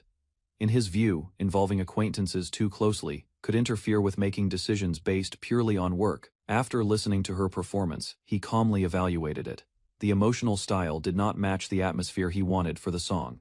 For that reason, Laura was selected instead. Her gentle and elegant playing suited the recording better, leaving the other woman quietly stunned. Jaluk's decision left both women completely stunned. The unexpected comparison caught them off guard, and neither knew how to respond at first, trying to maintain her composure. The rejected violinist quickly withdrew and claimed she had only caused trouble. Despite her words, frustration was clearly written across her face. As she hurried away, Jaluk noticed the sudden movement and looked toward the corridor, puzzled by her abrupt departure. Once out of sight, the woman finally released the irritation she had been holding back. The rejection had affected her far more than she wanted to admit. Meanwhile, the musicians discussed the situation calmly. Having faced many refusals themselves, they agreed that Jaluk's judgment was reasonable and based solely on what suited the song best. After leaving the hall, the violinist reflected on her reaction. The rejection bothered her more than expected, and she struggled to understand why it had affected her so deeply. Walking alone through the quiet streets at night, she questioned her feelings. Part of her knew the decision had been reasonable, yet the frustration remained. With each step, she admitted that nobody had intended to insult her. The selection process had simply followed practical needs rather than personal feelings. Eventually, she reached a conclusion. Blaming Jaluk was easier than dwelling on her embarrassment, so she decided to forget the matter and enjoy the evening by herself. The following day arrived, but the memory still lingered in her mind, leaving her with a strangely determined expression. The next morning, Catalina felt embarrassed when she remembered her behavior from the previous day. While blaming Jaluk in her thoughts, she suddenly spotted Laura nearby. Trying to act normal, she greeted Laura with forced confidence. The awkwardness quickly overwhelmed her, causing an unusually dramatic reaction. Laura noticed something was wrong and checked on her. Catalina immediately regained her composure and returned the greeting as calmly as possible. Their conversation turned to the previous day's incident. Catalina apologized for her surprise, and Laura accepted the explanation without any resentment. Just as the tension faded, Laura asked about Catalina's connection with Jilk. The unexpected question left her completely caught off guard. Laura explained that her connection with Jilk was limited to occasional conversations and music-related work. Hearing that answer, Catalina relaxed slightly. The explanation matched what she had observed and cleared away some of her earlier assumptions. Curiosity soon returned. Wanting confirmation, Catalina carefully asked whether there was any deeper commitment between Laura and Jilk. Laura hesitated before admitting that she held a favorable opinion of him. Her sincere expression immediately caught Catalina's attention and left her momentarily speechless. As Laura's qualities came to mind, Catalina reflected on her talent, background, and character, then reluctantly concluded that she seemed far beyond Jilk's level. Catalina struggled to understand Laura's feelings. The more she listened, the more puzzled she became about why Jilk had become the subject of such admiration. Soon, Laura began recalling Jilk's praise for her music. His sincere recognition of her talent left a strong impression and made her visibly happy. That memory only deepened Laura's affection. Receiving such honest appreciation from someone she respected had greatly influenced her feelings. As the conversation continued, Catalina considered Jilk's status and circumstances. Realizing he was still unmarried, Laura quietly wondered whether a future with him was possible. Encouraged by that possibility, Laura reached a firm decision. For the first time, she allowed herself to believe that she might have a chance. Filled with new determination, Laura announced that she would invite Jilk to share a meal during their next assignment. The declaration left Catalina speechless. She could hardly believe that Laura had already decided to take such a direct step toward Jilk. Recovering from the shock, Catalina listed Jilk's strengths. His appearance, status, wealth, and understanding of music made him an ideal partner in the eyes of many performers. Even so, she quickly pointed out his flaws. From her perspective, Jilk focused too much on himself and seemed poorly suited for a committed relationship. Laura remained unconvinced. Rather than seeing faults, she viewed his unusual habits and dedication as part of the qualities that made him appealing.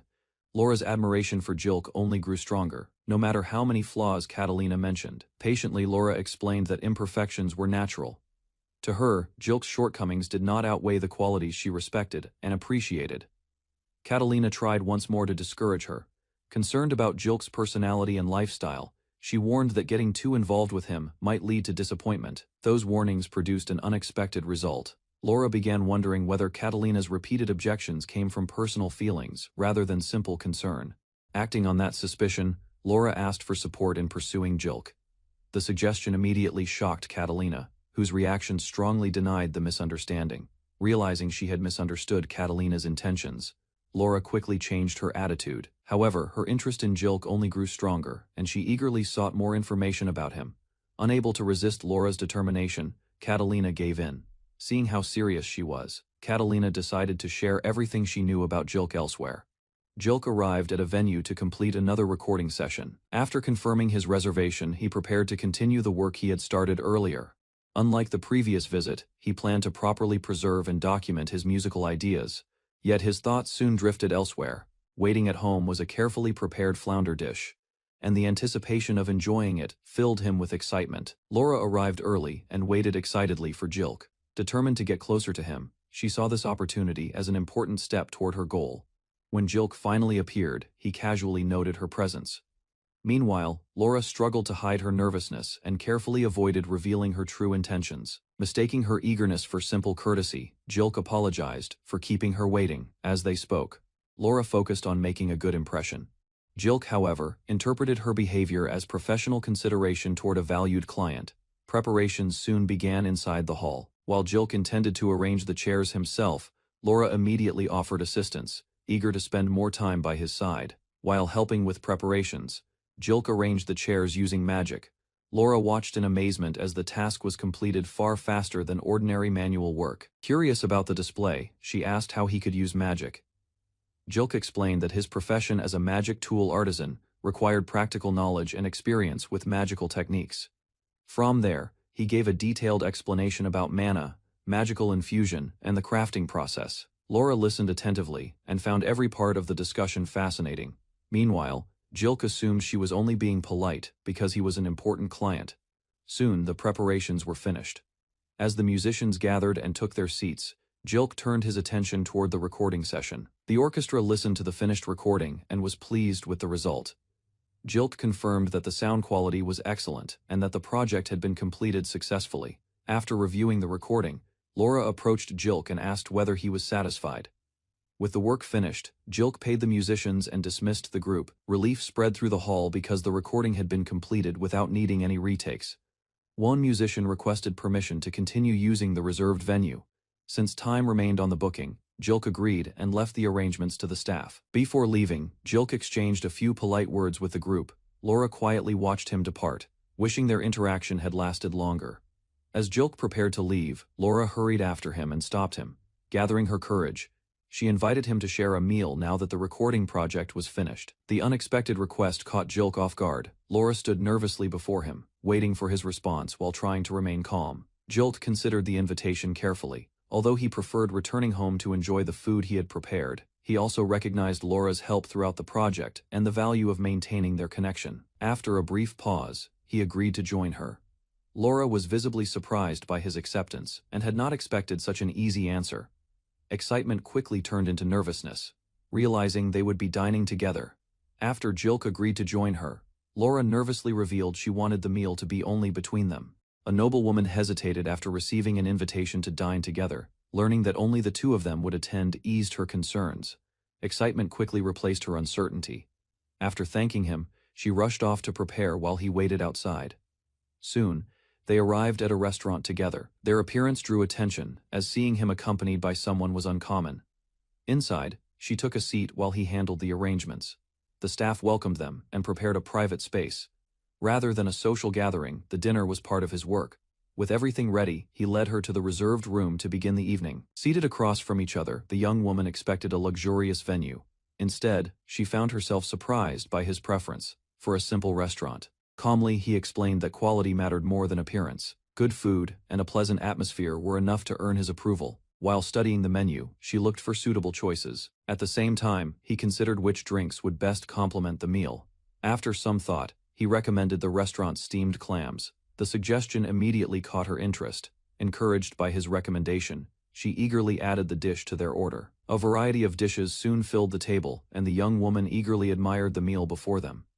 After expressing her appreciation, she joined him in a toast. Their dinner officially began as the glasses met. Excitement grew with every bite. While she enjoyed the food with visible delight, he quietly sampled each dish beside her. Throughout the evening, they shared the meal in a relaxed atmosphere. The restaurant's specialties proved worthy of their reputation.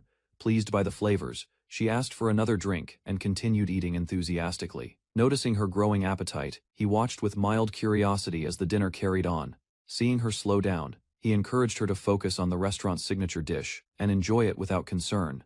Curiosity arose when she noticed an unfamiliar ingredient. He explained that it was sea urchin, a rare delicacy that had recently become popular. After tasting it, her uncertainty quickly disappeared. The rich flavor blended perfectly with the cheese, leaving her delighted. Time passed as they continued their meal.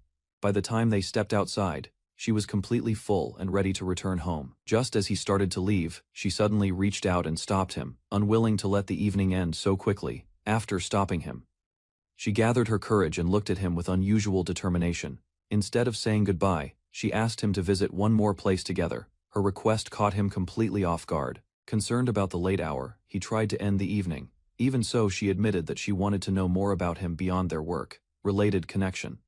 A brief silence followed. Then, he gently pulled his hand away, making his answer clear.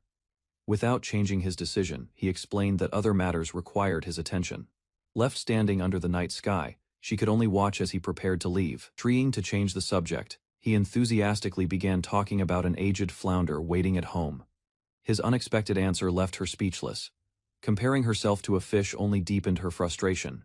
Rather than noticing her mood, he continued explaining the appeal of aged seafood with complete confidence. Meanwhile, she listened to his detailed lecture in growing disbelief. The discussion drifted further away from what she truly wanted to hear. Finally reaching her limit, she turned around and stormed off. Confused by her reaction, he could only watch her leave while wondering what had gone wrong. Returning home, he immediately checked the flounder he had been aging. Seeing that it had matured properly, soon, a full spread of dishes covered the table. With everything ready, he settled in for a quiet dinner by himself. Each bite revealed a richer flavor than fresh fish could offer. The carefully aged flounder rewarded his patience. As the meal continued, he compared the different stages of aging. Every version carried its own unique taste and texture. Curiosity led him to try the kombu, cured portion last. The result exceeded his expectations and left him pleasantly surprised. The kombu, cured flounder, delivered an even deeper flavor. Its richness left a lasting impression and confirmed the success of his careful preparation. With growing satisfaction, he continued sampling the meal.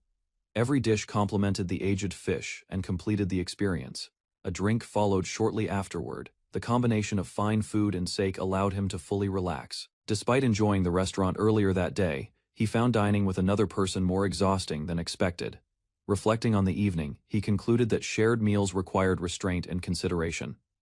After returning home, he relaxed with a drink and concluded that meals enjoyed alone were still the most satisfying. Meanwhile, the young woman sat in her room replaying the evening in her mind. Frustration and embarrassment refused to fade. A sudden noise interrupted her thoughts. Limping through the house, she went to answer the unexpected visitor. Moments later, she found herself face to face with a close companion. The emotions she had been holding back immediately burst to the surface.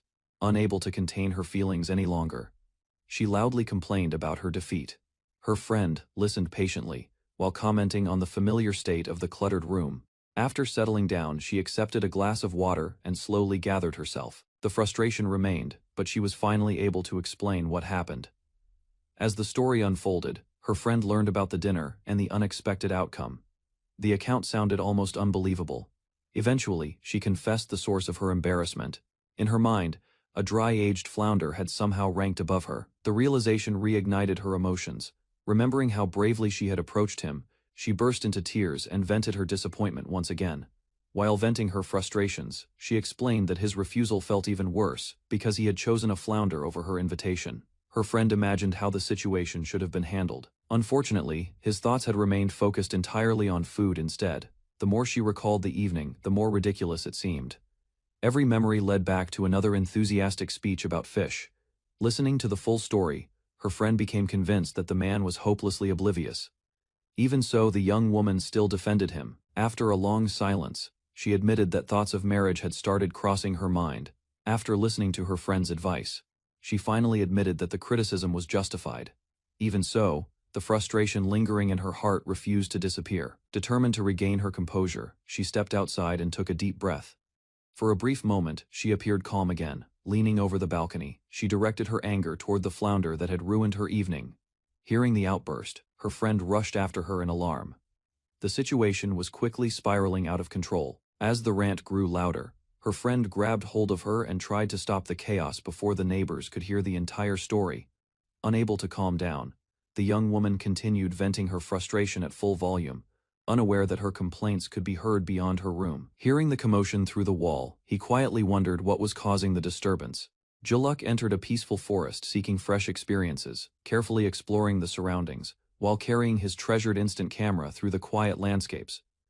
Stopping beside blooming flowers, he examined the scenery through the camera before searching nearby for a more impressive viewpoint worth capturing. Remembering the camera's limited energy, Juluk lowered it and decided to reserve every remaining shot for truly unforgettable moments. Instead, he framed the scenery with his hands, imagining the perfect composition before preparing himself to photograph something extraordinary. Suddenly, two unfamiliar birds landed nearby, leaving Juluk astonished as he eagerly recognized the rare opportunity he had patiently awaited. Opening his encyclopedia, Juluk searched for the strange bird and identified it as the rare quetzal mentioned within its detailed pages. Meanwhile, the book explained that only royalty could wear quetzal feathers because ordinary people were strictly forbidden from possessing them. Continuing his research, Juluk discovered male quetzals displayed their magnificent tail feathers during mating season to attract potential partners. Realizing the bird's behavior, he calmly concluded the quetzal was searching for a suitable mate instead of acting aggressively. Rather than encouraging it, Juluk dismissed marriage as troublesome, believing surviving alone remained the safest choice in the dangerous wilderness. After giving up on his advice, Juluk asked whether the quetzal understood him, but the bird only answered with cheerful cries. Carefully raising his camera, he patiently focused on the rare creature, waiting for the perfect chance to capture its graceful appearance. Just as Juluk pressed the shutter, the quetzal suddenly flew away, leaving him unsure whether the photograph captured the decisive moment. Examining the printed picture, he discovered only part of the bird appeared, realizing his timing had been slightly too late. Accepting the disappointing result, Jaluk watched the Quetzal soar across the forest, determined to seize a better opportunity another day. Leaving the Quetzal behind, Jaluk admired the peaceful stream and successfully captured another beautiful photograph of the forest's natural scenery. Moments later, a gentle rustling sound drew his attention, prompting Jaluk to turn around and discover a young fawn watching him curiously. Recognizing the timid animal, he noticed the fawn remained calm instead of fleeing, suggesting its mother was probably nearby protecting it. He waited without disturbing the fawn, hoping the unexpected encounter would create another memorable photograph. Smiling at his good fortune, Jaluk quietly raised the camera and prepared to capture the young deer before the peaceful moment disappeared. Moving closer with his camera, Jaluk carefully adjusted the angle before noticing another large animal, quietly standing directly behind the young fawn. Looking up in surprise, he found the fawn's mother watching him calmly, leaving Jaluk frozen as the cautious deer approached. Soon, the adult deer appeared alongside another fawn, showing the youngster's family had gathered to check on the unusual visitor. Instead of leaving immediately, the curious fawn remained beside Jaluk, while its parents waited nearby without showing any signs of hostility. Gently reaching forward, Jaluk stroked the trusting fawn's head, grateful the peaceful encounter ended, with the animals accepting his presence. Smiling at the gentle fawn, Jaluk jokingly advised it to avoid marriage before releasing the young deer, without any hesitation. Soon afterward, the deer family peacefully returned to the forest, leaving Jaluk satisfied after witnessing another memorable moment in the wilderness. Later, Jaluk arrived back at the mansion, where two co-workers immediately noticed his return and greeted him inside the office. Taking his seat, deciding there was no reason to pretend as long as their work continued smoothly. After answering their questions, Jaluk explained he would begin working that afternoon, while his companions accepted the simple explanation without further concern. Back at the office, Jaluk showed his photographs, immediately astonishing his co-workers with the remarkable quality of every nature picture he captured. Without asking permission, one co-worker grabbed the photographs, but Jaluk quickly stopped him before reminding everyone to respect another person's belongings. After receiving permission, both co-workers carefully examined the pictures, admiring the peaceful scenery. Among the collection, the photographs of the fawn and flowing stream impressed them most, revealing Jaluk's talent for capturing beautiful natural moments. Mistaking the photographs for detailed drawings, one co-worker questioned Jaluk's artistic ability, unaware the images had been produced by his unique camera. Hearing his co-worker's praise, Jaluk questioned whether the compliment was sincere before quietly accepting the unexpected appreciation for his photographs. Next, his co-worker pointed at the blurred Quetzal picture, wondering why that unusual photograph looked incomplete compared with the others. Explaining the result, Jaluk revealed the magical camera reproduced scenes exactly as they appeared, impressing his co-workers with its remarkable accuracy. Excited by the mysterious device, another co-worker reached toward the camera, but Jaluk immediately stopped anyone from touching it without permission. He declared the camera's value reached 300 million Soro, instantly convincing his curious co-worker to abandon the idea of handling it. Listening to his co-workers, Jaluk explained priceless treasures deserved expensive prices because modern civilization could never reproduce their extraordinary abilities. Meanwhile, his co-workers argued ordinary people could never afford such enormous wealth. Hearing that claim, both co-workers became excited and eagerly asked whether they could also accumulate that much money through his method. With complete confidence, Jaluk promised he knew the secret, leaving everyone leaning forward as they waited for his unexpected answer. The greatest way to save money was simply avoiding marriage, ending the discussion with his usual bachelor philosophy. Seeing their confusion, Jaluk calmly began explaining why remaining single offered greater freedom, while both co-workers listened with puzzled expressions. First, he described how marriage created responsibilities that restricted personal freedom and forced people to prioritize protecting their families above everything else. Using a business example, Jaluk explained that supporting a spouse and children discouraged financial risks. Although his co-workers argued marriage seemed cheaper, Jaluk insisted living alone often reduced expenses unless both partners maintained stable incomes. Finally, he concluded that money saved from avoiding unnecessary household costs could instead strengthen personal savings and secure a stable future. Continuing his explanation, Jaluk argued that remaining single increased savings because unnecessary family expenses never reduced his available income. Using simple calculations, he claimed raising one child required enormous expenses, making parenthood a costly long-term financial commitment. To support his argument, Jaluk explained he had personally reviewed the Roland family's financial records and analyzed their spending patterns. Furthermore, He insisted unmarried people could invest the same money into multiple business opportunities.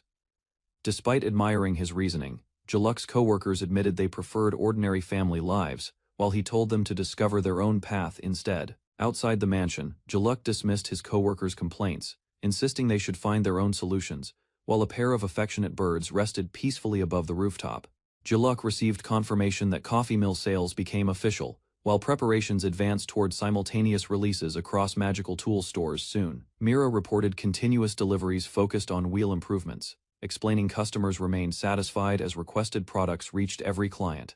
After hearing the successful report, Jaluk immediately concentrated on designing a cooler, believing another practical invention deserved careful attention and effort. Meanwhile, Count Blend appeared restless despite recent progress, leaving Jaluk and Mira recognizing his excitement had not settled after developments. Mira observed Count Blend's overwhelming enthusiasm toward coffee mills, while Jaluk quietly continued drafting plans and considering future improvements for production efficiency. Mira explained another surge of interest surrounded Jaluk's magical tools, attracting countless customers eager to purchase the remarkable inventions. Jaluk believed the coffee mill remained a personal hobby, doubting its usefulness could support strong commercial success, despite popularity. Mira suggested increasing production before demand expanded further, but Jaluk refused because current manufacturing capacity satisfied practical needs alone. 4 days later, coffee mill sales officially began as Jaluk shifted attention toward designing an advanced magical cooling system. Jaluk illustrated the cooling mechanism, explaining airflow and heat exchange principles, while developing another magical appliance for household comfort. Jaluk returned home while considering magical cooling designs, realizing compression control and efficient materials remained difficult engineering challenges ahead. Watching workers outside, Jaluk evaluated frost materials and searched for the most efficient components to improve cooling performance further. Mira and Blend noticed worried craftsmen gathering before their workshop, leaving Jaluk wondering whether another unexpected problem had suddenly appeared. Workshop owner Vice arrived angrily searching for Jaluk, while Jaluk quietly slipped away, hoping someone else handled the growing commotion first. Vice charged forward with determined workers chasing behind, forcing the shocked Jaluk to flee across the estate before getting caught. Arriving at the workshop, Jaluk found Vice angrily complaining because overwhelming customer demand had exhausted every available coffee mill. Meanwhile, Mira reminded everyone the coffee mill remained Jaluk's personal hobby, while Rouge already understood the entire situation beforehand. Ignoring those explanations, Vice revealed every shipment disappeared instantly, leaving many disappointed customers unable to secure a single coffee mill. Hearing that report, Jaluk realized only 10 days had passed, yet every magical tool store had completely sold its inventory. Confused by the unexpected popularity, Jaluk questioned who purchased countless coffee mills, as Rouge and Mira exchanged puzzled looks nearby. Vice explained nobles and wealthy merchants purchased coffee mills from early morning, leaving ordinary customers without remaining opportunities to buy one. After considering the situation, Jaluk concluded Blend's widespread promotion created overwhelming demand, prompting Mira to recommend expanding production before shortages worsened. Listening carefully, Vice admitted affordable pricing attracted many buyers because Jaluk's magical tools remained accessible even for ordinary citizens. Frustration grew as Jaluk argued rapid sellouts proved excessive popularity, while Vice insisted he should have expected overwhelming public interest. Smiling with confidence, Jaluk revealed he created magical tools for personal comfort, never expecting those inventions to become profitable commercial products. Vice urged Jaluk to recognize many craftsmen admired his magical tools, hoping greater production would satisfy eager customers waiting everywhere. Without hesitation, Jaluk rejected the proposal, explaining new magical tool development already demanded his attention and limited available time. Leaving the discussion behind, Jaluk encountered Mira, who questioned his refusal before watching him quietly continue through the hallway. Following behind, Rouge suggested accepting the request might reveal better opportunities, although Jaluk remained unconvinced by that reasoning alone. Back inside his room, Jaluk asked Mira for time alone, deciding a peaceful visit to Rote's cafe would clear his thoughts. Before leaving, Jaluk agreed to provide coffee beans from the workshop, then headed toward Rote's crowded cafe with growing curiosity. Stepping inside, Jaluk discovered every table occupied because customers gathered eagerly to taste freshly released coffee throughout the busy cafe. Observing the crowded dining area, Jaluk realized many visitors had arrived after hearing about the coffee mill's successful launch elsewhere. Speaking with Rote, Jaluk learned today's overwhelming crowds prevented anyone from finding seats, despite sufficient coffee beans remaining available. Hearing Rote's explanation, Juluk understood soaring coffee mill sales had unexpectedly increased customer demand, while reducing coffee bean supplies simultaneously. Rote apologized for underestimating demand, while Juluk assured him future business mattered more than dwelling on recent mistakes together. After listening carefully, Rote requested additional coffee beans, wondering whether coffee mill production could remain limited despite increasing ingredient supplies. Realizing bean shortages prevented customers from enjoying coffee, Juluk decided expanding bean supplies offered the most practical solution for everyone involved. Accepting Juluk's proposal, Rote expressed sincere gratitude, while Juluk emphasized stabilizing coffee bean deliveries before demand increased even further. Before departing, Juluk recognized Blend's cafe opening required immediate attention, since continuing shortages would create greater difficulties for every customer. Rote confidently promised expanding coffee culture mattered more than immediate profits, reassuring Juluk that future business would remain secure together. Returning home, Juluk decided coffee mill production should remain limited after carefully reviewing recent events and unexpected market reactions. Meanwhile, Rouge and Mira argued additional production would not solve coffee bean shortages, exposing Juluk's earlier prediction as completely accurate. Standing decisively, Juluk announced he would visit Count Blend first, hoping to determine the best direction before making further decisions. Watching Juluk leave alone, Rouge and Mira exchanged surprised glances, because he rarely abandoned his peaceful routine without careful preparation. After entrusting Mira with ongoing matters, Juluk headed toward Count Blend's mansion, where the household welcomed his unexpected visit warmly. Upon entering the mansion, Juluk found Count Blend happily enjoying fresh coffee before enthusiastically greeting his respected guest with genuine excitement. Although Count Blend apologized for receiving him during busy hours, he immediately offered Juluk coffee before discussing any important matters together. Laughing cheerfully, Count Blend insisted serving coffee remained his responsibility, refusing to let anyone replace his favorite daily routine. Taking a careful sip, Juluk noticed Blend's coffee delivered balanced bitterness, gentle sweetness, refreshing acidity, and a pleasant chocolate aroma. Count Blend praised Juluk for recognizing the coffee beans differed, confirming his refined taste exceeded ordinary expectations without hesitation. Curious about the results, Count Blend asked Juluk for an honest opinion regarding the flavor and overall quality of the coffee. Carefully evaluating each sip, Juluk recommended lighter acidity and balanced roasting, suggesting different bean varieties could improve the final taste. Impressed by those observations, Count Blend thanked Juluk sincerely before asking the true purpose behind his unexpected visit that afternoon. Turning toward business matters, Count Blend asked when Blend's cafe expansion would begin, hoping preparations could proceed without unnecessary delays. Count Blend wondered why Juluk suddenly cared about the cafe, prompting Juluk to explain the unexpected circumstances behind his recent decision. Listening carefully, Count Blend realized Juluk's growing interest extended beyond coffee itself after witnessing remarkable changes throughout the expanding business. Surprised by overwhelming demand within only 2 weeks, Count Blend admitted the coffee mill's popularity had exceeded every previous expectation. Reflecting on recent events, Count Blend regretted losing peaceful mornings because Rote's crowded cafe attracted visitors throughout every relaxing holiday. Understanding those concerns, Juluk proposed opening another cafe quickly, while Count Blend confirmed barista already possessed another suitable location nearby.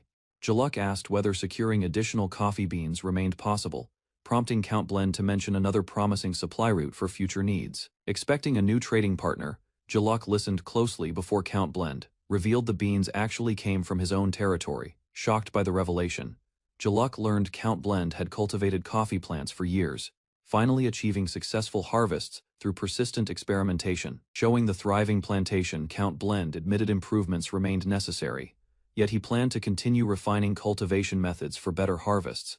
Understanding everything, Juluk realized Count Blend invested heavily to spread coffee culture, valuing long-term growth above immediate financial returns. Recalling his own experiences, Juluk admitted supporting worthwhile businesses demanded patience, since meaningful investments rarely produced instant rewards or lasting success.